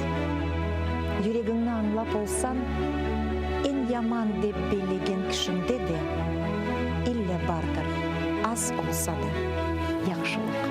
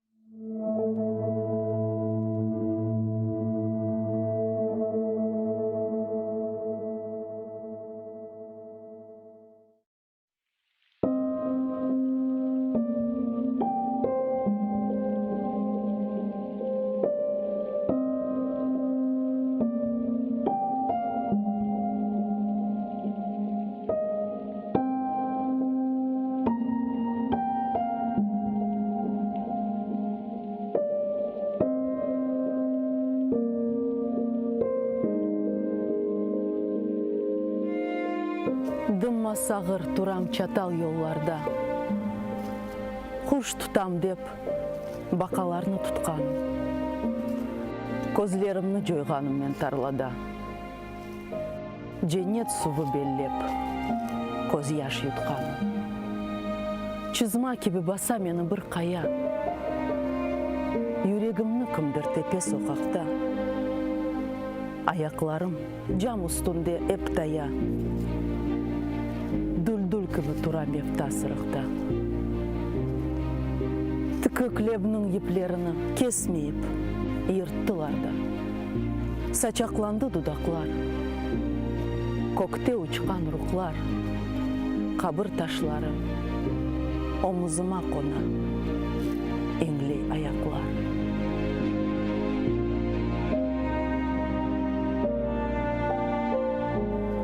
Ерде ятқан юрегімні көтердім. Юрексізге бағышладым үмітні. Тарла алып келді менің көзімні. Көрдім көзі көрген соқыр миллетні. Қабырташтан қопқан парчаны уфатып мен сілдім ертық лебіме. Сырықта кемерді бірден жанланды. Бегерлешті чықмыш ері қалбіме. Айды кеттік деген сеслер чалынды. Эйран олды дымма сағыр құлағым. Атеш яна берсін дүл-дүл ялыны. Эйран олып, оксыз қалма топрағым.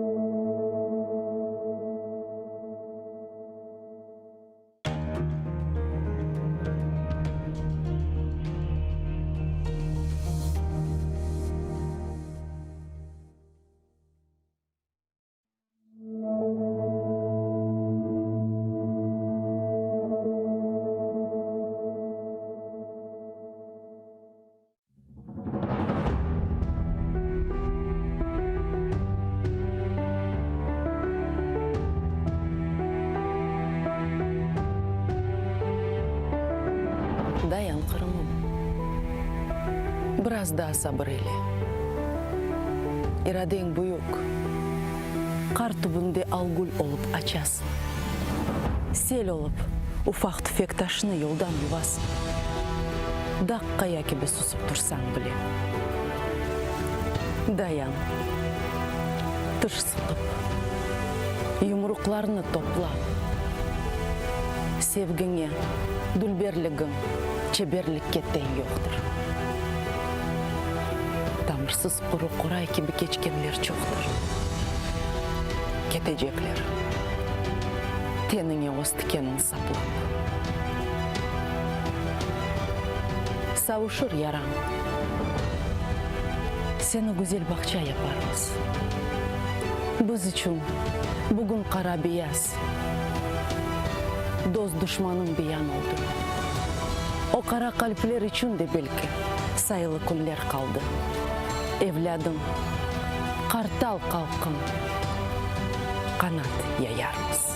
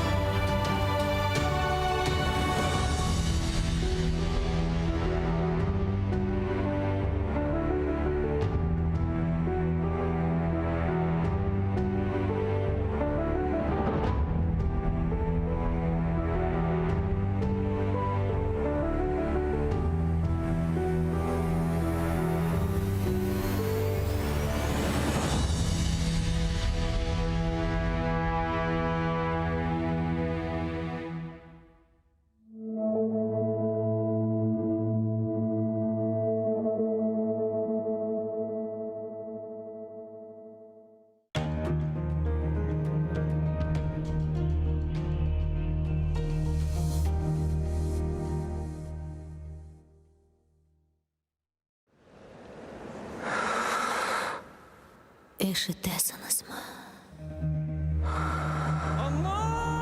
Мен ақта ұмыттыңыз ма?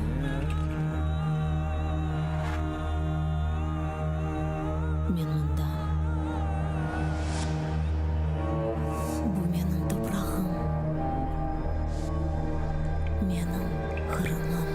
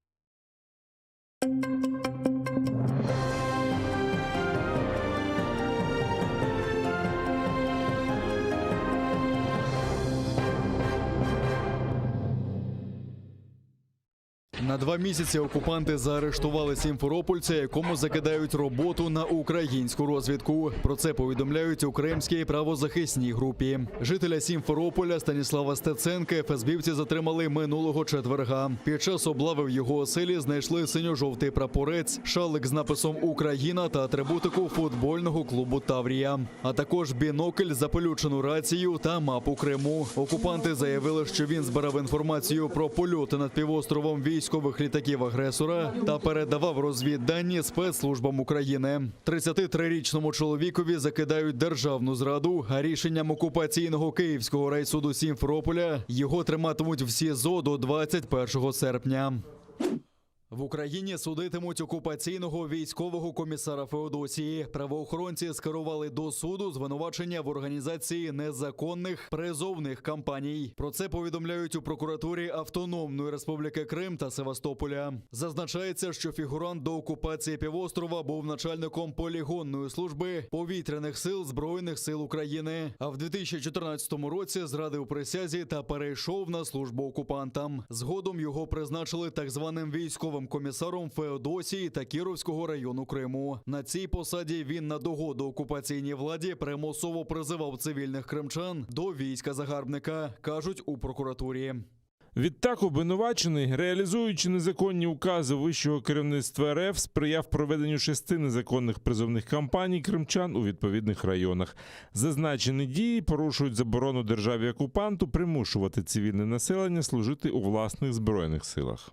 На місці палацу Калгі Султана – каплиця. У Сімферополі на пустці, що на вулиці Воровського, відновилося будівництво. Відео підтвердження зняв та опублікував у соцмережах делегат Курултаю Едем Дудаков. Ще в 2015 році на цьому місці почалося будівництво приватного будинку та каплиці. Після протестів громадськості будівництво призупинили, а в 2017 році під час розкопок було знайдено безліч монет доби Кримського ханства, посуд, керамічні труби та фрагменти фундаменту, які могли належати до середньовічного палацу. Тоді окупаційна влада заявила, якщо підтвердиться, що тут був палац, то відкриють музей. А депутат Держдуми Руслан Бальбек поготів заявив, що місце буде визнано об'єктом всесвітнього спадку і похизувався, що окупанти захищають та бережуть культурну спадщину кримських татар.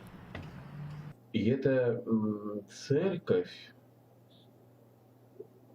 строится, чтобы унизить нас. Это месяц 2014 год. Просто афера заключается в том, что в 2014 году задним числом на эту территорию были выделены участки. Якобы 2013 годом. Вот это было сделано задним числом. Многие знают об этой проблеме в Крыму, когда в начале 2014 года шел дерибан земли по всему Крыму. И очень многие, якобы 2013 годом, получили вот решение на участке в заповедных местах, в том числе и на участке нашего культурного наследия, где раньше размещался Калга-Султан. Калга-Султан в часи Кримського ханства був другою особою після хана. Історики, посилаючись на письмові докази, заявляють, що палац було збудовано наприкінці 15 століття в комплексі з багатьох об'єктів. В 1736 році військо Російської імперії частково зруйнувало палац. Згодом його відремонтували. Втім, в часи першої анексії 1783 року палац зрівняли з землею. У часи Російської імперії на його місці звели броварню, а в останні роки Радянського Союзу зруйнували. До початку 2000-х років історики знали про місце знаходження палацу, але не знали його кордонів. Відродитися, щоб жити на своїй землі. До 30-річчя відродження Курултаю у Верховній Раді України відкрилася фотовиставка, організована Меджлісом. Експозицію із 65 архівних світлин розмістили в одному з холів українського парламенту. Фотографії висвітлюють важливі події в новітній історії кримсько-татарського народу, що відбулися 30 років тому. Відновлення Курултаю після 73-річної вимушеної перерви, а також повернення та облаштування корінного народу на своїй батьківщині. На думку лідера кримсько-татарського народу Мустафи Джемілєва, вчасне обрання демократичних органів допомогло зберегти єдність серед кримських татар. Но все эти годы борьба крымско-татарского народа именно велась с теми органами, которые был избран Курултаем, Меджлисом крымско-татарского народа, под тем флагом, который был утвержден Курултаем, под тем гимном, который был тоже утвержден на этом Курултае. Наши соотечественники оказались в состоянии, как при советской власти, а по некоторым параметрам даже и хуже. Но вот то, что был Курултай, было сильное национальное движение, оно дает возможность крымским татарам более эффективно противодействовать оккупационному режиму. Це огляд новітньої історії не лише кримських татар, а й України, каже голова Меджлісу Рефат Чубаров. Сподівається, що народні депутати, які відвідують виставку, зроблять висновки з помилок минулого. Якщо народні обранці зараз пройдуться цією виставкою, вони побачать, що дуже багато завдань, які стояли перед Україною, перед кримськими татарами ще 30 років тому, вони все ще залишаються актуальними. Ви там побачите фотосвітлини, що вимагаємо відновлення кримсько-татарської автономії. Цього до цього часу немає. Там є вимоги, що фотосвітлини, де вимагається відновлення прав кримсько-татарського народу. В повній мірі ми це ще не відновили і нам ще потрібно приймати закони. Виставка до 30-річчя відродження Курултаю триватиме до 3 липня. Потім її продемонструють і в інших містах України. Близько 12,5 мільярдів рублів. Таких збитків завдали зливи та підтоплення кримським містам з боку окупаційного голови острова Сергія Аксьонова. Він порахував кошти на ремонт дахів, підвалів та інших пошкоджених приміщень, але на відновлення змитих шляхів хоче додаткових грошей. Поки Аксьонов рахує, скільки просити в Москви, жителі Керчі вже 10 днів самотужки розбирають окупаційні військові, які нагнали до міста, буцімто в поміч. Насправді лише розвозили грецію вулицями, границі Керчани. Убирать только сегодня. Пришли солдатики, поубирали, оставили кучи, так и уехали. Приходили все, обещают, не отказывались, обещали, уходили, и все, и с концами. Люди падали. У нас вот с первого этажа люди так вообще... И мало того, что они носили грязь с квартиры и в квартиру. Во дворе грязно, они вот оттуда несут, с улицы наберут и обратно туда несут. Так что ужасно. Как был бардак, так и есть бардак. Заборы поснимали, это самое, сейчас уже стоянка, понимаете? А кто, когда рыли каналы вот эти, вот у нас с той стороны уже 3 или 4 года вот это бардак стоит, и нафиг оно никому не нужно, понимаете? Ну что не убирают, ну речку почистили, ну, а там перед мостом стоит запор. А это что? Вот, посмотрите, вот сюда посмотрите, тут разве можно пройти? Тут же пройти невозможно. Принаймні такі плани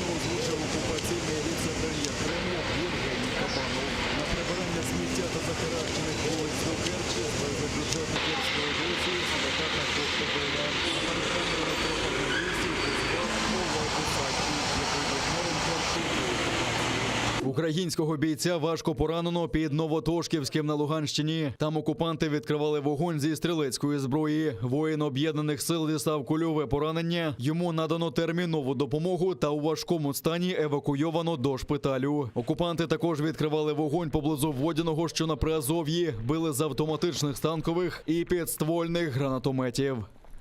Використовуючи координаційний механізм, українська сторона СЦКК оперативно реагувала на порушення через СММ ОБСЄ.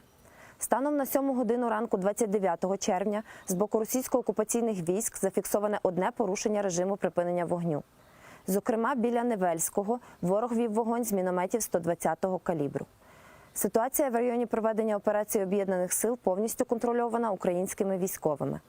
Особливу увагу противником приділено підготовці спеціалістів артилерійських та мінометних підрозділів. До перевірки проведення зборів залучено офіцерів командування Збройних сил Російської Федерації. Водночас відзначається низький рівень прибуття військовозобов'язаних окупантів для участі у попередніх етапах зборів резервістів 17, 19 та 22, 26 червня. У зв'язку з цим російські окупаційні адміністрації ініціювали введення штрафів у розмірі 30 тисяч російських рублів за відсутність у так званому паспорті ДНР штампу про взяття громадянина на військовий облік. А за даними української розвідки, командування російських збройних сил прискорює підготовку військовозобов'язаних запасу. З них планується поповнити окупаційні підрозділи на сході України. Упродовж цього тижня вони проходитимуть спільне злагодження на полігонах окупованих районів Донеччини та Луганщини. В 5 областях України минулої доби не виявили жодного випадку COVID-19. Серед таких Донеччина, Івано-Франківщина, Хмельниччина, Тернопільщина та Закарпаття. А вся вільна частина України в зеленій карантинній зоні. За добу виявлено менше 200 нових пацієнтів, одужали втричі більше. Померли внаслідок хвороби 5 українців. Це найменший показник з квітня минулого року. А в Криму щоденна кількість нових заражень навіть за сумнівними підрахунками окупаційної влади наближається до 400. Ще 9 не змогли подолати хворобу. Окупаційний голова Криму Сергій Аксьонов відкоригував свій указ про так званий режим підвищеної готовності. Попри стрімке поширення хвороби, погодив проведення дитячого футбольного турніру та дозволив відновити роботу цирків та концертних залів. Італія відмовляється від суворої вимоги в будь-яких громадських місцях носити захисні маски. В країні поступово послаблюють карантинні обмеження. Люди тепер можуть ходити без маски на відкритому повітрі. Однак не всі поспішають відмовитися від цього засобу захисту. Думаю, що варто носити маски. У мене таке відчуття. Але ми хоч трохи можемо відчути, що таке нормальне життя. Ми тільки що вийшли з автобуса. У громадському транспорті хотіли бути обережними, а тепер ми вийшли, тому можна зняти маски. Це велике полегшення. Сподіваємося, так і буде тривати. В Італії правило обов'язкового носіння масок діяло близько року. Тепер усі регіони країни стали білими зонами. Маски, як і раніше, обов'язкові в приміщеннях, а також в місцях скупчення людей, де неможливо дотримуватися соціальної дистанції.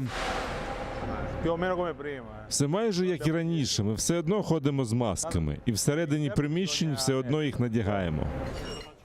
Поки добовий приріст інфікованих в Італії продовжує скорочуватися. Однак фахівці уважно стежать за поширенням нових штамів COVID-19. У цілому в країні виявили більше 4 мільйонів 200 тисяч випадків коронавірусу. Померли більше 127 тисяч людей.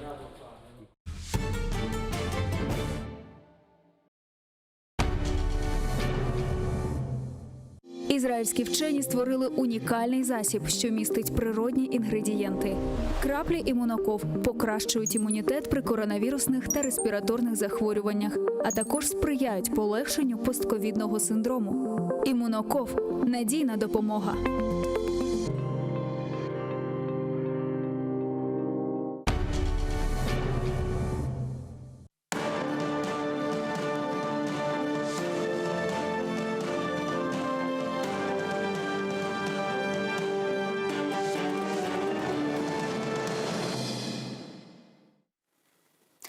Селям алейкум, хайрлах шамлар. Добрый вечер. В эфире телеканала АТР вы смотрите информационно-аналитическую программу «Бугунь». В студии для вас работаю я, Гульсум Халилова. И следующие 40 минут в этой студии с гостем мы обсудим основные новости и события сегодняшнего дня, основные насущные вопросы. И я наш эфир хочу начать с такого информационного сообщения, что самые масштабные за всю историю учения пройдут на суше и на море в южных районах Украины. В Одессе с участием представителей около 30 стран-участников вчера состоялась торжественная церемония открытия украино-американских учений «Сибриз-2021». Министерство обороны Украины сообщило, что темой нынешних многонациональных учений является проведение международной морской операции по безопасности в кризисном регионе в соответствии со стандартами НАТО. В этом году в Сибризе принимают участие представители почти всех континентов мира. Это знак того, что Украину поддерживает весь цивилизованный мир. Учение начинается с 1997 года, имеет мощный месседж поддержания стабильности и мира в нашем регионе. Наша цель – сделать Черное море безопасным для стран всех континентов, заявил командующий военно-морских сил Вооруженных сил Украины контр-адмирал Алексей Нишпапа. Я очень рада представить гостя нашої студії. Ігор Козій, військовий експерт Інституту євроатлантичного співробітництва. Пане Ігорю, вітаю вас. Салям алейкум. Гульсум, салям алейкум. Пане Игорю, ну что, стартовали учения «Сибриз-2021». Для начала, как военный человек, объясните, что это означает для нас, что это означает для нашей страны, и действительно ли в этом году эти учения самые масштабные с 1997-го? Гульсум, ну я вважаю, що ви майже все сказали. Забули тільки, мабуть, два середовища. Це вказати на повітря і на те, що будуть відпрацювати завдання під водою. Тобто суша, море, під водою і, вибачте, в повітрі. Тобто всі середовища природні будуть задіяні. І ясно, що будуть відпрацьовувати майже всі завдання. В більшості з їх 8 буде приблизно різноманітних завдань і різного роду операцій. Щоб ми правильно зрозуміли, це будуть якби морські бої, пов'язаний безпосередньо на морі. Ясно, буде висадка десантна на сушу і відпрацьовування певних завдань. Будуть маневри на суші, це дуже важливий елемент, особливо важливий він з точки зору постановки завдань. Для того, щоб забезпечити цю висадку, будуть бої пов'язані з забезпеченням безпечного повітря, тобто протиповітряний захист. Питання будуть пов'язані, крім іншого, що стосується це рятувальних операцій і пошуку підводних човнів. Це обов'язкові елементи. Що я скажу стосовно того, що ви задали, 97-й рік ми приймали приблизно у себе десь 6 країн. Так. Тобто ви можете порівняти чисельність 32 країни і 6 країн. Є різниця, правда? Конечно. Дуже велика. Конечно. І я вважаю, що у цьому питанні ми повинні в першу чергу звернути увагу на те, що не тільки 6 континентів, але і те, що, вибачте, представлено 17 держав-членів НАТО із 25 морських. Виникає питання, а що ж таке решта держави? Це не члени НАТО. Ми одразу зрозуміємо, що там є і вибачте, Південна Корея, і є Австралія, і є, будемо казати, Бразилія, тобто інші країни є. І на це треба теж звертати увагу, тому що відпрацювання йде безпосередньо в міжнародному середовищі цих військових нюансів, цих військових елементів, які один військовий може пояснити іншому, і мовою перемовин буде ясно так званий стандарт 6001, тобто знання англійської мови. І ми повинні готуватись до цього ретельно, потужно і вміло. Тому що я вважаю, що рано чи пізно Україна стане все-таки державою-членом НАТО, і мовою спілкування з 30 націями буде англійська мова, ну и французская також. Пане Игорю, а как вы считаете, вот с чем связано такое увеличение стран, причастных к учениям Сибриза? Вот это растет доверие к нам, мы приближаемся еще больше к цивилизованному миру, или же есть какие-то другие критерии? Давайте так, я не буду загальнополітичні гасла кидати, от скажу тільки, знаєте, от що цікавить військове середовище саме при відпрацюванні цих завдань. Скажіть мені, будь ласка, як багато держав-членів НАТО опинилися в ситуації, коли їм треба напряму воювати з таким ворогом, яким є Російська Федерація, і фактично розуміючи, що Російська Федерація буде постійно себе прикривати то, що ми називаємо гібридністю, так званою. Тобто це нові питання, нові виклики. І нові виклики не тільки для України, це нові виклики фактично до всього середовища. Ми бачимо різні ситуації, до яких врешті-решт багато країн зрозуміло, що якщо це кібератаки здійснюються під час голосування, то це кібератаки, які здійснюють з російського боку і пробують втрутитись в голосування. Ми бачили, як знешкоджили хімічну зброю Скрипалів в Британії. Ми бачили ті процеси, які відбуваються іноді на території Іспанії з підтримкою певних сепаратистських рухів.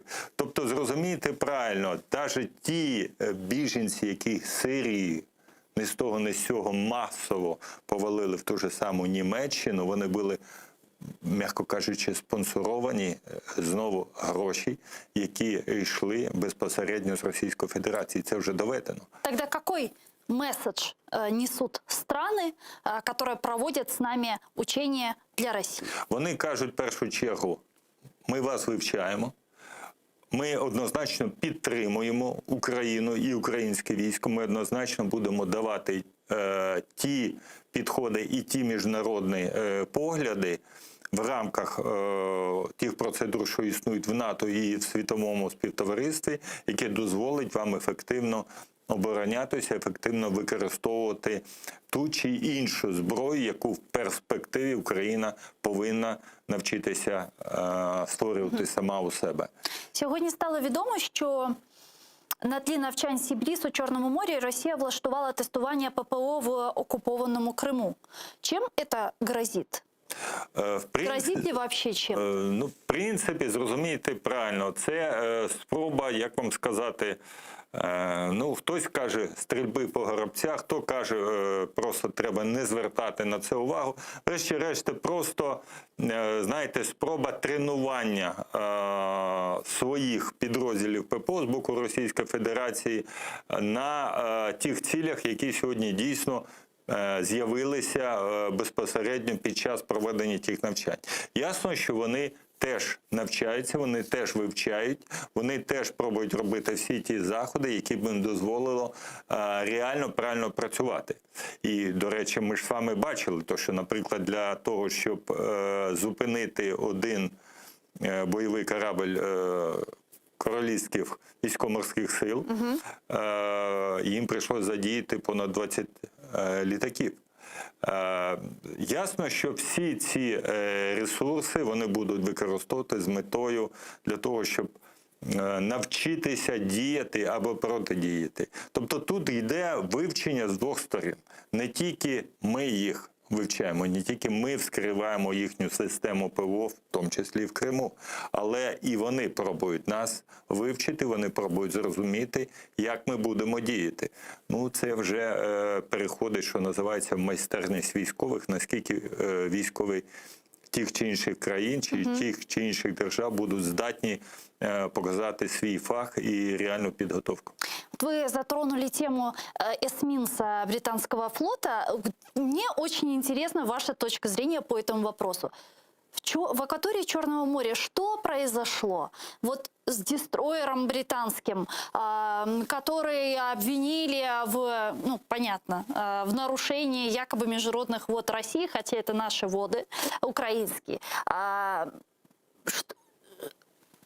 Открыли предупредительный огонь. Что вообще произошло? Была ли это провокация? Если да, то с чьей стороны? Ну, ви знаєте, я завжди підтримував ту ідею, що британське суспільство має дуже непогане почуття гумору.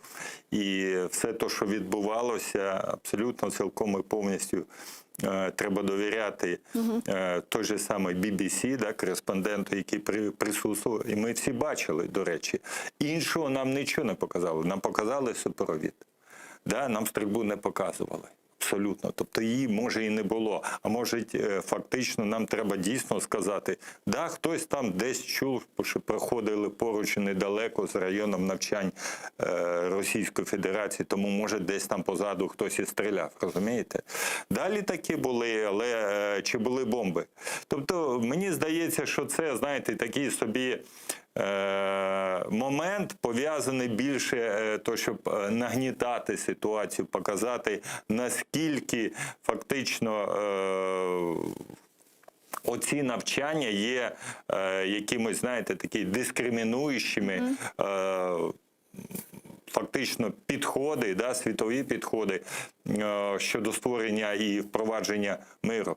Я хотів би нагадати, що не треба забувати, що Російська Федерація приймала в цих навчаннях неодноразово участь. Тобто, якщо вона приймала, якщо вона за це сама себе критикує, ну добре, це їхні підходи. А що стосується нас, це в першу чергу вишкіл. У нас не так багато військово-морських кораблів, у нас не так багато, будемо казати, речей, які б дозволили нашим морякам фактично ставати бойовими офіцерами. Ми повинні використовувати любу нагоду, яка у нас є. То есть вы все-таки думаете, что это был некий британский такой троллинг? Потому что они же, помните, сначала опровергли на своей странице Twitter Министерства обороны Британии о том, что был предупредительный огонь. Потом на следующий день появился репортаж BBC, где, собственно, мы четко слышали, что русские там по рации передавали, если вы там не измените курс и так далее, мы будем стрелять. Ну, знаєте, заяви по рації – це одне, а стрільба і бомби – це трошки інше. Тролінг був. Тільки от фактично, ще раз кажу, що у британців є почуття гумору, і в цьому питанні з ними дуже приємно працювати. Если отойти от шуток, сегодня мы видим, как Россия проводит свои учения в акватории Черного моря. Мы видим фактическую милитаризацию акватории Азовского моря. Мы видим мощнейшую милитаризацию оккупированного полуострова. Некоторое время назад мы все активно обсуждали стягивание российских войск к границам Украины. Вот что это было и сохраняется ли по сегодняшний день вот эта угроза, о которой мы говорили несколько месяцев назад, о полномасштабном вторжении России? Знаєте, загроза, вона існує. І ще раз вам кажу, що треба звертати увагу на навчання «Захід-2021», які відбудеться у вересні поточного року, всередині вересня поточного року. Однозначно, цей виклик є. Ми не знаємо, як себе Російська Федерація поведе в цьому випадку. Довіряти в жодному випадку не можна. І фактично ми сьогодні, незважаючи на ті перемовини, які відбулися між американською і російською стороною, ми бачимо, що ситуація та не стабілізується. Ясно, що там дано 6 місяців, але ці 6 місяців можна використати як вибачте, підготовку для проведення певним чином операцій, які направлені на руйнування суверенітету України в першу чергу, так і піти дійсно на прагматичний підхід, пов'язаний, будемо казати, на дійсно спробу знайти точок дотику. Ну, мені здається, що оці, знаєте, миротворчі гасла, які зараз пробують довести, сьогодні Російська Федерація і не прагне цього робити. Вона не хоче цього, тому що вона чітко розуміє, що основна проблема тоді виникне всередині Росії. Хабаровськ, вибачте, інші міста, де, в принципі, оце ростуть внутрішня напруга, де, в принципі, народ бачить, що ця влада веде абсолютно не туди. Навіть в той же самій Москві ми бачимо. Тому тут, скоріш за все, знаєте, будуть довгі роздуми з боку Російської Федерації, які буде остаточне рішення, тут важко сказати. Але готуватися завжди треба і потрібно. І мені здається, в цьому питанні Рада національної безпеки і оборони робить дуже багато. Ми бачимо прийняття абсолютно новітніх законодавчих актів, які не існували взагалі в Україні як певним чином, знаєте, інститут, я маю на увазі такі питання, як територіальної оборони чи національний спротив. Всі ці речі, вони мають свою певну необхідність. Ясно, що тут дуже багато різних коментарів з цього приводу, чи потрібно, чи не потрібно. Я б хотів би, знаєте, цим експертам порадити і сказати, ви почитайте, подивитися історію України, чи було у нас взагалі такий підхід інституційний, як створення територіальної оборони. Ми вчимося. І нам треба цього не боятися. На помилках треба вчитися також. Ясно, що це не найкращі підходи. Але ми повинні діяти серйозно, потужно, так, щоб у Російській Федерації не було навіть думок про те, що вони дуже легко війдуть в Україну.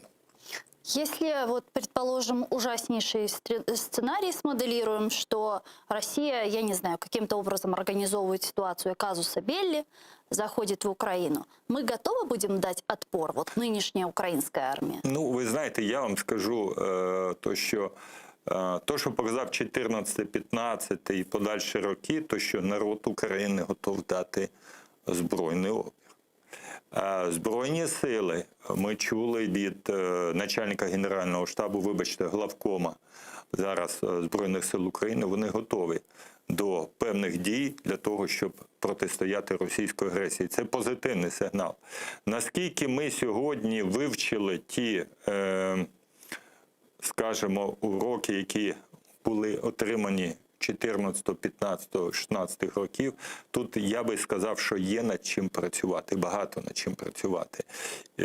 Питання, наприклад, знаєте, саме елементарні, то що забезпечення закритості систем зв'язку комп'ютерних мереж, то що ми почули, що наші комп'ютерні мережі, передача таємних інформацій даних, то що полягається повністю на такі служби, як ДСТЗІ, це державна установа, яка займається спеціально закриттям каналів зв'язку і забезпеченням фактично певну інформацію, проходу цієї інформації, закритої інформації. Тут є проблема.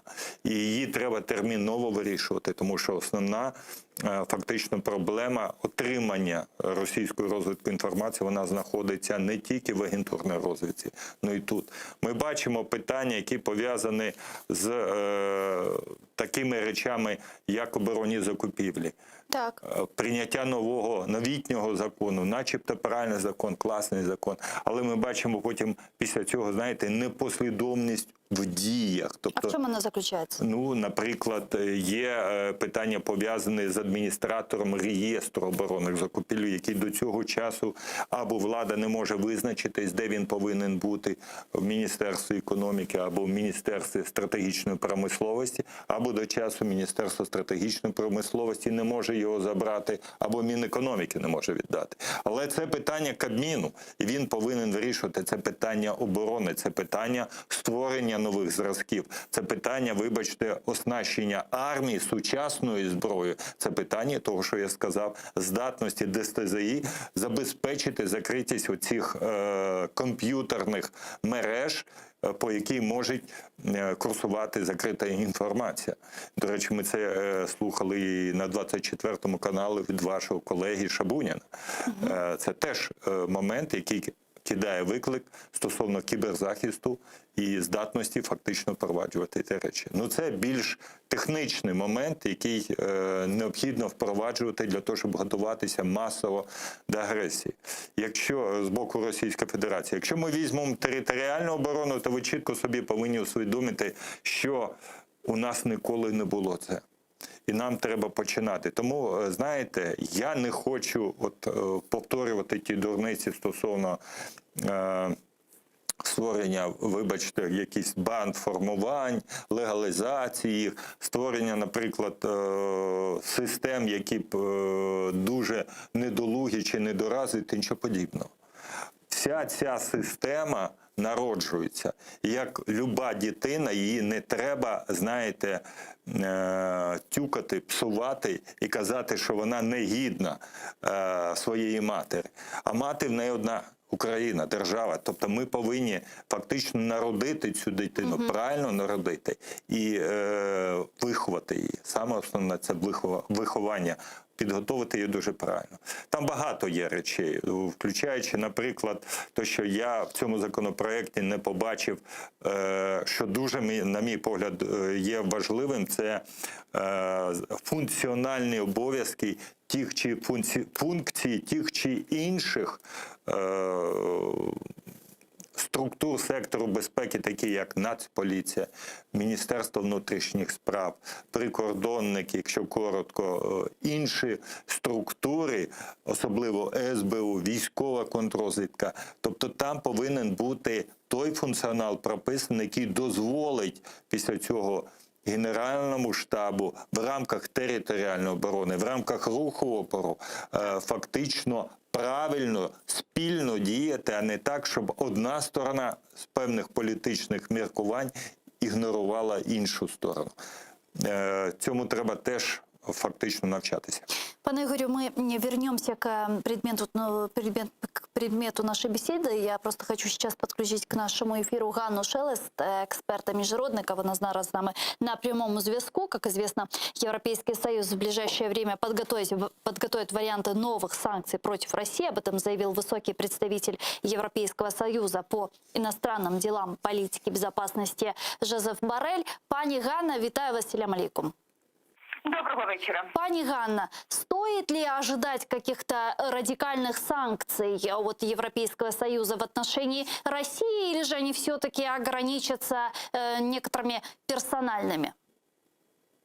Ну, в даному випадку, як ми можемо щонайменш переконатися з заяви пана Бореля, що це не, скажімо так, не поодинокі санкції, це скоріше розробка додаткових санкцій, щоб бути готовими у разі, якщо Російська Федерація загострить ситуацію.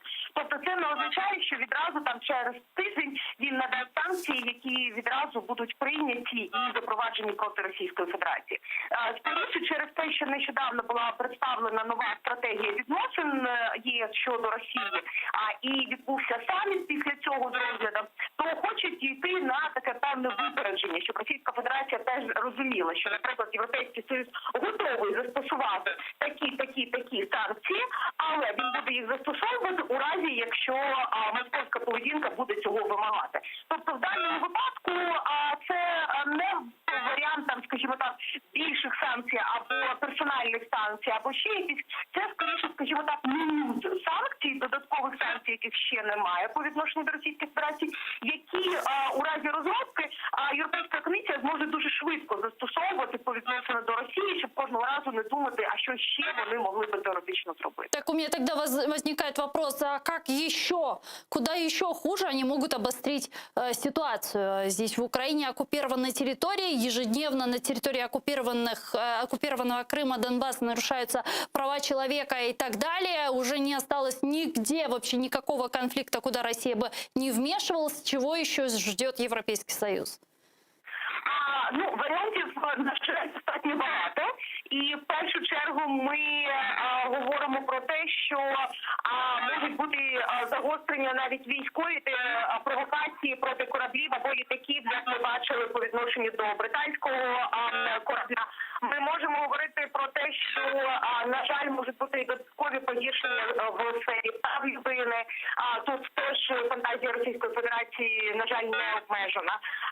Ми можемо говорити про певні, скажімо так, порушення економічної або банківської фінансової діяльності з боку Російської Федерації. Тобто, що можливостей ще багато. Проведення чергових виборів. Давайте не забувати, що Російська Федерація готується до виборів в жовтні в себе.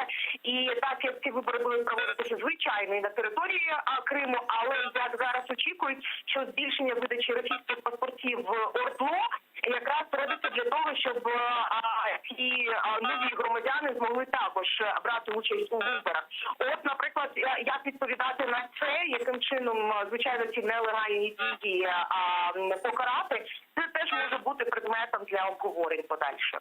Дякую вам дуже, пані Ганна. Ганна Шелест, експерт-міжнародник, була з нами на прямому зв'язку. Пане Ігорю, Украина придерживается политико-дипломатического пути возвращения своих территорий. У нас есть различные площадки, нормандский формат, Минские соглашения. По Крыму сейчас организовывается Крымская платформа. Инаугурационный саммит должен состояться 23 августа. Вот как военный человек, скажите, стоит ли И нужно ли Украине рассматривать военный вариант возвращения своих территорий, если мы говорим про Крым и про Донбасс? Это реально?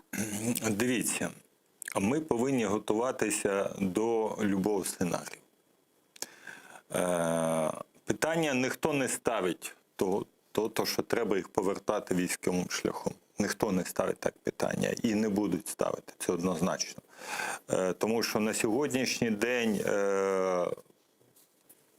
пробувати таким чином повертати свої території, мені, на мій погляд, здається, на початку треба підготуватися до цього. Да? Як Азербайджан майже готувався, вибачте, 10 років до цього. Да, я, кстати, про это и хотела спросить, насколько вообще можно азербайджанские сценарии, карабахские, экстраполировать на Донбасс и Крым? Я Насколько думаю, это корректно? тут абсолютно у нас з вами різні, абсолютно різні, будемо казати,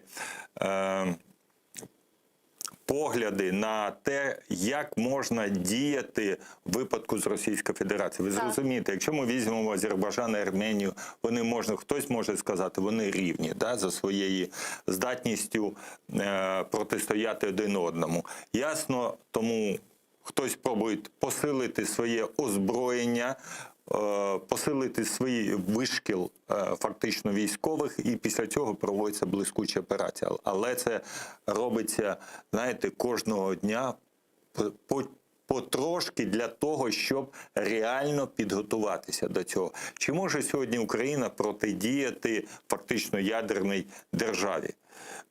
Ви знаєте, тут треба шукати підходи. Треба бути дуже талановитою, військово талановитою людиною для того, щоб зуміти знайти ту саму річ, яка б дозволила розіграти, принаймні гіпотетично, такий сценарій. Але військовим, ще раз кажу, є над чим працювати. Їм треба змінювати озброєння на сучасне озброєння. То, що сьогодні у нас є, воно, вибачте, по сьогоднішнім канонам, скажімо, далеко застаріло. І нам треба оновлювати це озброєння. Ясно, що нам треба знаходити абсолютно нові шляхи відношення до ключового елементу Збройних сил, до людини в погонах. І тут я знову кажу, а де у нас, ви побачили, військового омбудсмена, який є майже у всіх країнах, державах-членах НАТО, Європейського Союзу. Тобто ми в першу чергу повинні захистити права і свободи людини в погонах. Зробити, знаєте, престиж військової професії настільки високим, щоб людина, потрапив в ці ряди, себе відчувала певного роду, знаєте, як підвищеною людиною, якою держава опікується, якій допомагає держава. А не так, щоб у нас виникали ситуації на кшталт, вибачте, генерала Назарова чи рядового Косогова. Тобто тут багато можна прикладів привести з того, наскільки держава не зовсім правильно підходить, на мій погляд, що стосується прав і свобод громадян в погонах. Тут треба дійсно працювати. Військова техніка однозначно буде і те, і інше. Повірте мені, третій основний компонент – це вишкіл військ і вишкіл фактично тренування штабів. Ми з вами побачимо дуже блискучим виді. Тому що люди в погонах, вони, знаєте, є захисниками, вони є дуже сильно вмотивовані з точки зору захисту суверенітету і національної цілісності держави. Мы сегодня с вами затрагивали тему Североатлантического альянса, и я бы хотела, вот еще буквально у нас 5-7 минут до завершения нашего эфира, обсудить перспективы вступления Украины в НАТО или хотя бы предоставления нам ПДЧ в обозримом будущем. Вы помните, недавно состоялся саммит НАТО, по итогам которого приняли коммюнике, где страны-члены Североатлантического альянса выразили свою поддержку предоставления нам ПДЧ. Вот как вы думаете, в какой перспективе мы хотя бы сможем получить ПДЧ и что для этого нам нужно сделать? Ви знаєте, є різні оціночні судження з цього приводу, включаючи голову Верховної Ради, який заявив про, якщо я не помиляюсь, про термін 10 років. Але ще раз я кажу, ми почали серйозно цим процесом займатися, якщо я не помиляюсь, у 2009 році. І було підготовлено серйозно, потужно за допомогою, в тому числі і НАТО, і представників Сполучених Штатів Америки, і представників Естонії, дуже серйозний, потужний документ, який називався «Річна національна програма». Цей документ, на жаль, влада України протягом цього періоду нівелювала від документу інтеграції в документ співробітництва. А це різні речі, абсолютно різні речі. І якщо ми з вами з 2009 року до 2021 року не дійшли до того, щоб усунути те, що нам кожного року кажуть: борітесь з корупцією, перебудуйте судову систему. Більше того, у нас, врешті-решт, вже іноземці зрозуміли, що треба міняти систему політичну на інклюзивну з екстративної. Боюсь, що оці два слова «інклюзивна» і «екстративна» ще до кінця не зрозуміло не тільки для політиків, але й до перших особ держави. І це теж серйозна проблема. Тому, на мій погляд, є над чим працювати. Не треба Захід звинувачувати в тому, що ми не виконуємо, вибачте, домашнє завдання. Його треба виконати, а потім вже виставляти претензії. Чи є у нас сьогодні долуга судова система? Ясно, що він любий на вулиці відповість ні.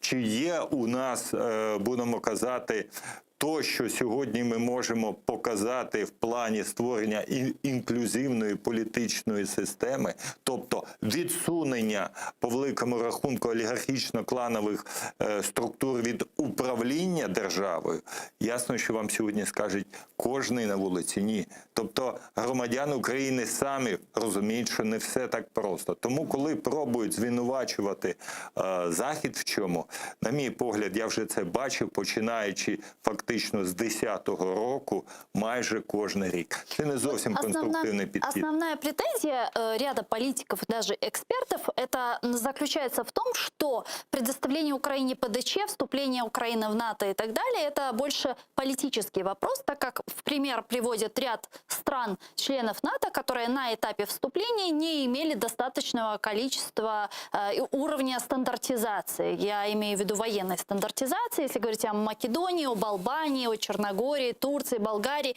и так далее. Вам не кажется, что вопрос вступления Украины в НАТО – это не только вопрос реформ, коррупция, олигархов и так далі? Ні, не кажеться. Більше того, я вам скажу, що питання стандартизації, тобто коли їх пробують висунути на передній план, чи не що інше, як маніпуляція. Чому? Тому що Угорщина, вибачте, з радянським озброєнням дуже класно працює в НАТО, тому що Польща з радянським озброєнням дуже класно працює в НАТО, тому що інші країни Варшавського договору працюють за цими. Але що є суттєво і що необхідно робити, і що знову влада України не робить, у нас не змінюється, потужно не змінюється стратегічно, оперативно-стратегічний рівень, оперативний рівень саме для адміністративних стандартів. Адміністративні стандарти, вони відрізняються від матеріально-технічних стандартів. Ми пробуємо матеріально-технічними стандартами підмінити фактично те, що називається адміністративний стандарт. Тобто реально, хто наш ворог, як ми повинні діяти, які процеси. Але все це базується в самому, вибачте, все це знаходиться в самому низу, тому що на самому верху є принципи, які прописані в преамбулі цього договору. Це ті принципи, за якими Радянський Союз не взяли в НАТО. Це демократія, це верховенство права, це захист прав і свобод людини. І тільки в 3 статті цього договору прописано, що держава повинна вміти самостійно своїми власними збройними силами захищатися і вміти те ж саме робити у складі коаліції. Тобто ці фундаментальні 4 принципи, особливо ці 3, які що знаходяться в держава ігнорує, пробують підмінити їх, на жаль, стандартами, причому не тими стандартами, що потрібно, а стандартами матеріально-технічного рівня. Це не зовсім конструктивний підхід і не зовсім правильний підхід. А фактор війни в нашій країні і окупації територій? було чітко фраза Да, что это сказана. не является препятствием. Абсолютно, так воно так і є. Так а формально? І формально так воно немає. Якщо ми візьмемо договір, прочитаємо, ви десь бачили, там є заборона до країни, яка фактично вступає. Ні, це було придумано в ПДЧ і теж не в тому ракурсі. Якщо ви, як Україна, маєте певні територіальні там претензії до когось, ми не маємо територіальні претензії до когось. Ми повертаємо свою територію. Це трошки різні речі з точки зору і міжнародного права. Тому що всі дії України виправдані Організацією Об'єднаних Націй. І ми підпадаємо, виконуємо всі фактично ті принципи, які закладені в Організації Об'єднаних Націй саме з метою захисту власних територій. Розумієте? Тому тут я не бачу абсолютно жодних протиріч. На жаль, я можу сказати, військові багато в чому виконали свої зобов'язання. Тепер справа за політиками, які відстали. З 9-го року, давайте порахуємо, на 12 майже років. Тому у нас і є ці проблеми. Дякую вам дуже, пане Ігорю. Чохсагол у нас. Ігор Козій був гостем нашої студії, військовий експерт Інституту Євроатлантичного співробітництва. Я с вами не прощаюсь. Я говорю вам Коруш Кенджи. Мы вернемся в эту студию после информационной программы «Заман», которая продолжает сейчас наш эфир. Не переключайтесь. Коруш Кенджи.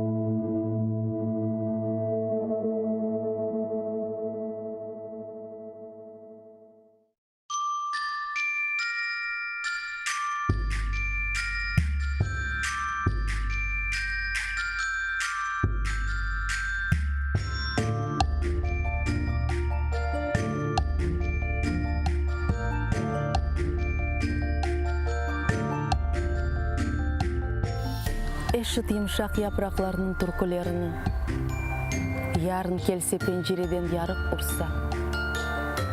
Эшит қырымымның дүлберлігіні, құшлар ерлап азбарыңдан ұчса. Эшит, бұ қырларым көктен yüksek, құры өзенімнің қоқыларыны, гүллер ача, піші тазе отмек, туз қоқысы, deniz dalgaları. Eşit, nasıl yüzüm sıcak yerden ose. Ozen suvu aka, güneş oynay. Kırım, hep yerlerden bana güzel. Bu sevgiden güçlü, sevgi olmay.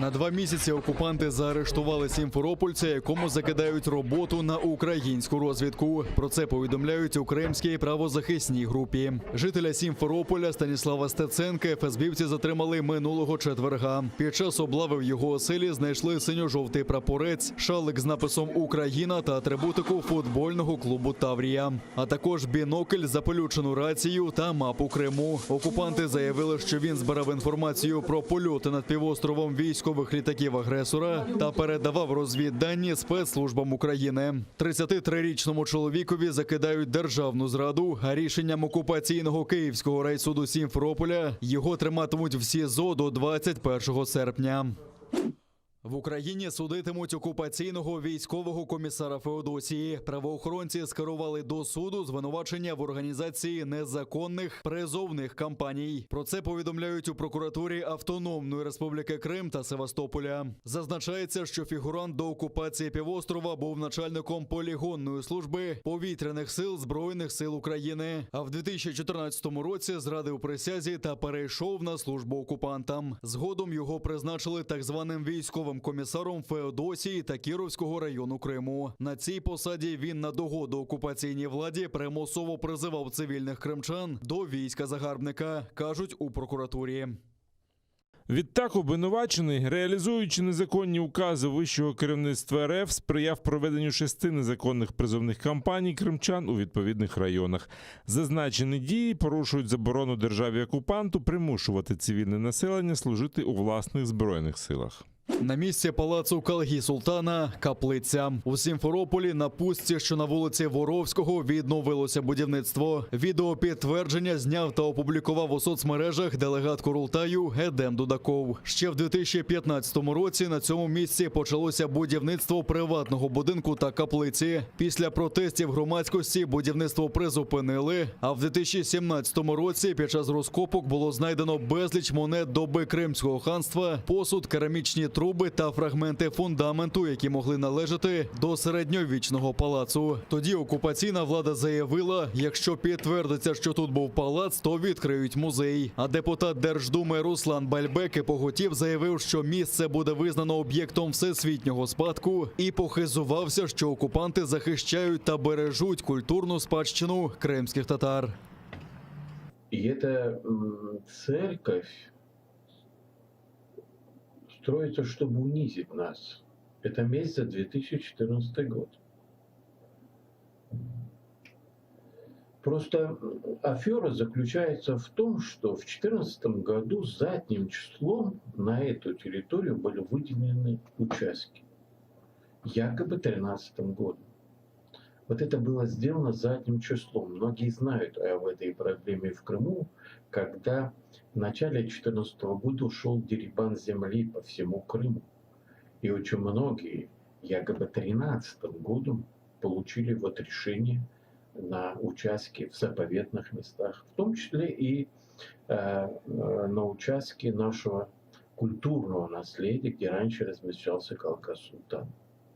Калга Султан в часи Кримського ханства був другою особою після хана. Історики, посилаючись на письмові докази, заявляють, що палац було збудовано наприкінці 15 століття в комплексі з багатьох об'єктів. В 1736 році військо Російської імперії частково зруйнувало палац. Згодом його відремонтували. Втім, в часи першої анексії 1783 року палац зрівняли з землею. В часи Російської імперії на його місці звели броварню, а в останні роки Радянського Союзу зруйнували. До початку 2000-х років історики знали про місце знаходження палацу, але не знали його кордонів.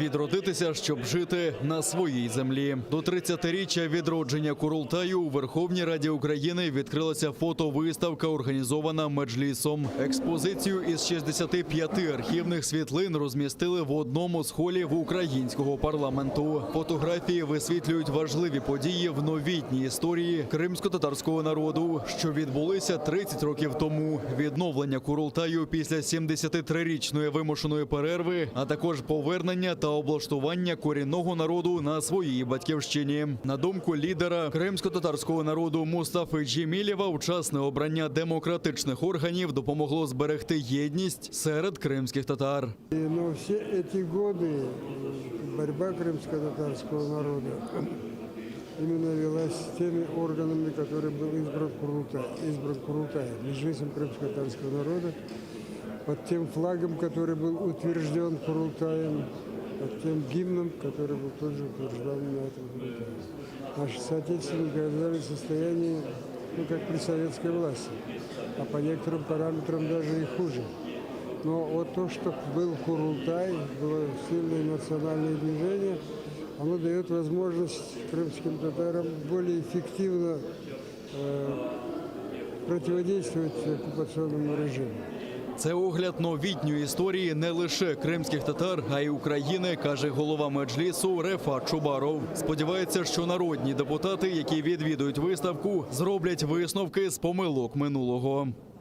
Якщо народні обранці зараз пройдуться цією виставкою, вони побачать, що дуже багато завдань, які стояли перед Україною, перед кримськими татарами ще 30 років тому, вони все ще залишаються актуальними. Ви там побачите фотосвітлини, що вимагаємо відновлення кримсько-татарської автономії. Цього до цього часу немає.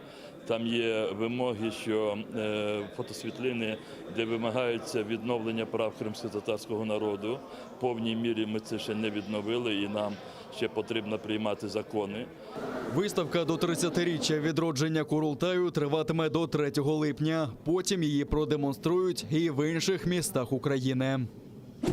Близько 12,5 мільярдів рублів. Таких збитків завдали зливи та підтоплення кримським містам з боку окупаційного голови півострова Сергія Аксьонова.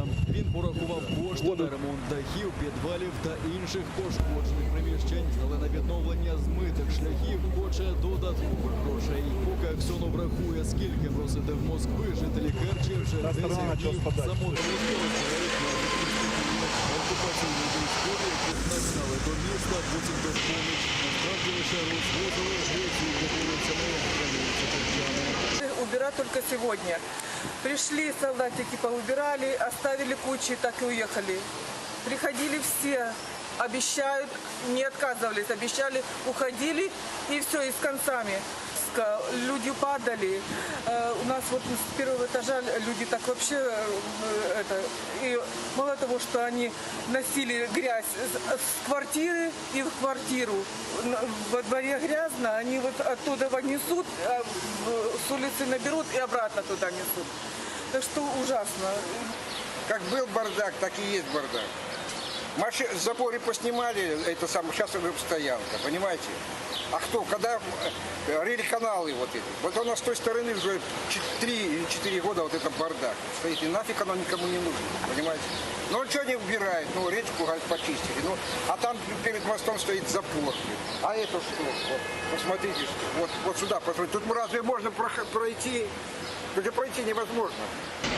Наслідки повені в Керчі хочуть 30 червня. Принаймні такі плани озвучив окупаційний віце-прем'єр Криму Євгеній Кабанов. На прибирання сміття та захаращених вулиць до Керчі з бюджету Керчської області судакатна кошти БН. А перед камерами пропагандистів працював мова окупації, який був мером Керчі до окупації.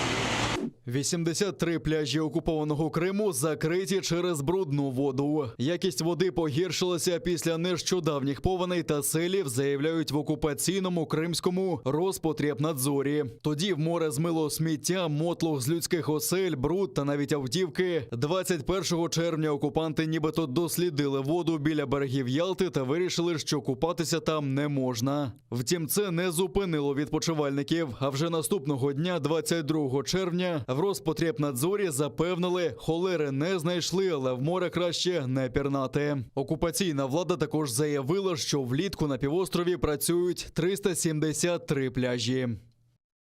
Українського бійця важко поранено під Новотошківським на Луганщині. Там окупанти відкривали вогонь зі стрілецької зброї. Воїн об'єднаних сил дістав кульове поранення. Йому надано термінову допомогу та у важкому стані евакуйовано до шпиталю. Окупанти також відкривали вогонь поблизу Водяного, що на Приазов'ї, били з автоматичних станкових і підствольних гранатометів.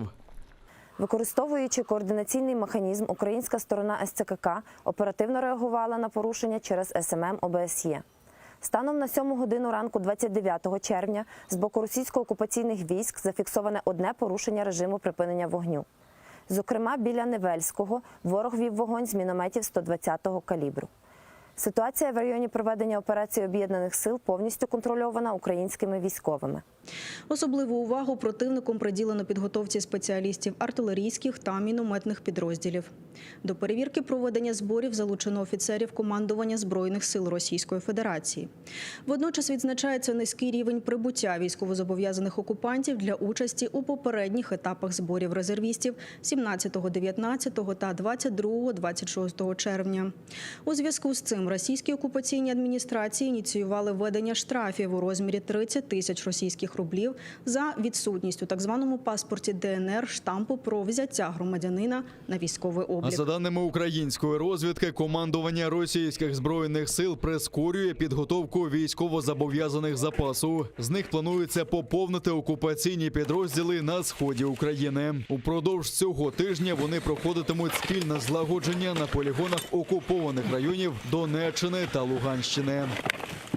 В 5 областях України минулої доби не виявили жодного випадку COVID-19. Серед таких Донеччина, Івано-Франківщина, Хмельниччина, Тернопільщина та Закарпаття. А уся вільна частина України в зеленій карантинній зоні. За добу виявлено менше 200 нових пацієнтів, одужали втричі більше. Померли внаслідок хвороби 5 українців. Це найменший показник з квітня минулого року.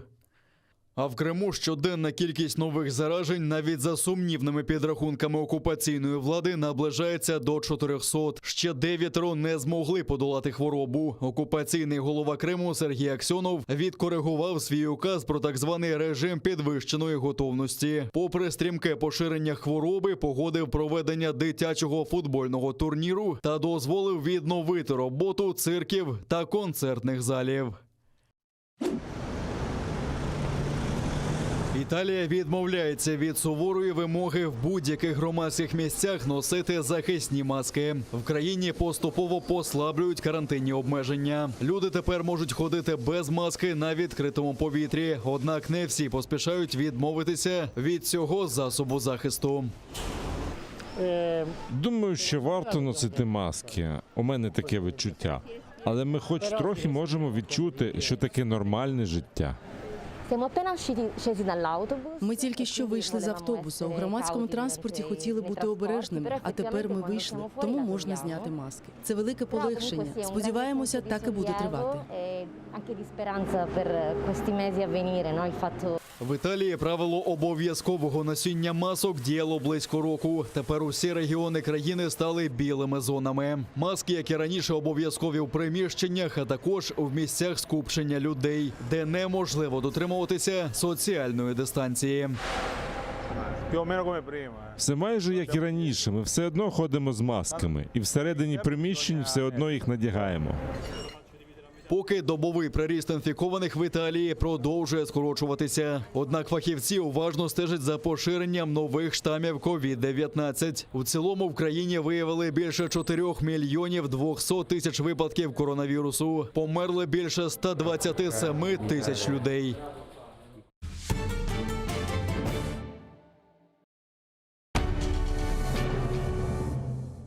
Ізраїльські вчені створили унікальний засіб, що містить природні інгредієнти. Краплі імуноков покращують імунітет при коронавірусних та респіраторних захворюваннях, а також сприяють полегшенню постковідного синдрому. Імуноков – надійна допомога.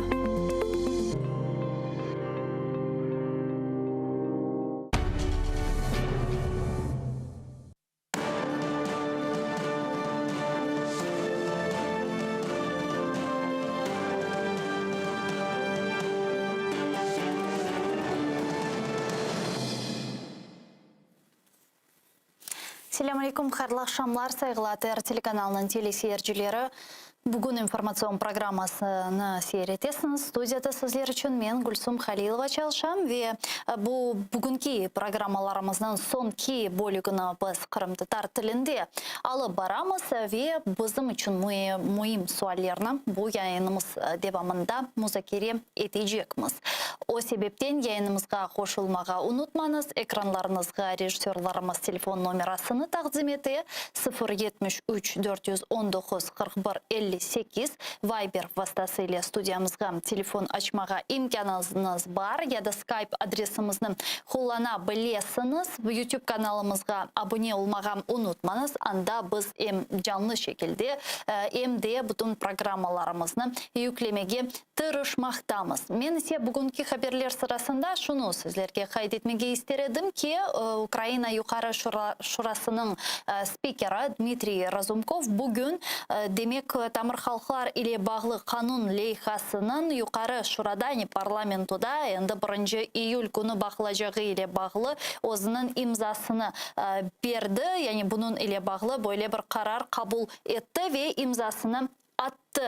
Cuma akşamı günü endi Ukrayna Yukarı Şurası Tamir Halklar ile bağlı kanun leyhamızını bakacaktır. Saygılı dostlar, malum olğanı gibi biz bu günleri Ukrayna'nın demek anayasası gününü Tunev'in kaydetken ettik. Bundan evvel ise Kırım Tatar Kurultayının 2. kurultayının tıklengenden 30 yılını kaydetirdik. Ve böyle bir temsali günlerde bu gibi umut etemiz ki kararının alınması çok böyle timsalını verecektir bizlerge. Şimdi men bu meseleler etrafında Kırım Tatar halkımızın lideri Mustafa Gacimilev'den laf etmege isteyim. O bizlere Skype vasıtasıyla bağlandı ve bizni eşitti. Mustafa Ağa, selamun aleyküm. Merhabalar. Hayırlı akşamlar, sağ olun yayınımızga bağlanğanız için. Mustafa Ağa, bugün alınған haberlerge göre Dmitriy Razumkov demek bizim Tamir Halklar ile bağlı kanun leyhamızın parlamentoga 1 iyul günü çıkaracağı ile bağlı böyle kararını imzalagan. Siz milletvekillerinin laf edersiniz. Yani 226 reis sizin fikrinizce yetişecek mi? Söylediklerine göre çok fraksiyalar destekleyecekler. Bir fraksiya yok biz desteklemeyeceğimiz diyen olmadı. Yalnız biz o Rus taraftarı olan bir fraksiya var, OPZJ degen, onlardan laf etmedik bile. Onlar bilesiniz, yalnız Putin onlara telefon açsa o zaman o gelecekler ama Putin açmayacak tabii. Onun için ama bu Sluga, bizim bu Европейская Solidarność, Голос, da Майбутнее, onlar hepsi destekleyecekler. Onun için benim fikrimce eğer de bir komanda gelmesi administrasyondan durdurunuz diye o zaman 222'den çok 226'dan daha çok ses toplayabiliriz. Öyle bir komanda gelmesi ihtimali aslında var mı? Yani gözleysiniz mi bunu? Teoretik olarak her şey olabilir ama bu aslında bu projeyi Cumhurbaşkanı özü sundu diye Verkhovna Rada'ya. Onun için o şeyi de beklemiyoruz ama çeşitli şey. Çünkü beklemediğimiz şeyler çok oldu yakın zamanlarda. Onun için kim bilir. Neyse. Ne gibi beklemediğimiz şeyler? Siyasette burada çok hoşumuza gitmeyen şeyler olduğu için.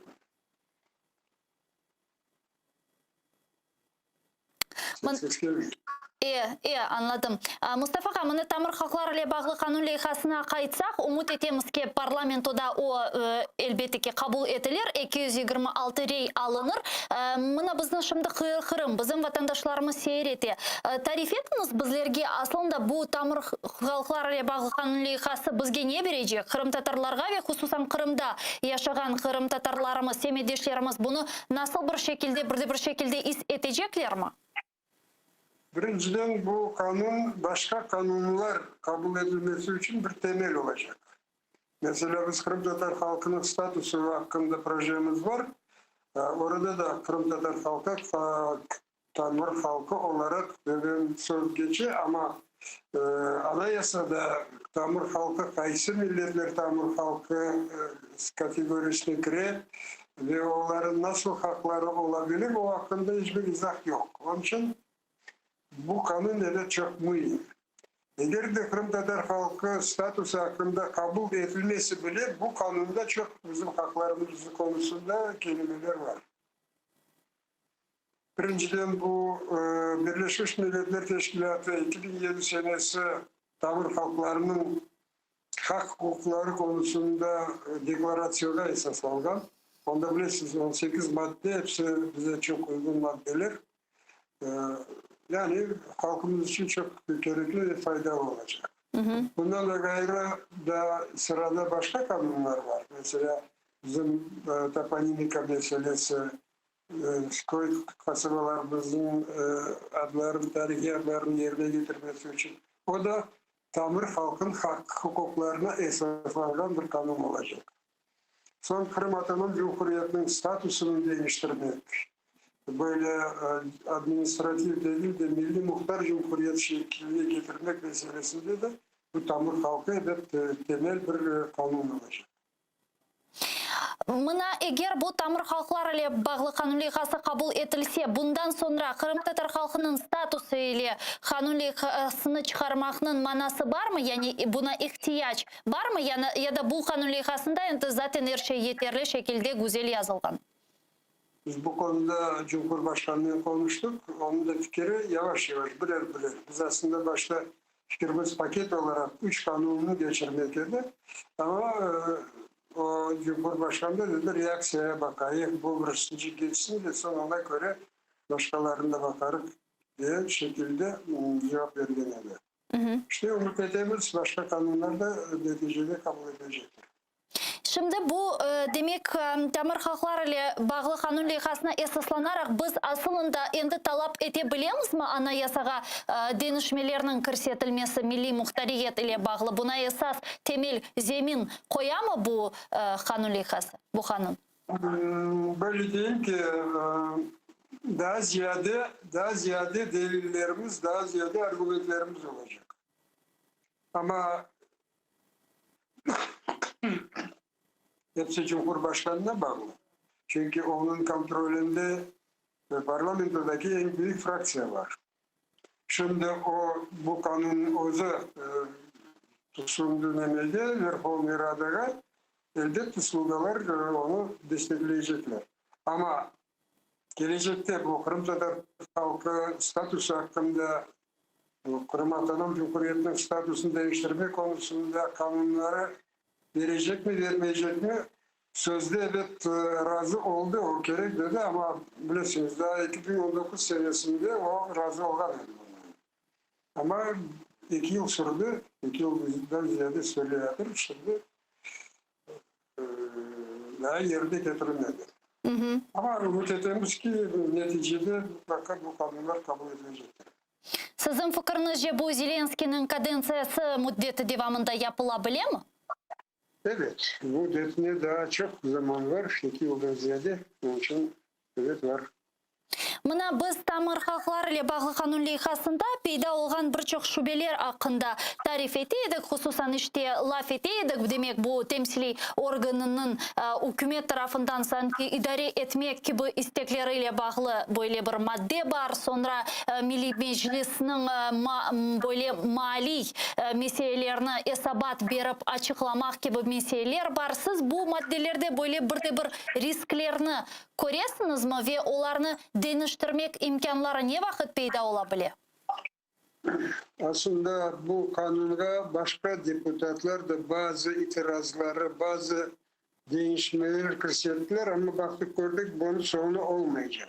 Onun için biz dedik ki bu şekilde kabul edilsin de ondan sonra kabul edildikten sonra yeni bir popravkalar gibi onu kabul etmeye kolayca olur.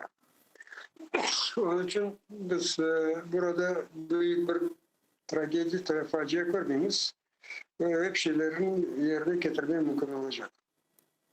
Umut etemiz ki demek bu kanunliğası kabul etilir ve endi bizim de böyle bir umutlarımız ve Kırım'da böyle bir ruh koterilir. Mustafa Gada bugün Ukrayna Yukarı Şurası'nda böyle kurultayının 30 yıllığı ile bağlı sergi açıldı. Siz de bu sergide iştirak ettiniz. Gördük Milli Meclis reisimiz ve Milli Meclis azalarımız ile beraberlikte. Buna 30 yıllık hadiselerini hatırlayacak olsak, o vakit Kırım Tatarlarının ikinci kurultayını teşkil etken ediniz. Nasıl duygular istersiniz şimdi Sarıpala? Herhalde Kırım Tatar Milli Kurultayı'nın bizim milli hareketimizde, milletimizin hayatında rolü büyük oldu. Ben hatırlayayım 96. yıllarında ben Amerika'da olduğum zaman George Washington Üniversitesi'nde bir leksiyon var idi insan hakları konusunda.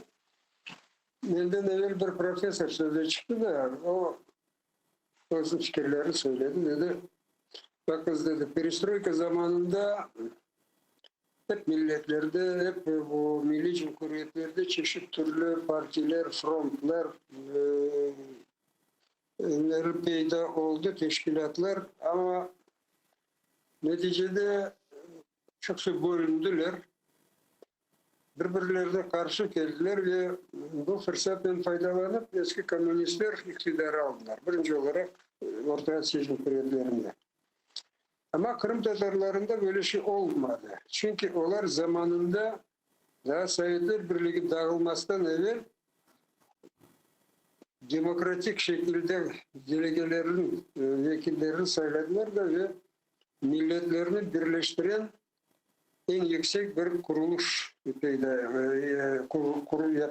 yarattılar. Bu da Kırım Tatar Milli Kurultayı. Neticede onlar bölünmediler, daha ziyade kuvvetlendirdiler.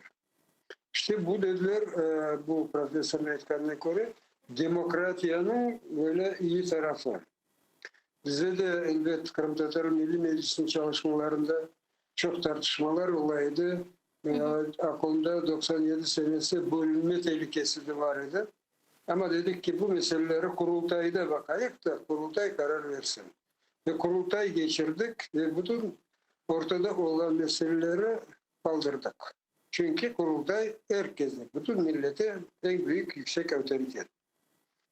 İşte bu bakımdan kurultay bizim milli yönetim sistemimiz hem kurultay tarafından kurulan Kırım Tatar Milli Meclisi ve bu 30 yıl devamında halkın önünde oldu. Halk tarafından seçilgen çünkü insanlar halkın tarafından en böyle güvenilir, otoriteler bir teşkilat oldu. Eğer de bu strukturlar olmasaydı biz çok eriştiğimiz neticelere elbet erişim olamazdık. Ama elbet 7 yıl seviyesi olup geçen vakıyalar, acılı vakıyalar, toprağımızın Rusya tarafından işgali çok şeyi bozdu. Ama yine de halkımızda böyle halkın tarafından seçilgen struktura olduğu bu vaziyette de bize fayda verir. O vakit eğer misal vazifelerini hatırlayacak olsak, Ukrayna hükümeti 91 senelerindeki olgan demek da Ukrayna istiklal ilan etilmegen edi. Bizlerge sizlerge birçok karşılıklar göstergen edi. Hatta kurultayının tüzülmemesi, toplanmaması için birçok maniyalar, birçok imtihanlar böyle mahsus şekilde yaratıldı. Fakat bunlara bakmadan Kırım Tatarlar işte bu özünün iradesini, istikrarının bu kurultayını tüzdüler ve neticede çok mühim böyle bir vesikalar, deklarasiya kabul edildi ve ilahire. Ve bu deklarasiyalarda demek Kırım Tatarlarının növbetteki hareketleri ve erişmek istegen maksatları yazıldı.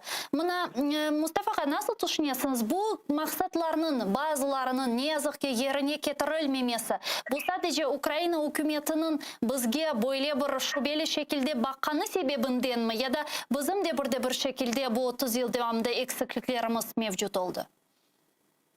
Birinciden bu Kırım Tatar Milli Kurultayı'nın toplanmasına mani olmaları, delegelerimizin seçilmesine mani olmaları o Ukrayna zamanında değil de Sovyet zamanındaydı. Ukrayna'da istiklalini ilan etmekine doğru.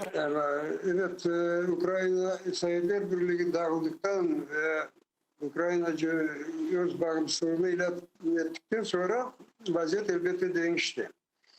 Resmen Ukrayna Kırım Tatar Milli Meclisi kurultayımızı tanımadı. Çünkü anayasada böyle gibi şeyler yok.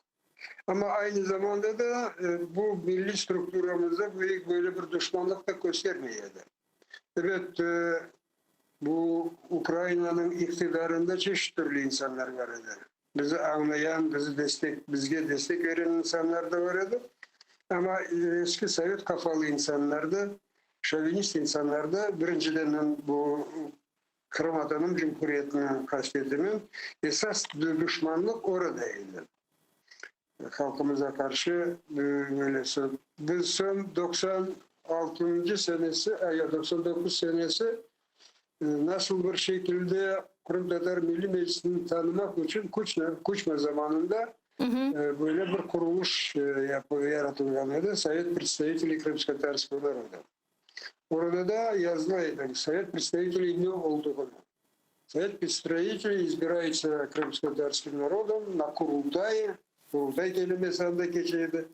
Ve утверждается президента. Böyle şekilde Kırım Tatar Milli Meclisi'nin tanınması oldu. Meclis kelimesini kullanmadılar ama de facto Kırım Tatar Milli Meclisi tanımlandı.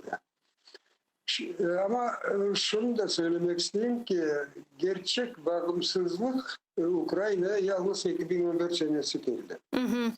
Çünkü o yıllara kadar böyle başta mesela bu Turunç İnkılabı yani bu Arazi Revolüsyonu Turunç İnkılabı'na göre zaten aslında pro-Rossiyskiye'de değişti. Turunç ama sonuna kadar istediğimiz kadar bağımsız olmadı. Ondan sonra yine de böyle bir revanş gibi Yanukovych'in iktidara geldi. Onlar mesela Yanukovych tamamıyla bizi düşmanlıkla bakıyordu. Kırım Tatar Milli Meclisi'ni parçalamaya tırıştı. Çeşitli türlü teşkilatlar kurmaya başladı. O kurduğu teşkilatlar şimdi Ruslara hizmet ediyorlar.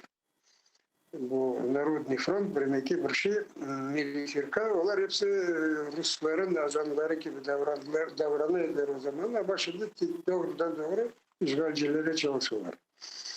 Ama şimdi 14 senesinden sonra hem halkın zihniyetinde hem iktidar ya insanların zihniyetinde büyük değişmeler geçti. Şimdi Kırım Tatarları bambaşka gözden bakıyorlar.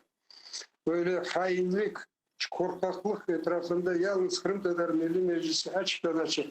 Biz işgali tanımayız. Kırım Ukrayna'nın toprağıdır. İşgalciler defolsun toprağımızı. Bu evet bütün memleketin, bütün Ukrayna halkının hoşuna gitti. Ve Kırım Tatarların otoritesi çok yükseldi. Ve şimdi de bu kanunlar ben umut ederim ki kolaylıkla geçecek. Çünkü insanların anlayışları biraz değişti. Daha o 14 senesinden evvel bu Kırım Tatarlar'da nasıl bir korku var idi. Bunların stratejilerine göre en büyük tehlike Ukrayna devletinin bütünlüğüne bu Kırım Tatarlarıdır. Çünkü böyle propaganda Ruslardan geliyordu. Bunun zihniyetine kırşetken edilir. Bütün oradaki strukturalar, SBU olsun, askerlikler hep bize böyle korkunun bakaydılar. Ana Kırım Tatarlar bir şey yapacaklar ama aman Ukrayna'ya bir zarar getirecekler. Ama gerçekler tam tersine olmuş çıktı. Bunun elbette neticeleri şimdi bu kabul edilecek kanunlarda olacak. Ya Mustafa nasıl düşünüyorsunuz bu gibi şubeler eğer ki biz anayasaga değişmeler kirsetülüvü kanun leyhasına gelecek olsak, bazı bir yerlerde da saklanılmağa devam etiyor mu Ukrayna hükümeti temsilcileri arasında? Ya da evet, onlar çoklar. Şimdi de varlar. Çünkü tez vakit içerisinde bunlardan temizlenmesi pek kolay şey değil. Ben yaxşı bilemem, o administrasyada, bu Cumhurbaşkanı administrasyasında olsun, parlamentoda da olsun, böyle eski zihniyette olan insanlar gayet çok. Ben ayıkmayın bu opozisyon dediklerini, tamam Rus taraftarları.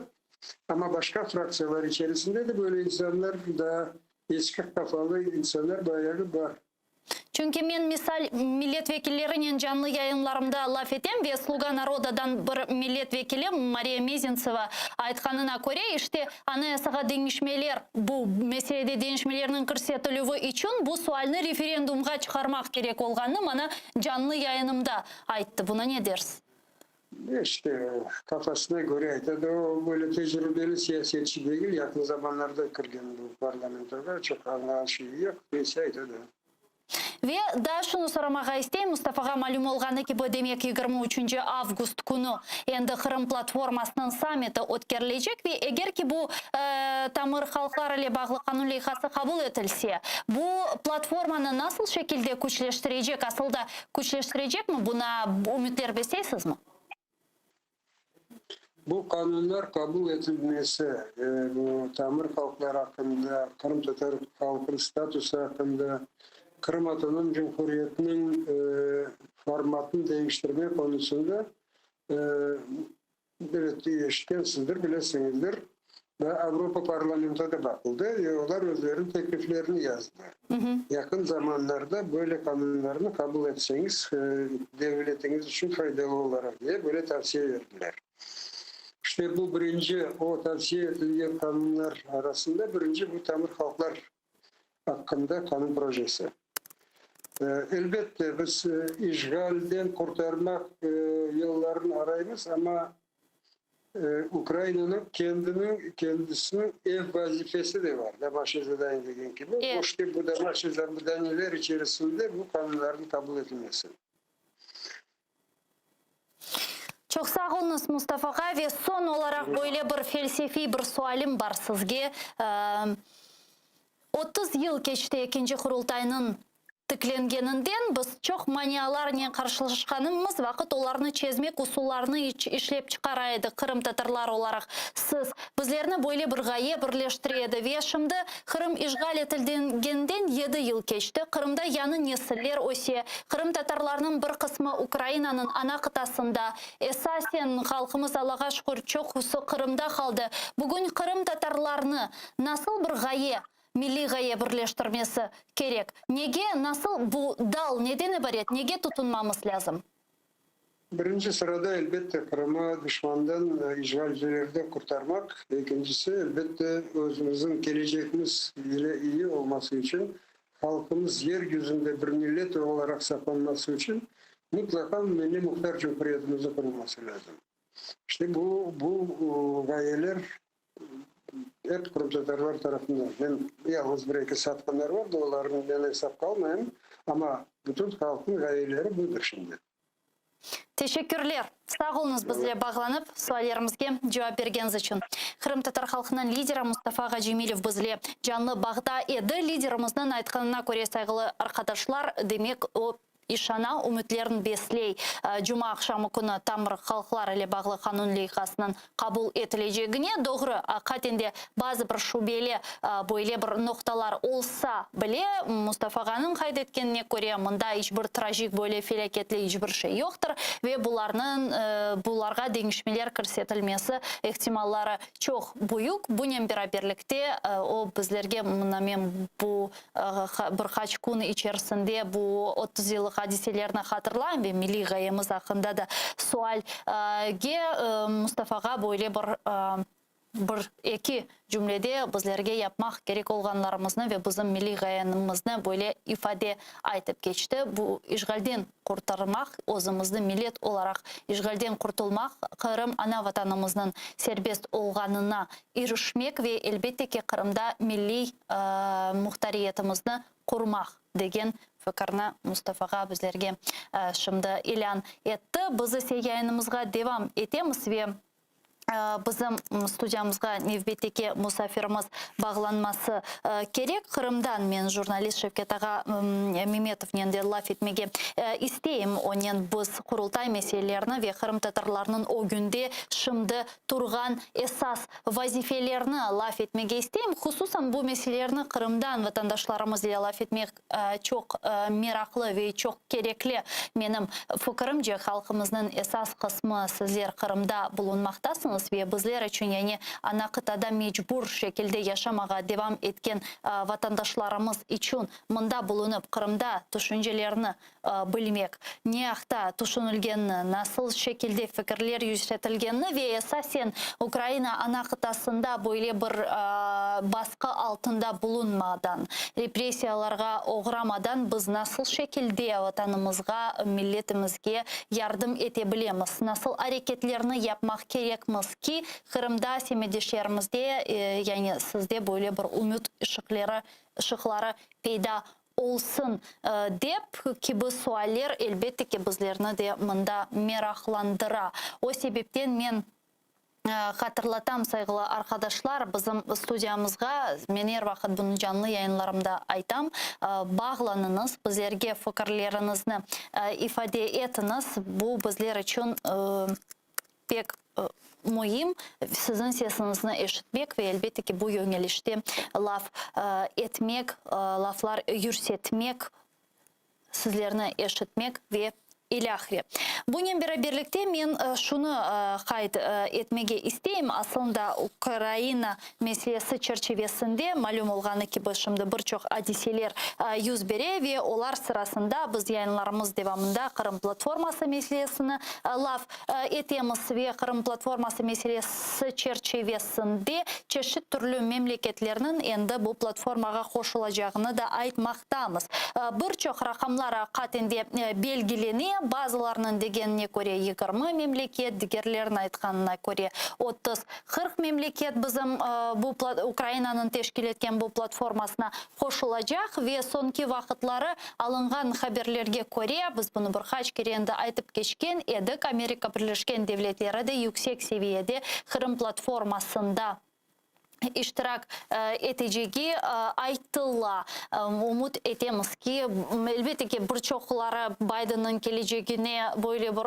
umutlarını beslemiyor ama herhalde Anthony Blinken ya da yüksek seviyede endi aytıp geçkelerinden Victoria Nuland geleceğine de işte umut eteler. Bunun birlikte bizim liderlerimiz endi birçok kereler Türkiye Cumhuriyeti'nin Kırım platformaga o'zining böyle memnuniyetini ve sıcak bakkanını bildirgen edi. Aynen bu sebepten de Türkiye Cumhuriyeti'nin de iştirak edeceğini bekleyimiz ki bu bazı böyle nezaretçilerinin aytkanına göre Rusya'nı çok böyle rahatsızlatacak ve hatta açıvlandıracak dep aytalar. Bunun birlikte Ukrayna Dışişleri Nazirligi de bu yönelişte çok faal şekilde çalışa. Biz bu meselelerini yayınlarımızda her gün açıklamaga tırışacağımız. Telefon vasıtasıyla bizle jurnalist Şevket Ağa Mehmetov bağlandı. Onu selamlayık. Şevket Ağa, selam aleykum. Dabır kerem. Selam aleykum, hayırlı akşamlar ve hayırlı көз aydınlar bekleyimiz.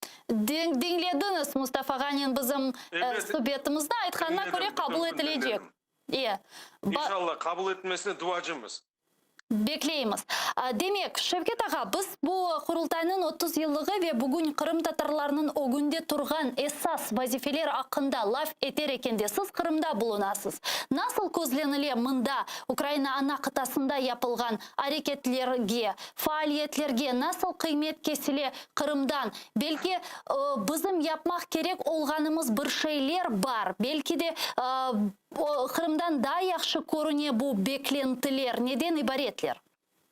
Evet, biz en esas beklegen şeyler bütünley sizden bağlı, sizlerden.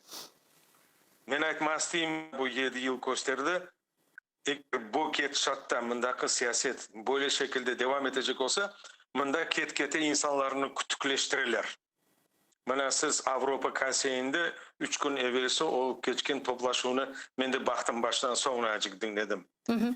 Aytma isteyim ki bu Rusya taraftarları olgan insanlardan kelip çıkışlar yapkan senatörler oldu. Rukavishnikova deyen soyu oldu. Beşen kadın. İşte çıkışlar Rusya'dan çıkan insanlar hepsi böyle kötü şekilde sanki dersin Kırım'da vatanlarında cennet köşesinde yaşaganları gibi. Hem devlet tili, hem camiler kurula, hem milli mektepleri açma. İşte böyle bir felsefenin içinde, uydurma felsefenin. Böyle ettirip insanların kafasını aylandırdılar. Evet, bu devirde, bu sonki 7 yıl içinde bizim aramızdan da birçok insanlar bu gayege inanıp, kulların bu çörmelep içerisine kirdiler ve onlar çok kabarmadan onların hepsini iştirdiler.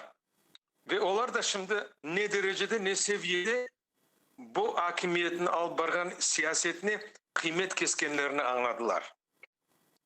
Aytmasayım ki milletimiz sağlam, temelli ve öz gayesi üzerinde oldukça daha ziyade kabileşe diyeyim. Lakin daha ziyade kabileşken isteyeyim. Çünkü etrafımızdaki muhit bir çok deliller getiredi insanların bu çeşit yollarga bizim aramızdan bizim birligimizni muhafaza etmek, korçalamak değil de dazede parçalamak yollarını araydı. Elbette bunda bir sıra insanlar, şahıslar, cemiyetler, teşkilatlar onlar özlerinde münasebetini bildirip bu gayeni taraftarları olganını gösterirler. Lakin aytma isteyeyim ki 7 yıl devamında Ukrayna'da çok şeylerin yapılmadı. Yapıp olamadı değil, yapılmadı. Bakın ben bu şeyin mahsus urgularını koyma isteyeyim. Çünkü bundan evvelki prezident var edi, şundanda olgan bizim en nüfuslu insanlarımız onun fraksiyasında. İşte bazı yerlerde bekim bizim liderlerimiz de baskı yapmak gerekedi, bazı yerlerde durmak gerekediler. Katlı durmak gerekediler. Mesela Aktembe Çikos şimdi çıkıp bütün plaşatkalarda, televizyonlarda, yayınlarda maktayın. Efendim ya 5 yıl devamında niçin 5 adım atılmadı? Evet anlayayım siyasette öyle olmay. Bir keyden gelip galibi kazanılmay.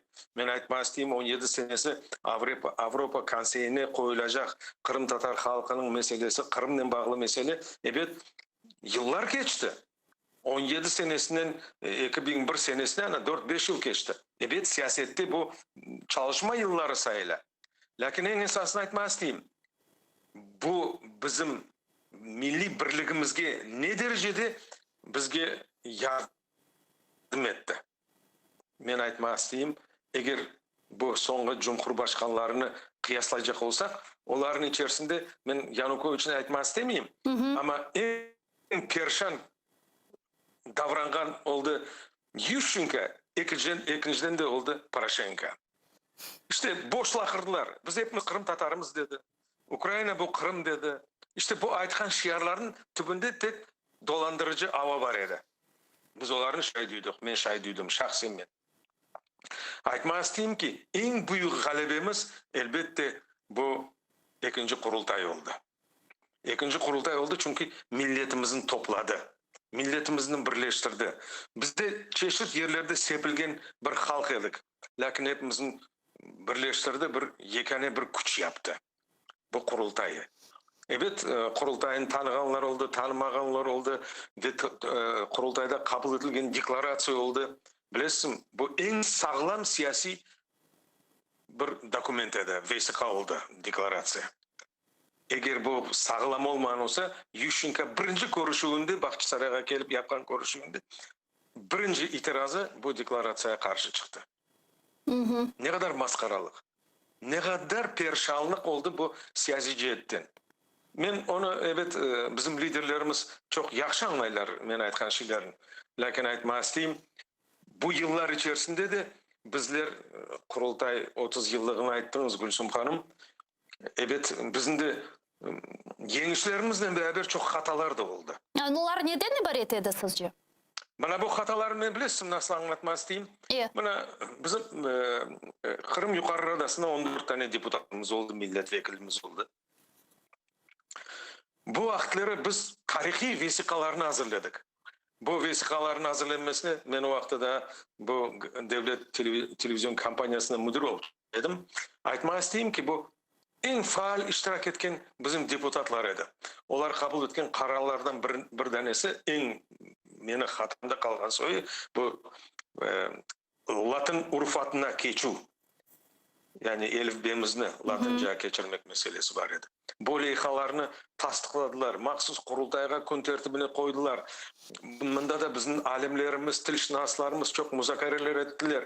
Onlar da onu başladılar, musbet tarafların, menfi tarafların, ana bizge Latince şimdi gerek mi bilmem bir şey. Öyle bir alimler çıktı, profesörler, şimdi de sağ selametler. Adlarını aytmak istemeyeyim, millet yaxşı biliyor onların. Onlar da şimdi bu araba mindiler, bu yanı devlet arabasına. Aytmak isteyeyim ki sahte profesörler, onlar belirlediler ki bu yanı devlet gelecek de bizge her şeyini tıklayıp verecek. Gördük nasıl tıklangen. Lakin kabul edilgen ve Kırım Yukarı Radası'nın kararının kabul edilgen daha bir neyse bu toponimika meselesiydi. Bu şey de biz çıkmadık. Milli asıl meselesinde de bana 3 tane vesika, sağlam vesikanı biz Soňra çıkmadık, biz onu kabul etip olamadık. Bu bizim perişanlığımız. Bu bizim en büyük nuksanlığımız dep aytmak isteyim. Elbette bu yıllar içerisinde yangi kasabalar kuruldu, yangi mektepler degen gibi. İşte milletimiz biraz ayak üstüne kalktı. Lakin sonki 7 yıl devamında olup geçken bu vakiyalar biraz sükunet içinde daldırdı. Men liderlerimizge müracaat etip bilmeyim, bu Mustafa'ga men dinleyeyim yokum, yakın aytmaz diyeyim. Hiçbir vatandaşımız Kırım'da toprak satıp bir yaka ketmemek gerek. Umumen toprak satmakını Kırım Tatarlarına yasak etmek gerek. Biz millet öz vatanda yaşayacak milletimiz. Bizim torunlarımız olacak, torunlardan torunlar olacak. Biz nasıl yapıp bu toprakka sahip çıkmak gerekmez. Lakin toprakka sahip çıkmak için toprakını elde etmek gerek. Satmak değil. Birçok arkadaşlarımız birisi Türkiye'ye gitken, birisi başka yere gitti, birisi Ukrayna'nın başka bir yerinde evini satıp gitti, kvartira algan. İşte bana bu şeylerge yasak etmek gerek. Oldukça. Ne yapıp millet vatandan ayrılmasın ve toprak satılmasın. Bilesiz, men bir ince bir misal getirmeye isteyeyim. Men pek büyük işanç besleyeyim bizim gençlerge. Bana şimdi men sizge bir kaç tane insanın adını seslendireceğim. O adamlar siz için de belli. Bana sizde bugün efirde oldu Arsen Jumadinov. Aytmaz isteyeyim, sizde anda var Mustafa Ahmetov, sizde var Tamila Taşeva, Alim Alimov var. Süleyman Mamutov deyen bir sağlam adliyeci yigitimiz var. Var Arsen Jumadinov'dan gayrı Muslim Umerov deyen jurnalist var. Gülsüm Halilova deyen jurnalistimiz var. Şevket Nimetullayevlar var. Men aytmaz isteyeyim ki, mana bu yangi nesil, yani mana bu soňky 7 yıl devamında çıkan nesil. Olarını bilirdik ama şimdi sizler tam siyasetçi, tam bundan milletperver, vatansever insanlar olup yetiştirdiniz. Siz cemaat erbapları oldunuz. Üçün sizlerge, mana siz gibi insanlar, men de bekim çokların adlarını aytmayayım, aytıp olamayayım, lakin aytmaz diyeyim ki, bu bir güçlü bir toplum. Ne yapmak gerek dep sorarsınız Gülsüm Hanım. Evet, men nevbeteki sualim aslında. Buyurun. Mana men bugün tesadüften lakırdı etip kaldım Eskender Bariyev'den, lakin lakırdımız olmadı. Oğa men selamım aytınız. Eskender Bariyev'nin yaşlarla beraber çalışmak büyük tecrübesi var. Bugün Ukrayna'da olsun Lvov, olsun Ivano-Frankovsk, Dnepr, Odessa, Kharkov, bütün şehirlerde bizim vatandaşlarımız tahsil alganlar var. Men tahminen hesabıma göre aşağı yukarı 200'e yakın vatandaşımız var. Çeşitli ali okullarında. Ukrayna'da yaşayan ve Ukrayna'da okuyan, bugün tahsil algan gençlerimizin bir forumunu yapsınlar da geçirsin. Biz bu gençlerge sahip çıkmak gerekmiz. Biz Ukrayna nüfusunu arttırmak değil, milletimizni, bu yaşlarını başka milletlerle karıştırmak değil. Biz milletimizge sahip çıkacak yangi nesilini korçalamak gerekmiz. Eğer onu yapsak, son başka yerlerde de bazı bir leyhalarını ömürge geçirmeye imkanımız olacak. Men bu şeyi niçin aytam? Çünkü bu yaşların ardından da son gelecek yangi ve güçler olacak. Sağlam güçler olacak. Mana bunda yaşlar da çok güzel, sağlam yaşlar var. Lakin onlar siz tırnaklar içinde göstergeniz gibi işte kafaları karışık. Lakin aydın, açık, çok sağlam konuşacak insanlar elbette onlar minberge çıkmak gerekler. Onlar hem Strasbourg minberinde olmak gerekler. Hem Birleşken Milletler Teşkilatı'nda New York'ta olmak gerekler. Bütün yerlerde bizler, bundan bizim belli liderlerimiz var. Mustafa ağamız var, Çubarov var. İşte bunların gayesini devam ettirip, tarihi gayemizni, Noman Çelebicanların gayesini devam ettirgen milletin geleceğini kaygırgan insanlarını görmek gerekmiz. Siz bakınız bu şimdi aytarsınız bu platforma etrafında lakırdılar çok çeşitli şekilde gitti.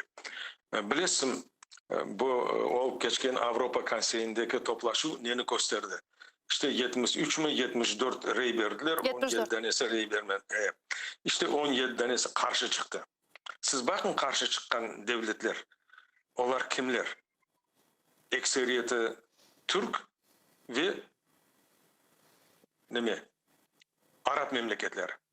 Demek bizge onların çalışmaya devam ettirmek gerek. Bakın ona Rustem Umerov sağlam yigit, sağlam konuştu, pek yaxşı aytты. Demek bizge Kazakistan'a barmak gerek, bizge barmak gerek Uzbekistan'a, bizge barmak gerek Kırgızistan'a, bizge barmak gerek İran'a, bizge barmak gerek. İşte bu Arap memleketlerini uyandırmak gerek. Bizim kardeşlerimizden nispeten olgan siyasetini değiştirmek için. Şimdi çok bir sağlam muhit bizge nispeten. Bu imkanlardan ve fırsatlardan faydalanmak gerekmiz. Siz şimdi soradınız Mustafa'dan, Mustafa ya sizden 100% işancınız var mı parlamentten bu meseleler geçeyin? O da şüpheleni. Lakin şüphe olmamak gerek bizde. Biz endi öyle bir sınavlardan geçtik ki şüphe sınavı değil. Bizge tek adım eminlikle öz maksadımızga ermek yollarını belgelemek gerekmiz. İşte tahminen aytacak şeyim bu. Lakin bu şeylerini aytar ekenim men bu tamir halklar ve toponimika meselesinde elbette ayrı bir leyhalar yapmak gerek.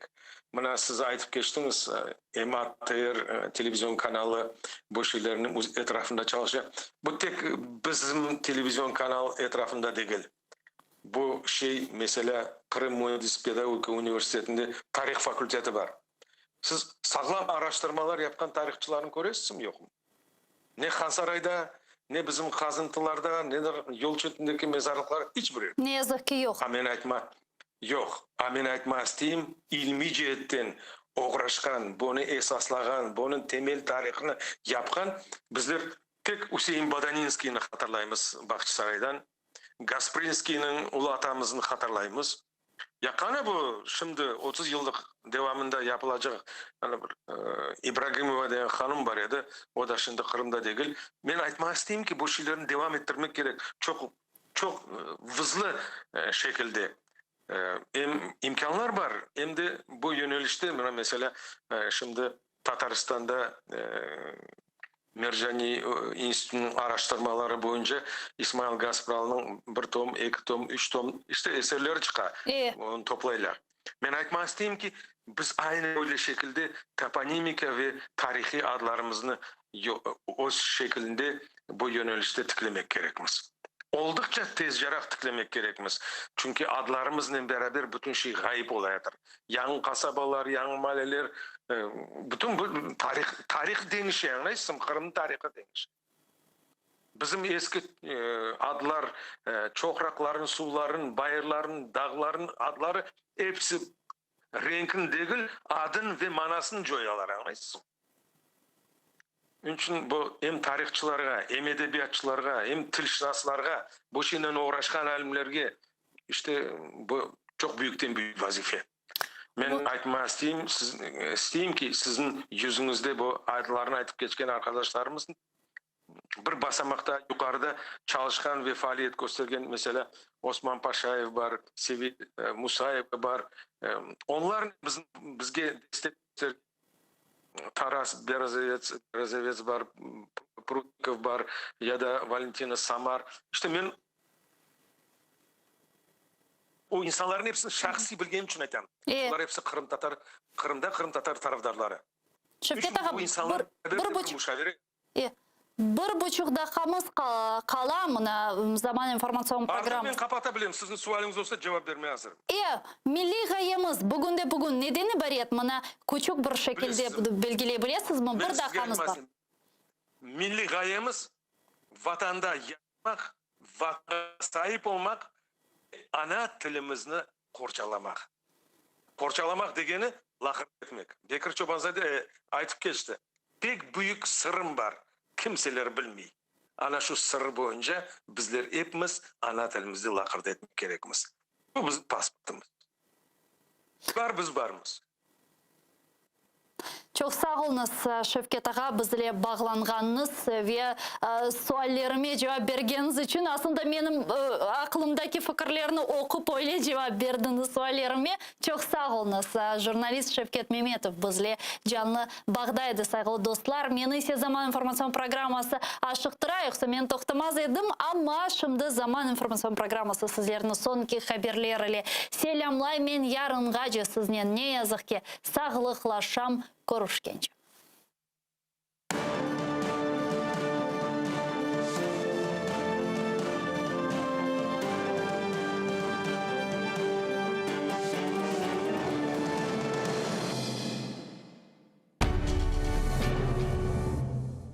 Ізраїльські вчені створили унікальний засіб, що містить природні інгредієнти. Краплі імуноков покращують імунітет при коронавірусних та респіраторних захворюваннях, а також сприяють полегшенню постковідного синдрому. Імуноков – надійна допомога.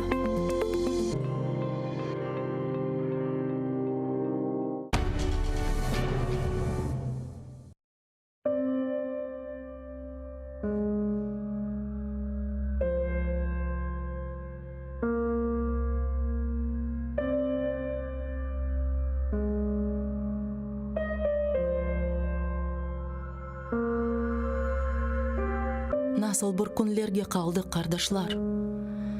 Bu uzun yollarda taldık kardeşler. Aman aman bitip yandık kardeşler.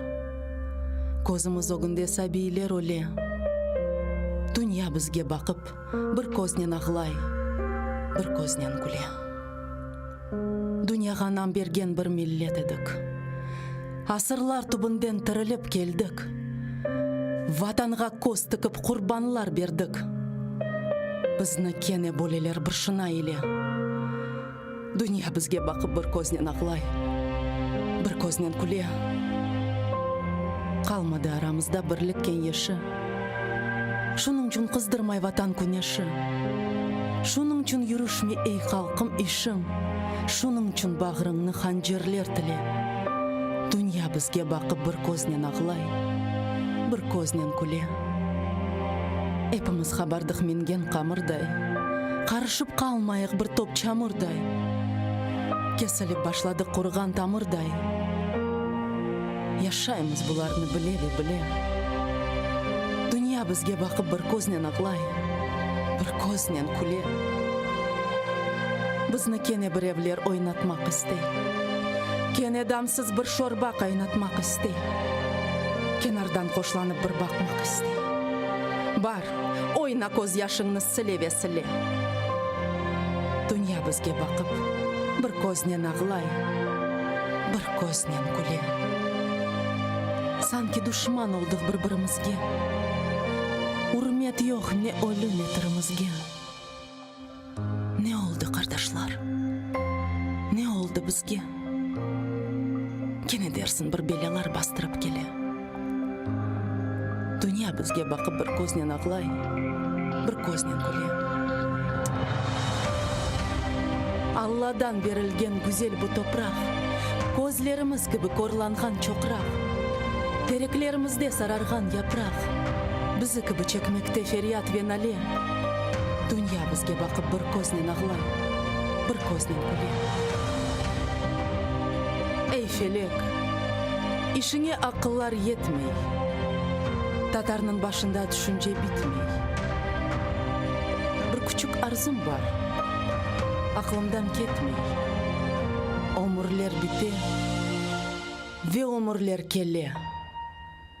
Demesinler, dünya bizge bakıp bir koznen ağlay, bir koznen güle.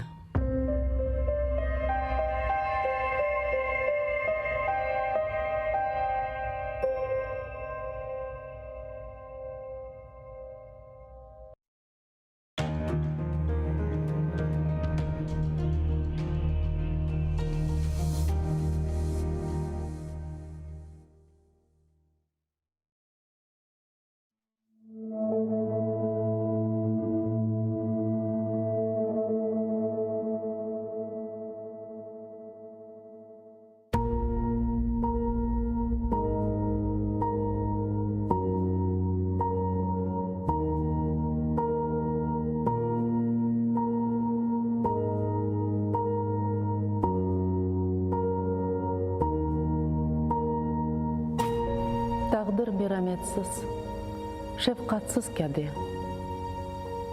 İnsanны çok şeyden ayıra bile. Ama uğrar eken yürekteninde, algan nefeste anla dost bille. Seni unutmagan vatanın olsun. Tağdır koldan ayırır, dayanırsın. Bahtlı yoldan ayırır, dayanırsın. Dayanırsın, dayanırsın, dayanırsın. En ağır ehvalda umutmen tile. Seni unutmagan vatanın olsun.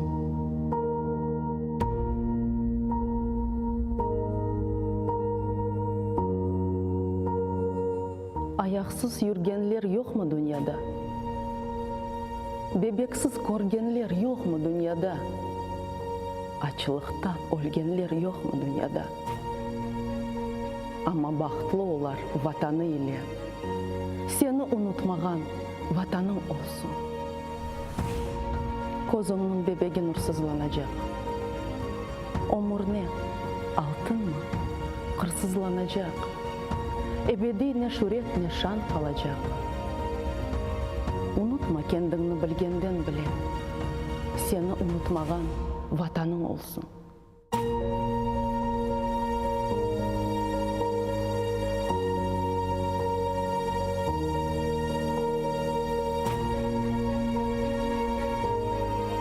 Kaydadır jürükке minip çapsan da, dumanlar артында yolsuz kalsan da, ecnebi toprakta Allah olsan da, kozunun o günde tursun os kullen, seni unutmagan vatanın olsun.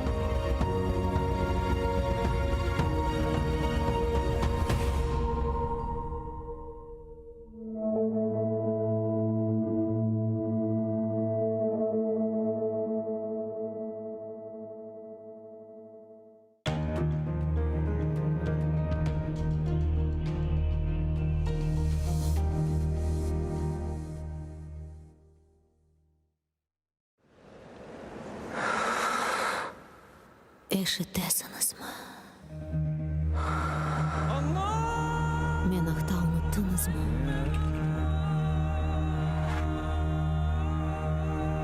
Мен мұнда. Бұл менің топырағым. Менің қырымым.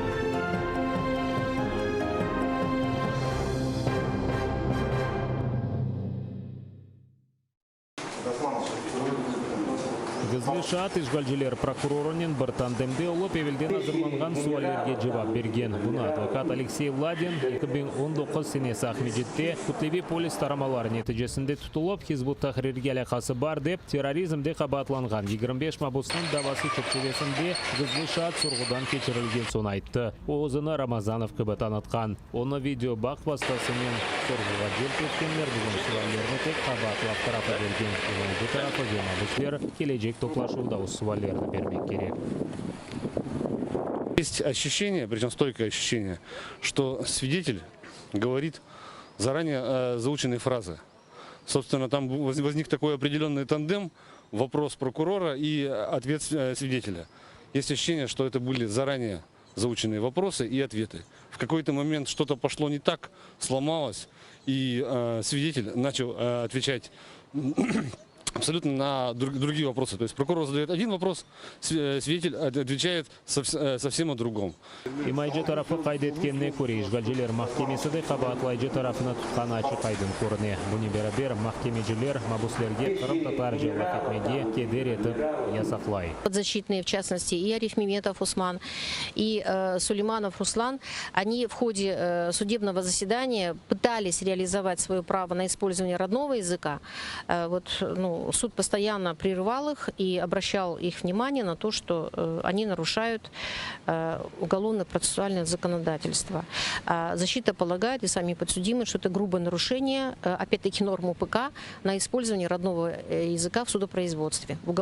Калга Султанның сарай ерінде кілсе Ахмеджетешімді Варовского адына ташыған соқақта олған бошлықта кілсе құрылжылығы девам етмекте. Бұны аксеткен видеоларына құрылтай делегаты Эдем Дудаков шығарып іштемай ағыларды айдынлатты. Да 2015 сенесі бұл ерде шақси еве кілсе құрылжылығы башлатылған еді. Жематшылықнан наразылығындан сон ішлер тоқтатылды. 2017 сенесі қазма ішлері кечірілгені вақыт Қырым ханлығы заманына айыт кәпіклер, Савод, Керамет, Бору Қадими сарайының темелі ола білген ташлар шыққан еді. О заман işgalciler сарай бұл ерде олғаны таздықланса музей açыла біледі деген еді. Русия Девлет Дума депутаты Руслан Бальбек есе бұл объект медени мирас объекті оларақ танылacak деген еді. О işgalciler акиметі Қырым татар халқына айыт медени мирас сақланмасынен оғырашқанынен мақтанған еді.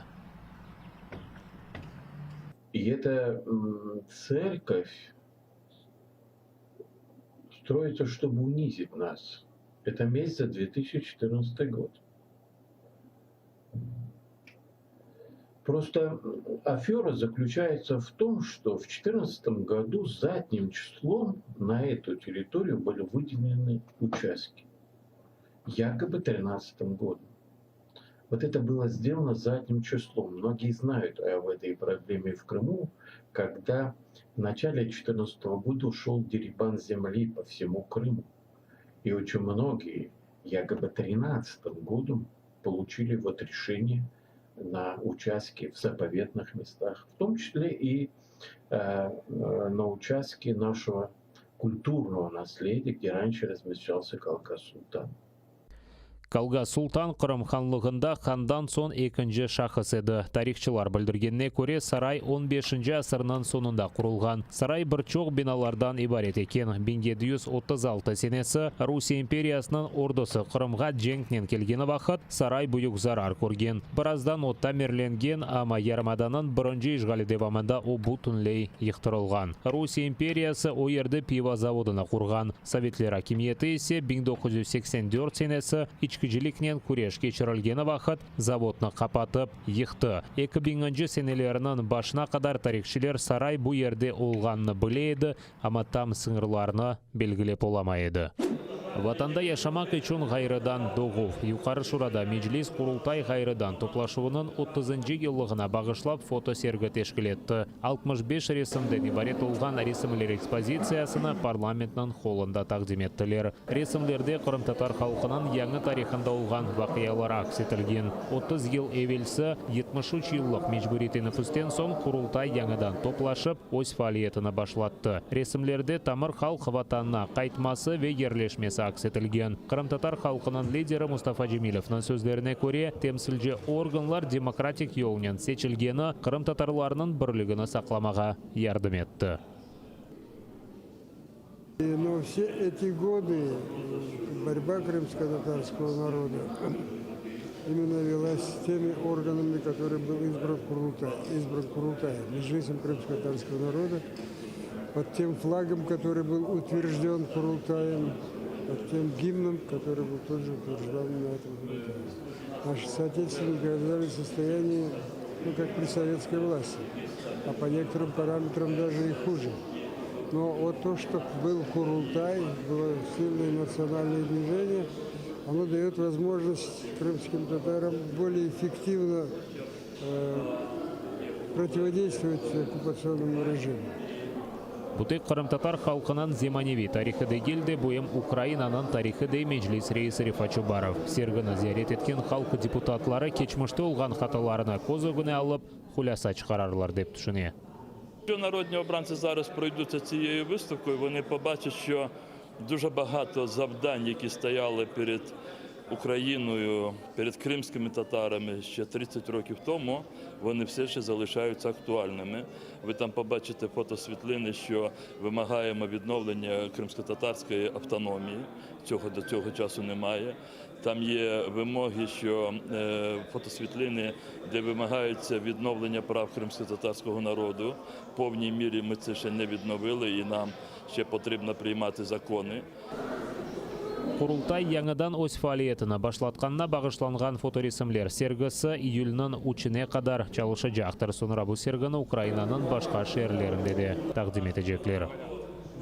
Işgalciler Ukrayna istihbaratına çalışkanında qabatlанған Ахмеджет Сакинні 2 айға hapsке алды. Бұны Қырым Аққоршаладжы группасында хабар еттілер. Ахмеджет Сакинні Станислав Стеценканы ФСБ хадимлері кечкен авта жұма ақшамы күні яқалады. Евінде тентув кечірілгені вақыт сарым авы түсте олған Украин байрачығыны Украина язысынен шарф и Таврия футбол тақымының темсәллеріне таптылар. Қабатыны избатламақ етчен дүрбин тозланған рация ве Қырым харитасына тақдим еттілер. Işgalcilerinin малыматына көре яқаланған Санкедерсін Қырым üzerinde ұшқан işgalcilerinin әрби ұчақлары аққанда малымат топлап Украин istihbaratına бере екен. 33 yaşında olған Стеценканы Devlet хайынлігінде қабатлайлар. Işgalciler mahkemesінің қарары esasında яқаланған августның 20. Украинада кефенің işgalciler арби комиссарыны mahkum etecekler. Оны қанунсыз чағыру компаниясына кечіргенінде қабатлайлар. Бұны Қырым прокуратурасында хабар еттілер. Işgalden evvel қабатланған Украин арби құветлерінің ава мұдафа құветлерінің полигон yol başçısı екен. 2014 senesi devlet ve берген антына хайынлік япып, işgalcilerге қызмет еті башлады. Біраздан оны Кефе ve İslam Terek районының арби комиссары вазифесіне тайынледілер. Бұл вазифеде бұлынып, о işgalciler ордусына Қырым сакинлеріні желп еткен. Прокуратура оны Джен Калабаров қайделеріні бозғанында қабатлай. Відтак обвинувачений, реалізуючи незаконні укази вищого керівництва РФ, сприяв проведенню 6 незаконних призовних кампаній кримчан у відповідних районах. Зазначені дії порушують заборону державі-окупанту примушувати цивільне населення служити у власних збройних силах.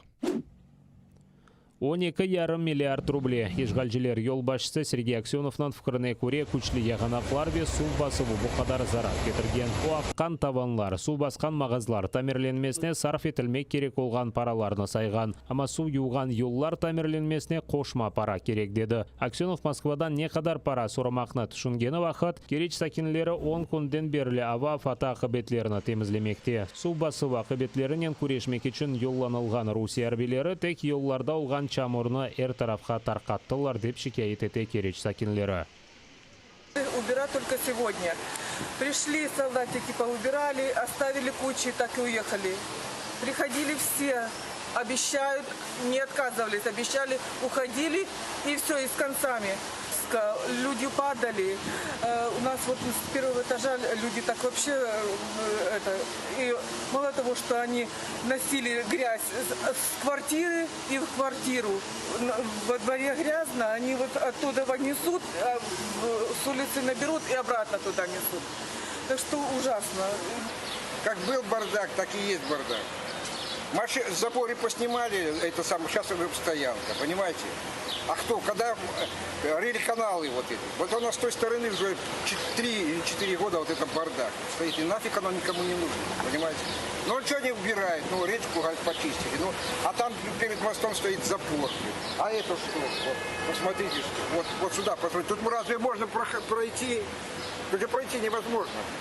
Керечте су басуға қыбетлеріні июннің 30-на қадар темізле бітірмеге планлаштыралар бойлы. Планларыны işgalcilerinin baş nazir muavini Евгений Кабанов сесленdirdi. Кереч соқақлары темізленмесі үшін Кефе, Судақ ве Коктебелден devletке çalışқан işçilerini кетіргенлер. Камералар оғында есе Керечнің işgalden evvel olған мэрі Олег Асадчий көрінді. Ярмаданын 83 пляжы сув кірлі олғаны үшін қапатылған. Ишгалжілерінің Роспотребнадзорында қайдеткенлеріне көре сув кейфиеті күчлі сағанақлардан вес селлер түшкен сон бетерлешкен. Сув ақымлары деңізге ашайы темде құружилық чөпліклерін алып кеткен сув атты арабаларыны юып кетірген. Июннің 21-інде Ялта ялыларында сув талелі кечірілген. Юынмаға олмайды білдірселер де бұратланычыларыны тоқтатмады. Июннің 22-інде Роспотребнадзор қайдеткеніне көре деңізде холера хасталығы yok, ama yuынмаға ясақ. Луганск вилаятында ишгалжілерінің ұжымы нәтижесінде бір Украин арбейі яраланды. Анда ишгалжілер атты жеселядан атеш ашқан. Украин мудафаджесіна Ағыралда госпитальге еткізгенлер. Ишгалжілер Азақ денізі тарафында ұлған водяной живарында да атешкес режиміні бозған. Анда гранат атты жетірті батларыны құлланғанлар. Використовуючи координаційний механізм, українська сторона СЦКК оперативно реагувала на порушення через СММ ОБСЄ. Станом на 7 годину ранку 29 червня з боку російсько-окупаційних військ зафіксоване одне порушення режиму припинення вогню. Зокрема, біля Невельського ворог вів вогонь з мінометів 120-го калібру. Ситуація в районі проведення операції Об'єднаних сил повністю контрольована українськими військовими. Особливу увагу противником приділено підготовці спеціалістів артилерійських та мінометних підрозділів. До перевірки проведення зборів залучено офіцерів командування Збройних сил Російської Федерації. Водночас відзначається низький рівень прибуття військовозобов'язаних окупантів для участі у попередніх етапах зборів резервістів 17, 19 та 22, 26 червня. У зв'язку з цим російські окупаційні адміністрації ініціювали введення штрафів у розмірі 30 тисяч російських рублів за відсутність у так званому паспорті ДНР штампу про взяття громадянина на військовий облік. Украина стихбаратының мәліметіне көре Русия ордысынан командалығы едек аскерлерінен Украина шарқында ишгалжілер ортысына темін етмекте. Русиядан кетірілген аскерлер Донецк ве Луганск вилаятлерінің ишгал етілген қысмында тәлімлер кечірмекте. Қырымда есе күн девамында яңы хасталарынан сайысы 400-ге яқынлашмақта. Да 9 кіші чен вирус ағырлашмасы нәтижесінде вефат еткен. Қырымнан ишгалжілер ел башчысы Сергей Аксенов өзінің азырлық режимі ферманна деңішмелер көрсетті. Хасталық тест тарқалғанына бақмадан балалар арасында футбол ярышлары кечірілмесі, цирк ве концерт салонлары чалышмасына изін берді. Италияда жемаат топлашқан ерлерде маска тақмасы талабындан вазгечелер. Мемлекетте адым-адым карантин сыңырлануларыны емшаталар. Енді инсанлар ачық авада маскасыз юре біле. Ләкин еркез маскалардан вазгечмеге азырды кел.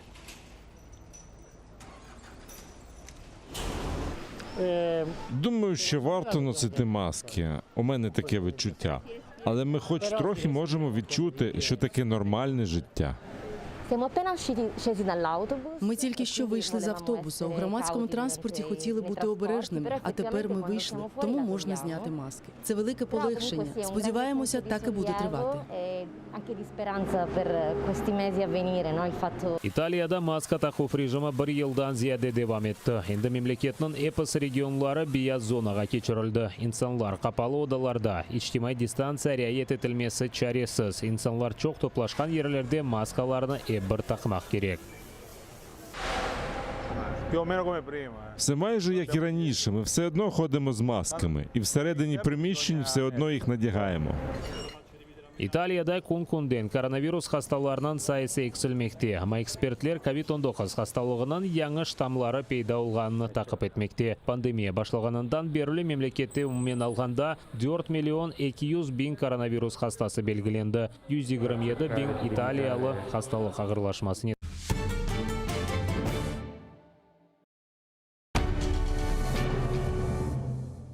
Ізраїльські вчені створили унікальний засіб, що містить природні інгредієнти. Краплі імуноков покращують імунітет при коронавірусних та респіраторних захворюваннях, а також сприяють полегшенню постковідного синдрому. Імуноков – надійна допомога.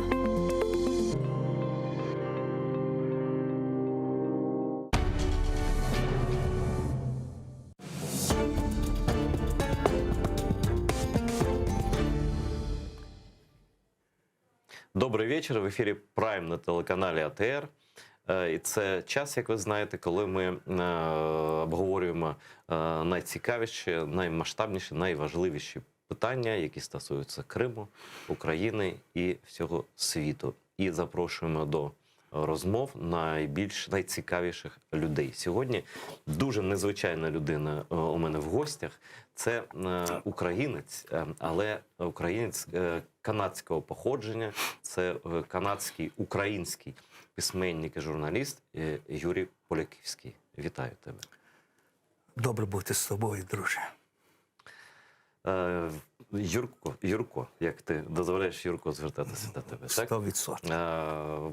Просто я пишаюся тим, що я з тобою знайомий, через те, що я жодного разу таких людей не бачив. Яка б людина, яка б залишила Торонто, де, слухай, там я не знаю, там природа, там тихо, там нічого не відбувається. Я вже не кажу про війну. Там взагалі, на мій погляд, нічого не відбувається, крім літа, осені, зими і весни. Так? І таке щастя, і ти там народився. Багато людей, я думаю, що 99% канадців українського походження, вони співчувають Україні, звісно, і цікавляться Україною, і це ми знаємо. Да? Але до переїзду на історичну батьківщину їхніх батьків вони якось не схильні більшою частиною. Я хочу, щоб ти розказав нашим глядачам, особливо глядачам із Криму закупованого, наш народ був депортований. Ти знаєш, що таке. Ми знаємо, що таке вигнання, що таке, коли ти не бачиш батьківщину, коли ти за тисячі кілометрів від батьківщини. Але ми відчували цей зв'язок завжди, навіть коли були в Узбекистані. І коли зараз ми розлучені один з одним. Частина народу там, частина народу тут, частина ще й в діаспорі, і, до речі, в Канаді, і в Торонто, в твоєму теж. Так? Ми це розуміємо, але я хочу, щоб ти розказав, як ти дійшов до життя такого, що ти повернувся на батьківщину.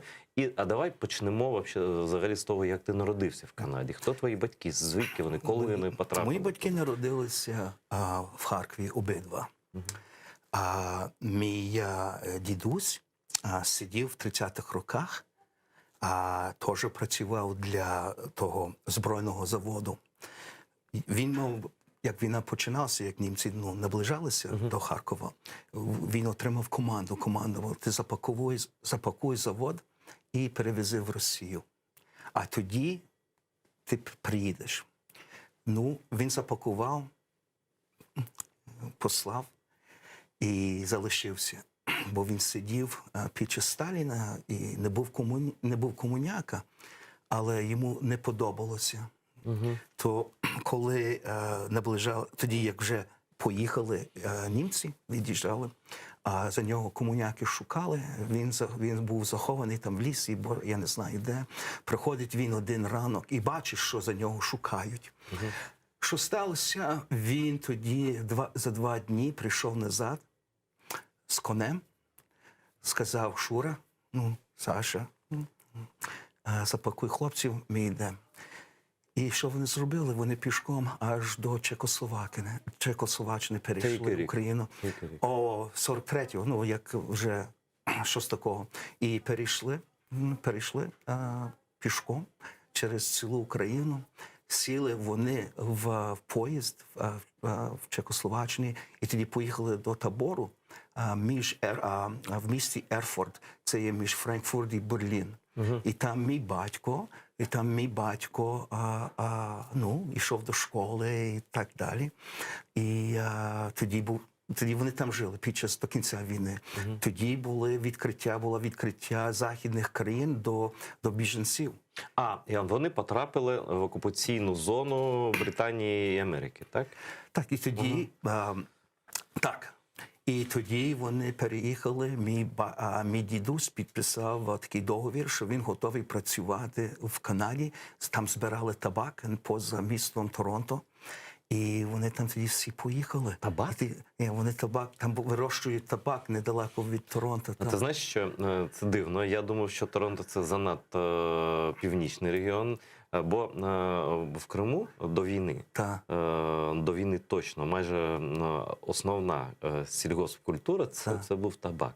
І всі фільми документальні про кримських татар, вони про колгоспи, які займалися вирощуванням табаку. Так, я це не знав, але дякую, що сказав.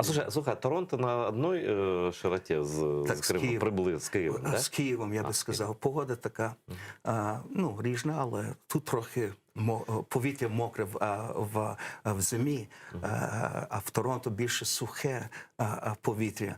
Холодно, але можливо. Тут мені до -3, мені дуже неприємна погода.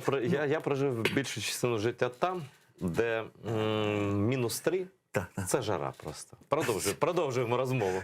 Бо нам там то так сталося. Тоді вони там поїхали, там вже була діаспора, починається після Другої світової війни. Понаїхали вони в Торонто. І там будували церкви, православні, католики, п'ятидесятки, евангелики теж. І громада розпочалася. І вони дуже сильна громада. Але це не були початки поїздку українців в Канаду. В початок ХХ століття там багато було дуже. І це покоління тих людей, від яких народилися, наприклад, ті українці, в тому числі Уейн Грецький, найкращий хокеїст у світі. Да? Його ж батьки 20-ті роки, це громадянська війна, це потім, які теж біжали. Ну, давайте речі своїми іменами називати туди.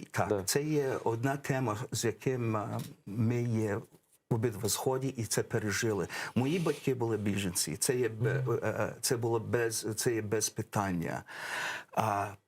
Попереднє покоління були хлопці, там приїхали пацани з Галичини і поїхали там по лісах в Західній Канаді, не знаю, і за одне покоління годували світ.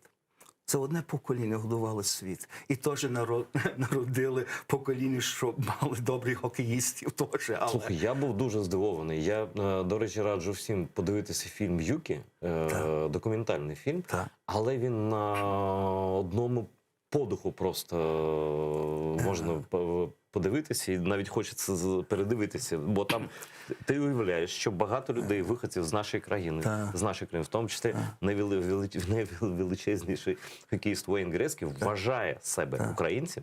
Десятки людей тримали в руках Кубок Стенлі, і це українського походження. Це були люди, у яких батьки, частіше всього батьки, це були біженці, в яких нічого не було просто. Нічого не було. Я би сказав, треба поїхати. І вони ще дотримуються української культури. Наприклад, в Західній Україні найбільше українських танцюристів в світі. Це є без питань. Чиста мова вже починається іншим бути. Ви знаєте, такі акценти і так далі. А у тебе є акцент? Я ж не український філолог, ти сам відчуваєш? Так, ти знаєш, як мене представляють? Це Юрко з Канади. Трохи акцент має, але він наш. Зате, знаєш, в тебе не більше акцент, а зате ти не суржиком розмовляєш. В тебе така українська, не суржик. Я пробую дотримуватися літературної мови. А ти пишеш якою мовою? Ти ж пишеш книжки, пишеш вірші, пишеш статті про Україну. Англійською мовою частіше чи українською? Мій стандарт дуже високий. І моя перша мова є англійська. Мама би сказала, що ні, але я володію англійською мовою. І мій стандарт, як фахівець журналістики, то я пишу в англійській мові. Як ти знаєш, мої статті є перекладені в українську мову, трохи в російській мові. І цю книжку, яку я написав, теж переклали вони. Я написав її в англійській мові, але дух український, я думаю, це є дуже, дуже важне. Раніше ти мене питав, чому, люди мене питають, а чому ти тут є? Чому ти в Україні? Один такий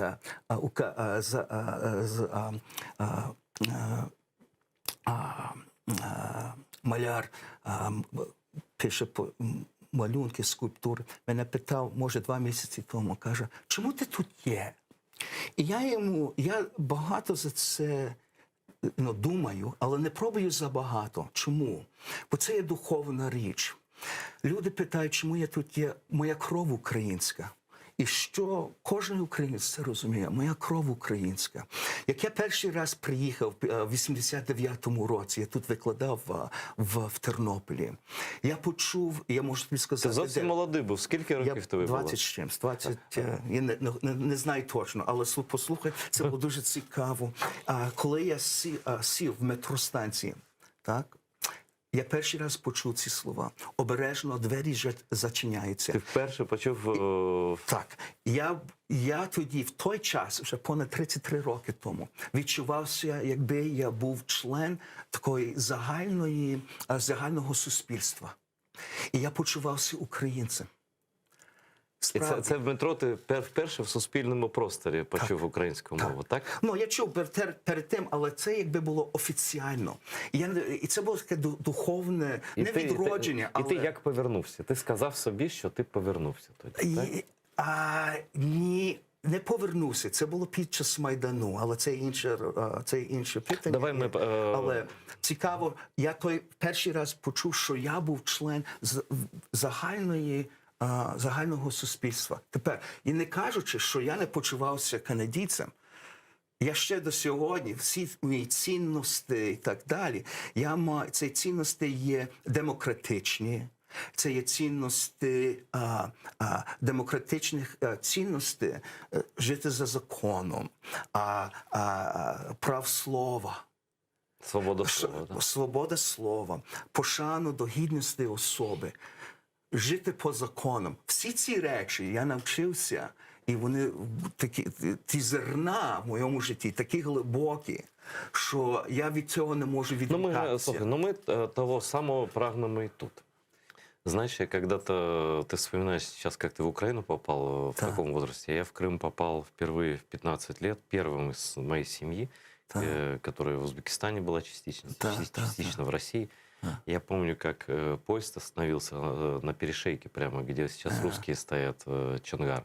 И было жарко, и это был туристический поезд, и начальник поезда велел открыть двери. Я выбежал в эту степь, в соленую, и набрал отцу в банку от майонеза, набрал земли и сам вот таки обмазался. А потом, когда я зашел в вагон, мои одноклассники из российского города, ну, да что, сумасшедшие там, я просто рыдал, потому что для меня это было такое счастье вернуться. И ну, дальше ты все знаешь. И я хотел вот что сказать, спросить у тебя. Ты родился в каком году там?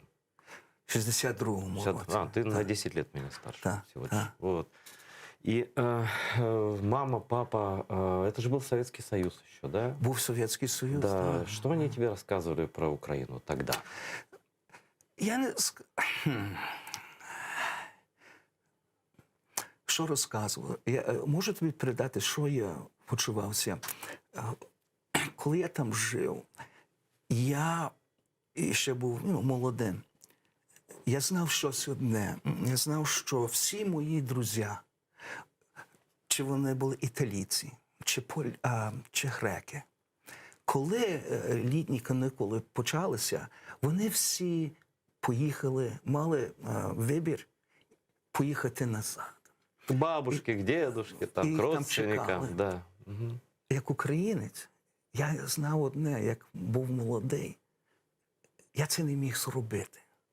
То спочатку мого життя я би сказав, що я навчився, що я не мав свободу, або люди, які жили в Україні, не мали свободу, щоб сесть на летак и поехать. То есть смотри, это ощущение разорванного народа, того, что тебя оторвали от твоего народа, от твоей страны, да? Это очень похоже, на самом деле, на чувства многих крымских татар. И тогда, когда мы были в депортации, и сейчас. Так.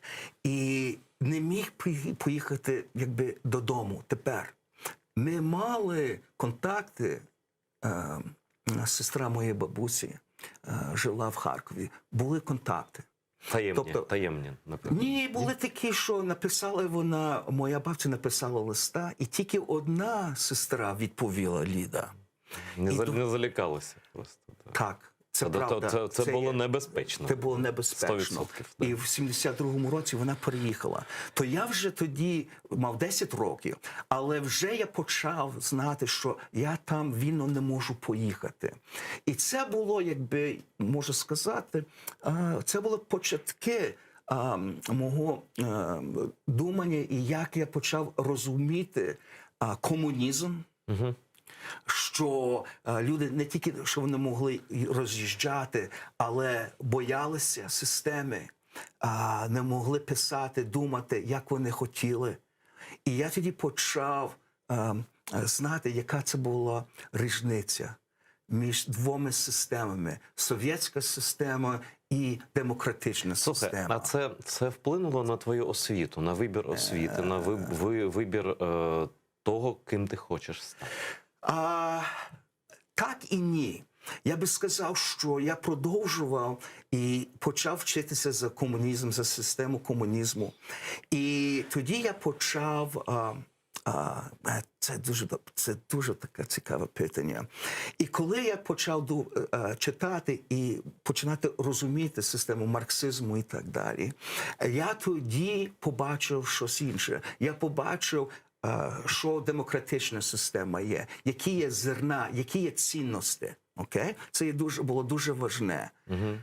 Тепер, щоб відповісти на ваше питання, я тоді знав щось одне, щоб будувати яку-небудь систему, політичну чи суспільство, треба мати згоду на які цінності, або які цінності є база цього суспільства. Ну ти ж розумів, ти ж канадієць, народжений в Канаді. Так, але так як канадійці, так як українці і росіяни, вони часто не думають, що є такі перші принципи. Тобто це як є. Тобто ти народився, і це вже було все. Да? І ти не питаєш. Як ти знаєш, зараз, про росіян взагалі не будемо, да? Зараз багато тінейджерів таких умовних, да?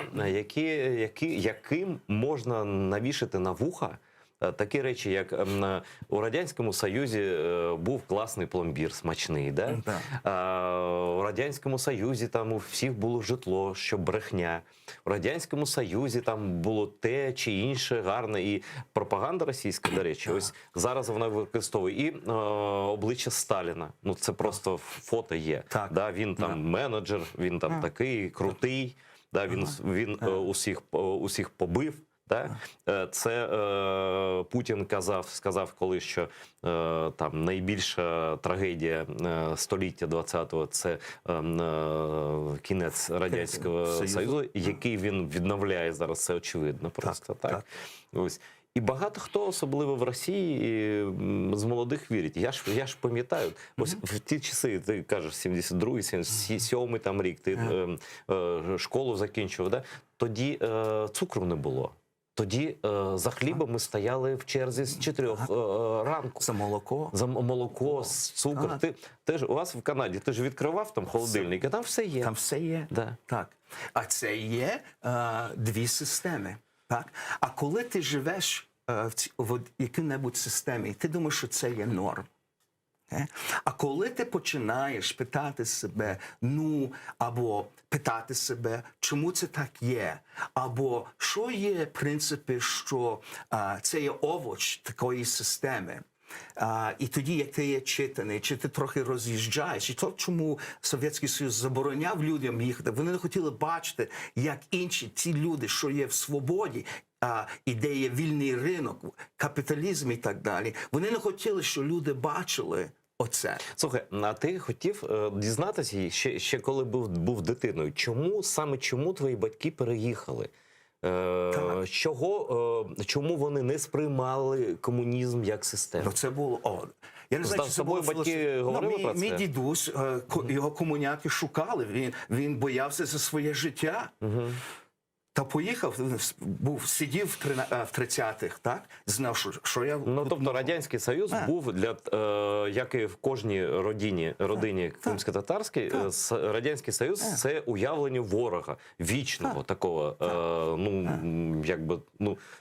зрозумілого ворога, скажімо так. Так, але я це пізнав, може, роками, 15-20 років пізніше. Так, але я, говорячи зі своїм батьком, мій дідусь, його батько боявся за те, що його вкинуть знову в тюрму. То він боявся за своє життя. Це теж є такий імпетус, щоб поїхати і бігати. Це я добре знаю. Скажи, будь ласка, твої дідусь, бабуся, батьки, вони чи говорили з тобою про незалежну Україну? Вони мріяли про це? Я би сказав, що мене виховали правильно. Тобто ми вживали українську мову вдома. Тобто в сім'ї українська мова була основна? Спочатку, так. Була основна. Це було дуже важливо. Я би сказав, що мова є ключ до цього. Ми можемо за це пізніше розмовляти. Але це був ключ. Це так само у Кремлі.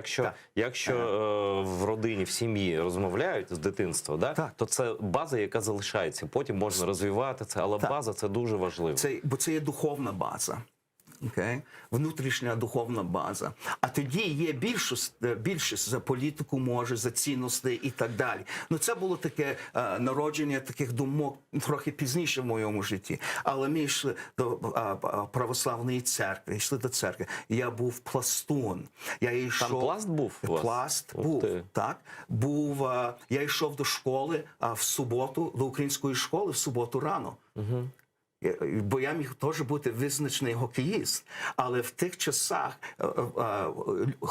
хлопчики грали в суботу рано. Я йшов в українську школу, то я кар'єру не мав, аби хотів, але це інша справа. Тоді брали курси українознавства. То я теж жив в українській громаді.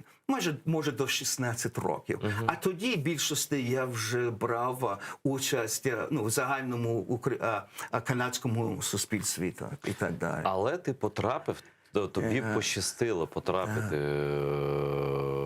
в Київ ще до того, як Україна отримала незалежність. Як це сталося? Як це сталося? Я спеціаліст богослов'я. І були... Я ніколи цього не знав. Це правда? Теологію, так. І англійську літературу. Бачиш? Скільки я ще про тебе не знаю. Вже дружимо там 4 роки. І мене запросили. Я був наймолодший викладач в семінарії в Тернополі. То я тут приїхав, це було в 89-му році, щось такого 90-му. То я тут був, я приїхав, я бачу, що тут було. Я був в Москві 80. Я ще був в Москві під час комунізму. А ви там з Трампом не стикалися? То але вже до цих пір я вже знав, що я був великий антикомуніст. Але ти трохи приховував, щоб пускали сюди, так? Трохи приховував. Я би сказав, що, до речі, я читав політичну філософію і так далі. Але це була одна річ, що справді мала вплив на мене. Тобто, я тепер говорю за свободу релігії і так далі, але за інші цінності. Я зразу, і навіть в той момент, знав, яка була різниця.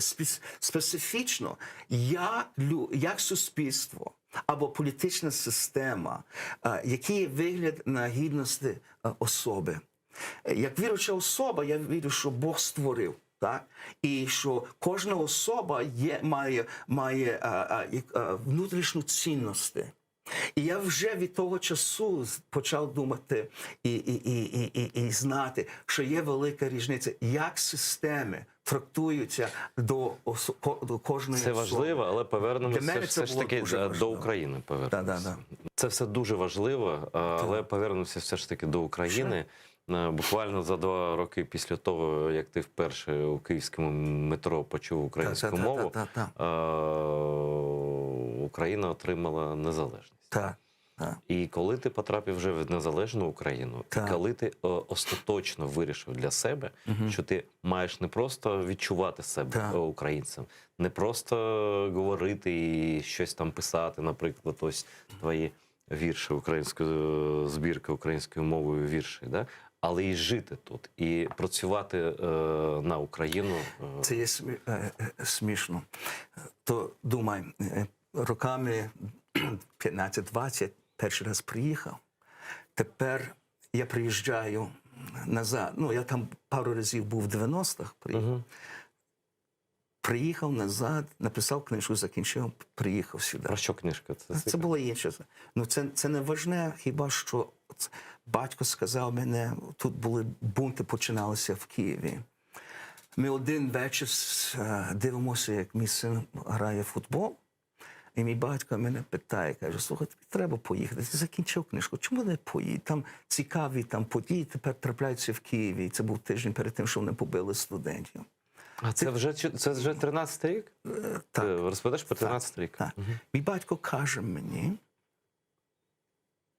подарунок, ми тобі винний подарунок на день народження, купимо квиток. На другий день моя мама мені дзвонить і каже, квиток я вже замовила. Це було в п'ятницю. В суботу побили студентів, в понеділок я вже тут був, в Києві. Окей? Тепер, щоб відповісти на твоє питання. Це дуже цікаво. Я йду по вулиці, я прийшов, тут нічого. Я А не ти мав нічого давно, робити. до того ти небагато разів був в Україні? Ще 2-3 рази під час 90-х. А, і це такий період був довгий. Я прийшов, я собі ходжу, знаєш, дивлюся, по Хрещатику йду, бачу все це. Один день, я там щодня йшов, часом раз-два рази в день. Один день я знаю точне місце.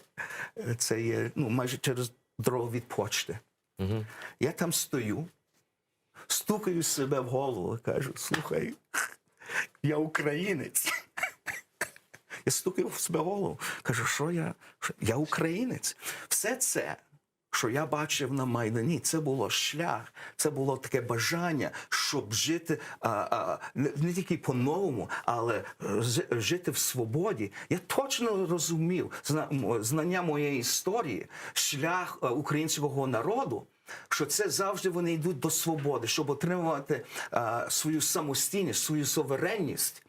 І я собі сказав... Свою гідність, знаєш. Свою гідність, всі ці речі. І я це 100% розумів. І в той момент я сказав, я українець. Тепер не по національності, але в серці, в душі, в крові. І я собі сказав, я вдома.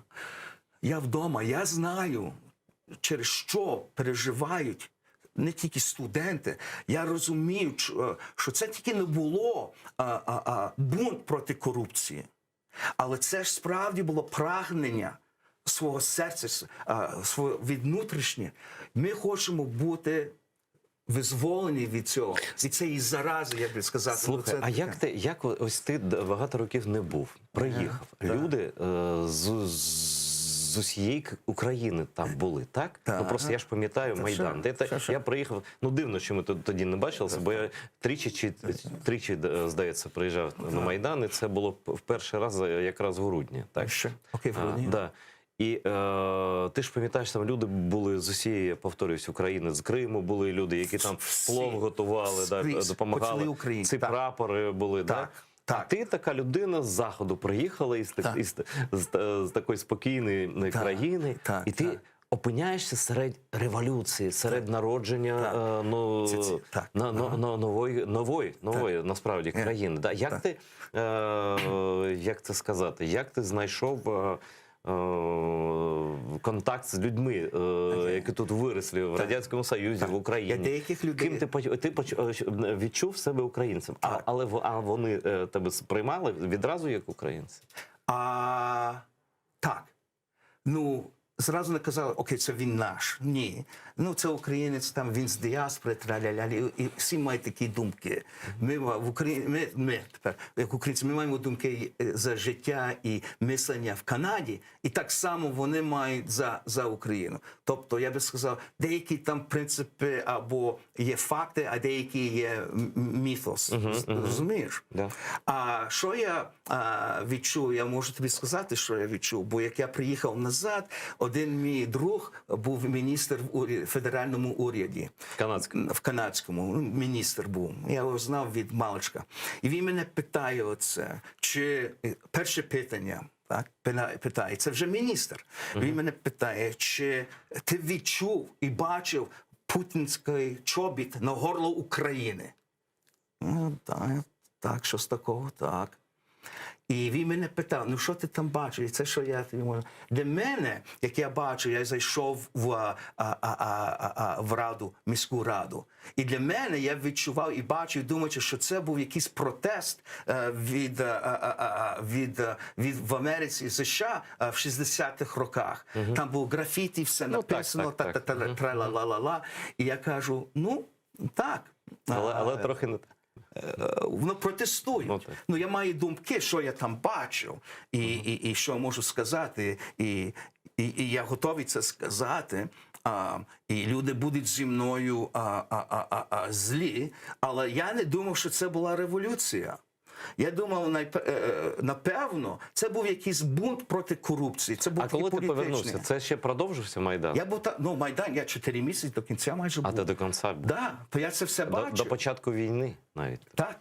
Я тоді поїхав назад, написав цю книжку. Я там 3-4 місяці писав, і тоді приїхав назад, бо я вже почувався, що я мушу поїхати назад. Тому що люди там розмовляють, за це я дуже емоційний. Люди розмовляють за ці фундаментальні цінності. Не кажуть тільки, що ми хочемо Європу, ми хочемо бути, ми є проти корупції, ми хочемо закон, ми хочемо демократію, ми хочемо, щоб уряд наш голос почув. Оці речі я добре знаю. А яка твоя, тобто ти повернувся тоді, це влітку 14-го року було десь? Да? Щось такого, так. Весні. І потім ти декілька разів ще повертався до Канади, але більшу частину часу вже ти проводив тут, так? Да? Так. Угу. Тобто ти, фактично, ти переїхав, змінив основне місце життя, так? Так, я би сказав, що так. Ти своє життя змінив, в такому віці зрілому, так? Було, так, я мушу почати з нуля. Слухай, я приїхав я жив в Росії 43 роки, та ти 53 роки там, напевно, жив у Канаді. Тобто ми з різних кінців приїхали до Києва. Да? А як ти ці роки, як твоя адаптація тут була? Яке завдання ти сам собі поставив? Що ти тут будеш робити для України? Ти ж не для себе сюди приїхав. Ні, бо я, чесно... Не як пенсіонер якийсь там, знаєш, там відпочивати. Більше заробляв в Канаді, то тут. І, до речі, я не беру гроші, я пробую жити чесне життя. Там, як я заробляв в бізнесі і працював, так? Тут трохи традиції інші. Знає? Але що мене справді було... Я думав, що я можу тут допомогти своїй країні. А чим конкретно? Наприклад, розмовляти і писати за демократичні цінності. Це є найважливіше. Пояснювати українцям західні цінності? Чи пояснювати західним людям англійською мовою, що відбувається в Україні? Чи і те одночасно? Те і те одночасно. Тобто мене запрошують багато, щоб іти розмовляти, я читаю лектури, наприклад, на теми трансформаційні цінності і добудування демократичної системи. В той самий час люди кажуть, один мій редактор сказав від Нової Європи, сказав, що я був одним з найліпших посередників для Заходу, щоб зрозуміти Україну. Оце... Чесно, і я був не зразу, це забрало пару років, бо це суспільство не є таке простеньке. Звісно, тобто ти сам самому важко було. Ми все знаємо за це. То мене забрали, я нічого не говорив, нічого не писав 2 роки. Тільки дивився. Слухав, дивився, аналізував. Так, і я знав, які були, і ще знаю, до речі, які тут є проблеми і що треба перебороти. Корупцію, що це значить жити з гідністю, що значить жити за законом, що є обіцянки, коли ти живеш, коли суспільство живе за законом, що є плоди цієї системи. Наприклад, в письмі пишеться так, як ти будеш жити по закону, Бог тебе буде благословляти. Тож, як ти будеш і ти займаєшся шукати правду, в кінці ти будеш визволений і буде знати, що це є свобода. Ну тут це зрозуміло, але це все ж таки такі загальні речі. А вони зрозумілі, все правильні, але загальні речі. Але от ось конкретне запитання. Ти пишеш для англомовної преси тут, в Україні, так? Це Київ Пост, здається. Київ Пост, New Europe, в Брюсселі, так. New Europe. Atlantic Council в Вашингтоні, так. Ну це круто, насправді круто. Це, тобто, і ти пишеш, а в Канаді читають тебе про Україну теж? Так. І про Крим ти теж пишеш, і про наш народ, і про окупацію, і про все Не про так війну. багато, як я хочу. Почесно, хто ліпше пише за це, чим ти. Ні, слухай, я англійською мовою не пишу, на жаль. Є люди, які пишуть англійською мовою. До речі, в Київ Пост є чудова Галина, авторка, яку я хочу запросити. Добре, що я зараз згадав, я обов'язково її запрошу. Яка дуже круто пише про Кремли, вона знає тему цю, і ти з нею знайомий теж, так? Що зараз важливо? Знаєш, багато хто каже, що Захід втомився від України, що Захід вже хоче там домовлятися з Росією якось там без України, без того, щоб враховувати всі наші інтереси. Багато що кажуть. Як це зараз, на твою думку, відбувається? Розуміння того, що таке Росія є в Канаді, на Заході? Там. Так. Я би сказав, це дуже таке, можна відповісти на різних етажів. Я би сказав, що одне. Номер один. Люди не знають, що це Україна. Тобто, як не знають? Ну, Майдан вони знали. Вони це знали, але це було якийсь момент такий. Але чи вони знають, деякі не відрізняють Україну від Росії? Досі, так. Наприклад, я зацікавлений, і це що одна моя, я багато пишу, коли є розмови між Вашингтоном і Києвом, так? Я людям розповідаю за національну наративу. Україна, і це не є тільки, що Захід не розуміє, так? Але я можу тобі чесно сказати, що Україна і політики, уряд України ще не може і ще неправильно передали, що є національні інтереси України. Це є... Ну, слухай, в Україні як? Ну, є уряди, да? Вони змінюються, є президенти, вони теж змінюються. Але прагнення України до Заходу, воно доведене, перше, Майданом, на якому загинули люди, який був підтриманий Україною, да? Прагненням до незалежності, яке підтверджується майже всіма соцопитуваннями. Да? І це, і нарешті, війною, яка триває. І Росія відразу загрожує, посилює загрозу залякування Заходу через Україну тощо. Я розумію, що найважче – це тривати увагу до України протягом років. Це вже більше, ніж Друга світова війна продовжується, так? Так. В який спосіб, як ти доводиш західним людям, які читають там Atlantic Council, інші твої статті, як ти доводиш їм важливість України, підтримки України? Я хотів відповісти другу частину до твоєї ранішньої питання. Друге, що Захід не розуміє, вони не знають, не мають розуміння повні, що це значить Російська імперія. Тобто Росію не розуміють. Вони Росію не розуміють. Втім, що кажуть, що вони розуміють. І це правда, розуміють. Але це є одне, щоб зрозуміти, а друге, що робити. Наприклад, вони думали, що як напали на Луганськ, на Крим, Луганськ і на Донецьк, вони думали, що економічні санкції будуть досить, щоб мати вплив, стримання і вигнати навіть. Вигнати, так? Що це була якась кара. Ну, вони хотіли покарати. Але трохи. Так, і не досить. Так. А ще це був результат цього. Це, як, знаєш, як з луком на відміді ходити. Так.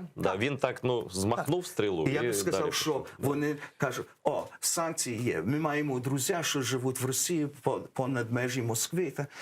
Як вони там страждають? Санкції А як кримські татари страждають? А як українці страждають, яких загинуло стільки і вже? І там і руїна, і страждання. То ваші санкції є якби політичний інструмент, дипломатичний інструмент. А як він впливає на щоденне життя?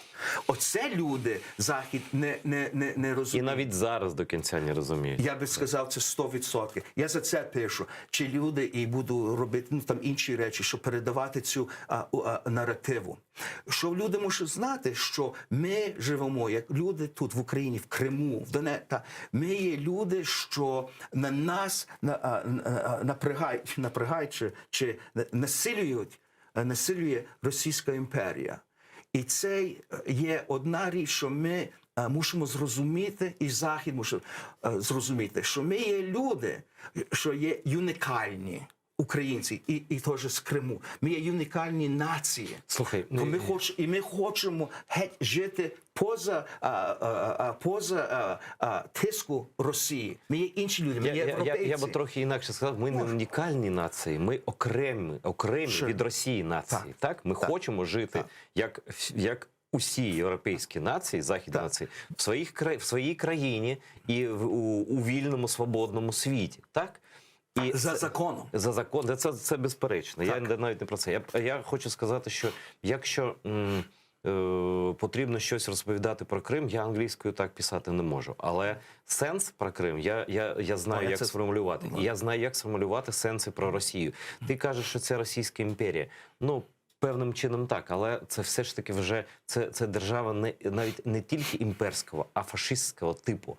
Об'єднання навколо фюрера, навколо провідника, як вождя, там, фюрера. Путін хоче бути якби Сталін. Він хоче виглядати типу цивілізованою людиною, а насправді суттєво він фюрер. І він прагне того ж, захоплення земель. Тобто це прагнення, ну точно не 21-го століття. Ми в є в Сході, так?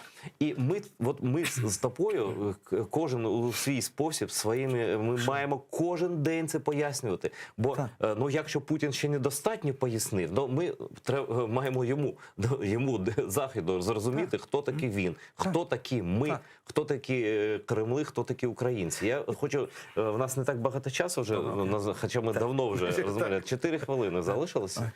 Я хочу, щоб ти оцінив зусилля України в той частині, де ми кажемо Заходу про Крим. Ось в августі буде, в кінці августа буде Кримська платформа. Як ми маємо нагадувати постійно про Крим? Що Росія, номер один, що це є визначена частина України. Так, Крим, так. І, до речі, ми мусимо говорити і продовжувати розмовляти за те, що треба жити по міжнародному законі. Це є важливо, я би сказав. А щодо це санкції базовані на ці. Це так, санкції.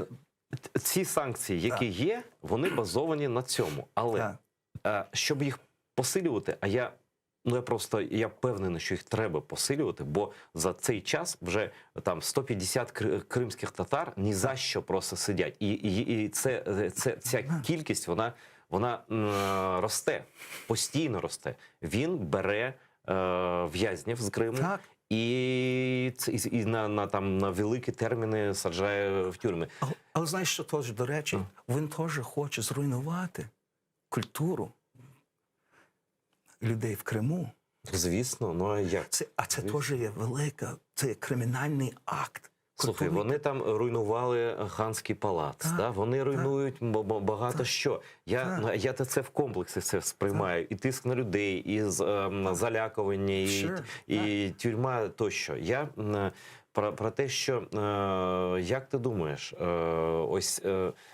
чи треба наполягати на тому, і підкреслювати те на міжнародному рівні, що крім захоплення території, фізичної, чужої території, там іде системний тиск, системна дискримінація корінного народу Криму і України. 100%. Так. То є за міжнародні закони, за культуру, за поведінку. За права людини. За права людини, так. і релігії, права релігії, Так само. бо там вони стискають на релігійні. І це є боротьба, це є якби фронти боротьби проти Російської імперії. І це є фундаментальні точки, за які завжди треба говорити. Кажуть, що тепер від перспективи Заходу, за що вони будуть зачіпати? За закон, за культуру, жити по закону. Оце є ці дуже важливі речі. Слухай, ну національна дискримінація, вона взагалі неприпустима в сучасному світі. Взагалі.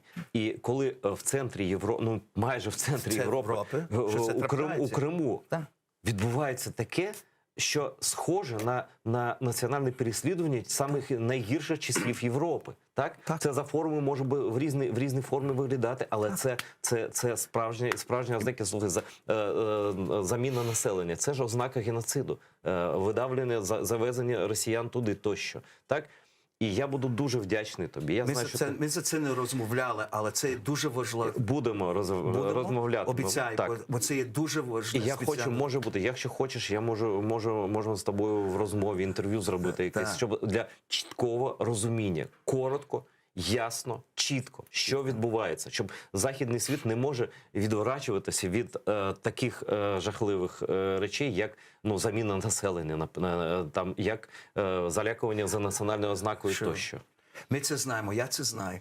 Але всі це не знають. Ось наше завдання з тобою. Ми з тобою, слухай, якби ми були там танкістами, ми б мали там захищати батьківщину в такий спосіб. Так. Але в нас спільна батьківщина. Ти канадієць, який там українського походження з Торонто приїхав. Я кремлик, який повернувся на свою батьківщину в Україну, репатріювався одночасно. Це наше спільне завдання. Я дякую тобі за підтримку, дякую за те, що прийшов, дякую за те, що ти справжній. Дякую. Дякую, брат. З нами був Юрко Поляківський, письменник канадський. І хто англійською читає, можете просто забити і читати його статті. Багато хто з Кремли, з молоді особливо вивчив англійську, вчить англійську мову і розповсюджуйте, читайте те, що пише про Україну, про Росію. Мій сьогоднішній співбесідник. Я дякую всім за підтримку, дякую тим, хто, незважаючи ні на що, на будь-які проблеми, вирішує для себе підтримувати телеканал АТР за допомогою сайту Patreon. Це постійна, щомісячна підтримка, дуже важлива для нас. Завдяки неї ми працюємо, наприклад, зараз, коли маємо певні відомі вам труднощі. Я вам дуже дякую за увагу. Дивіться АТР і далі. До нових зустрічей.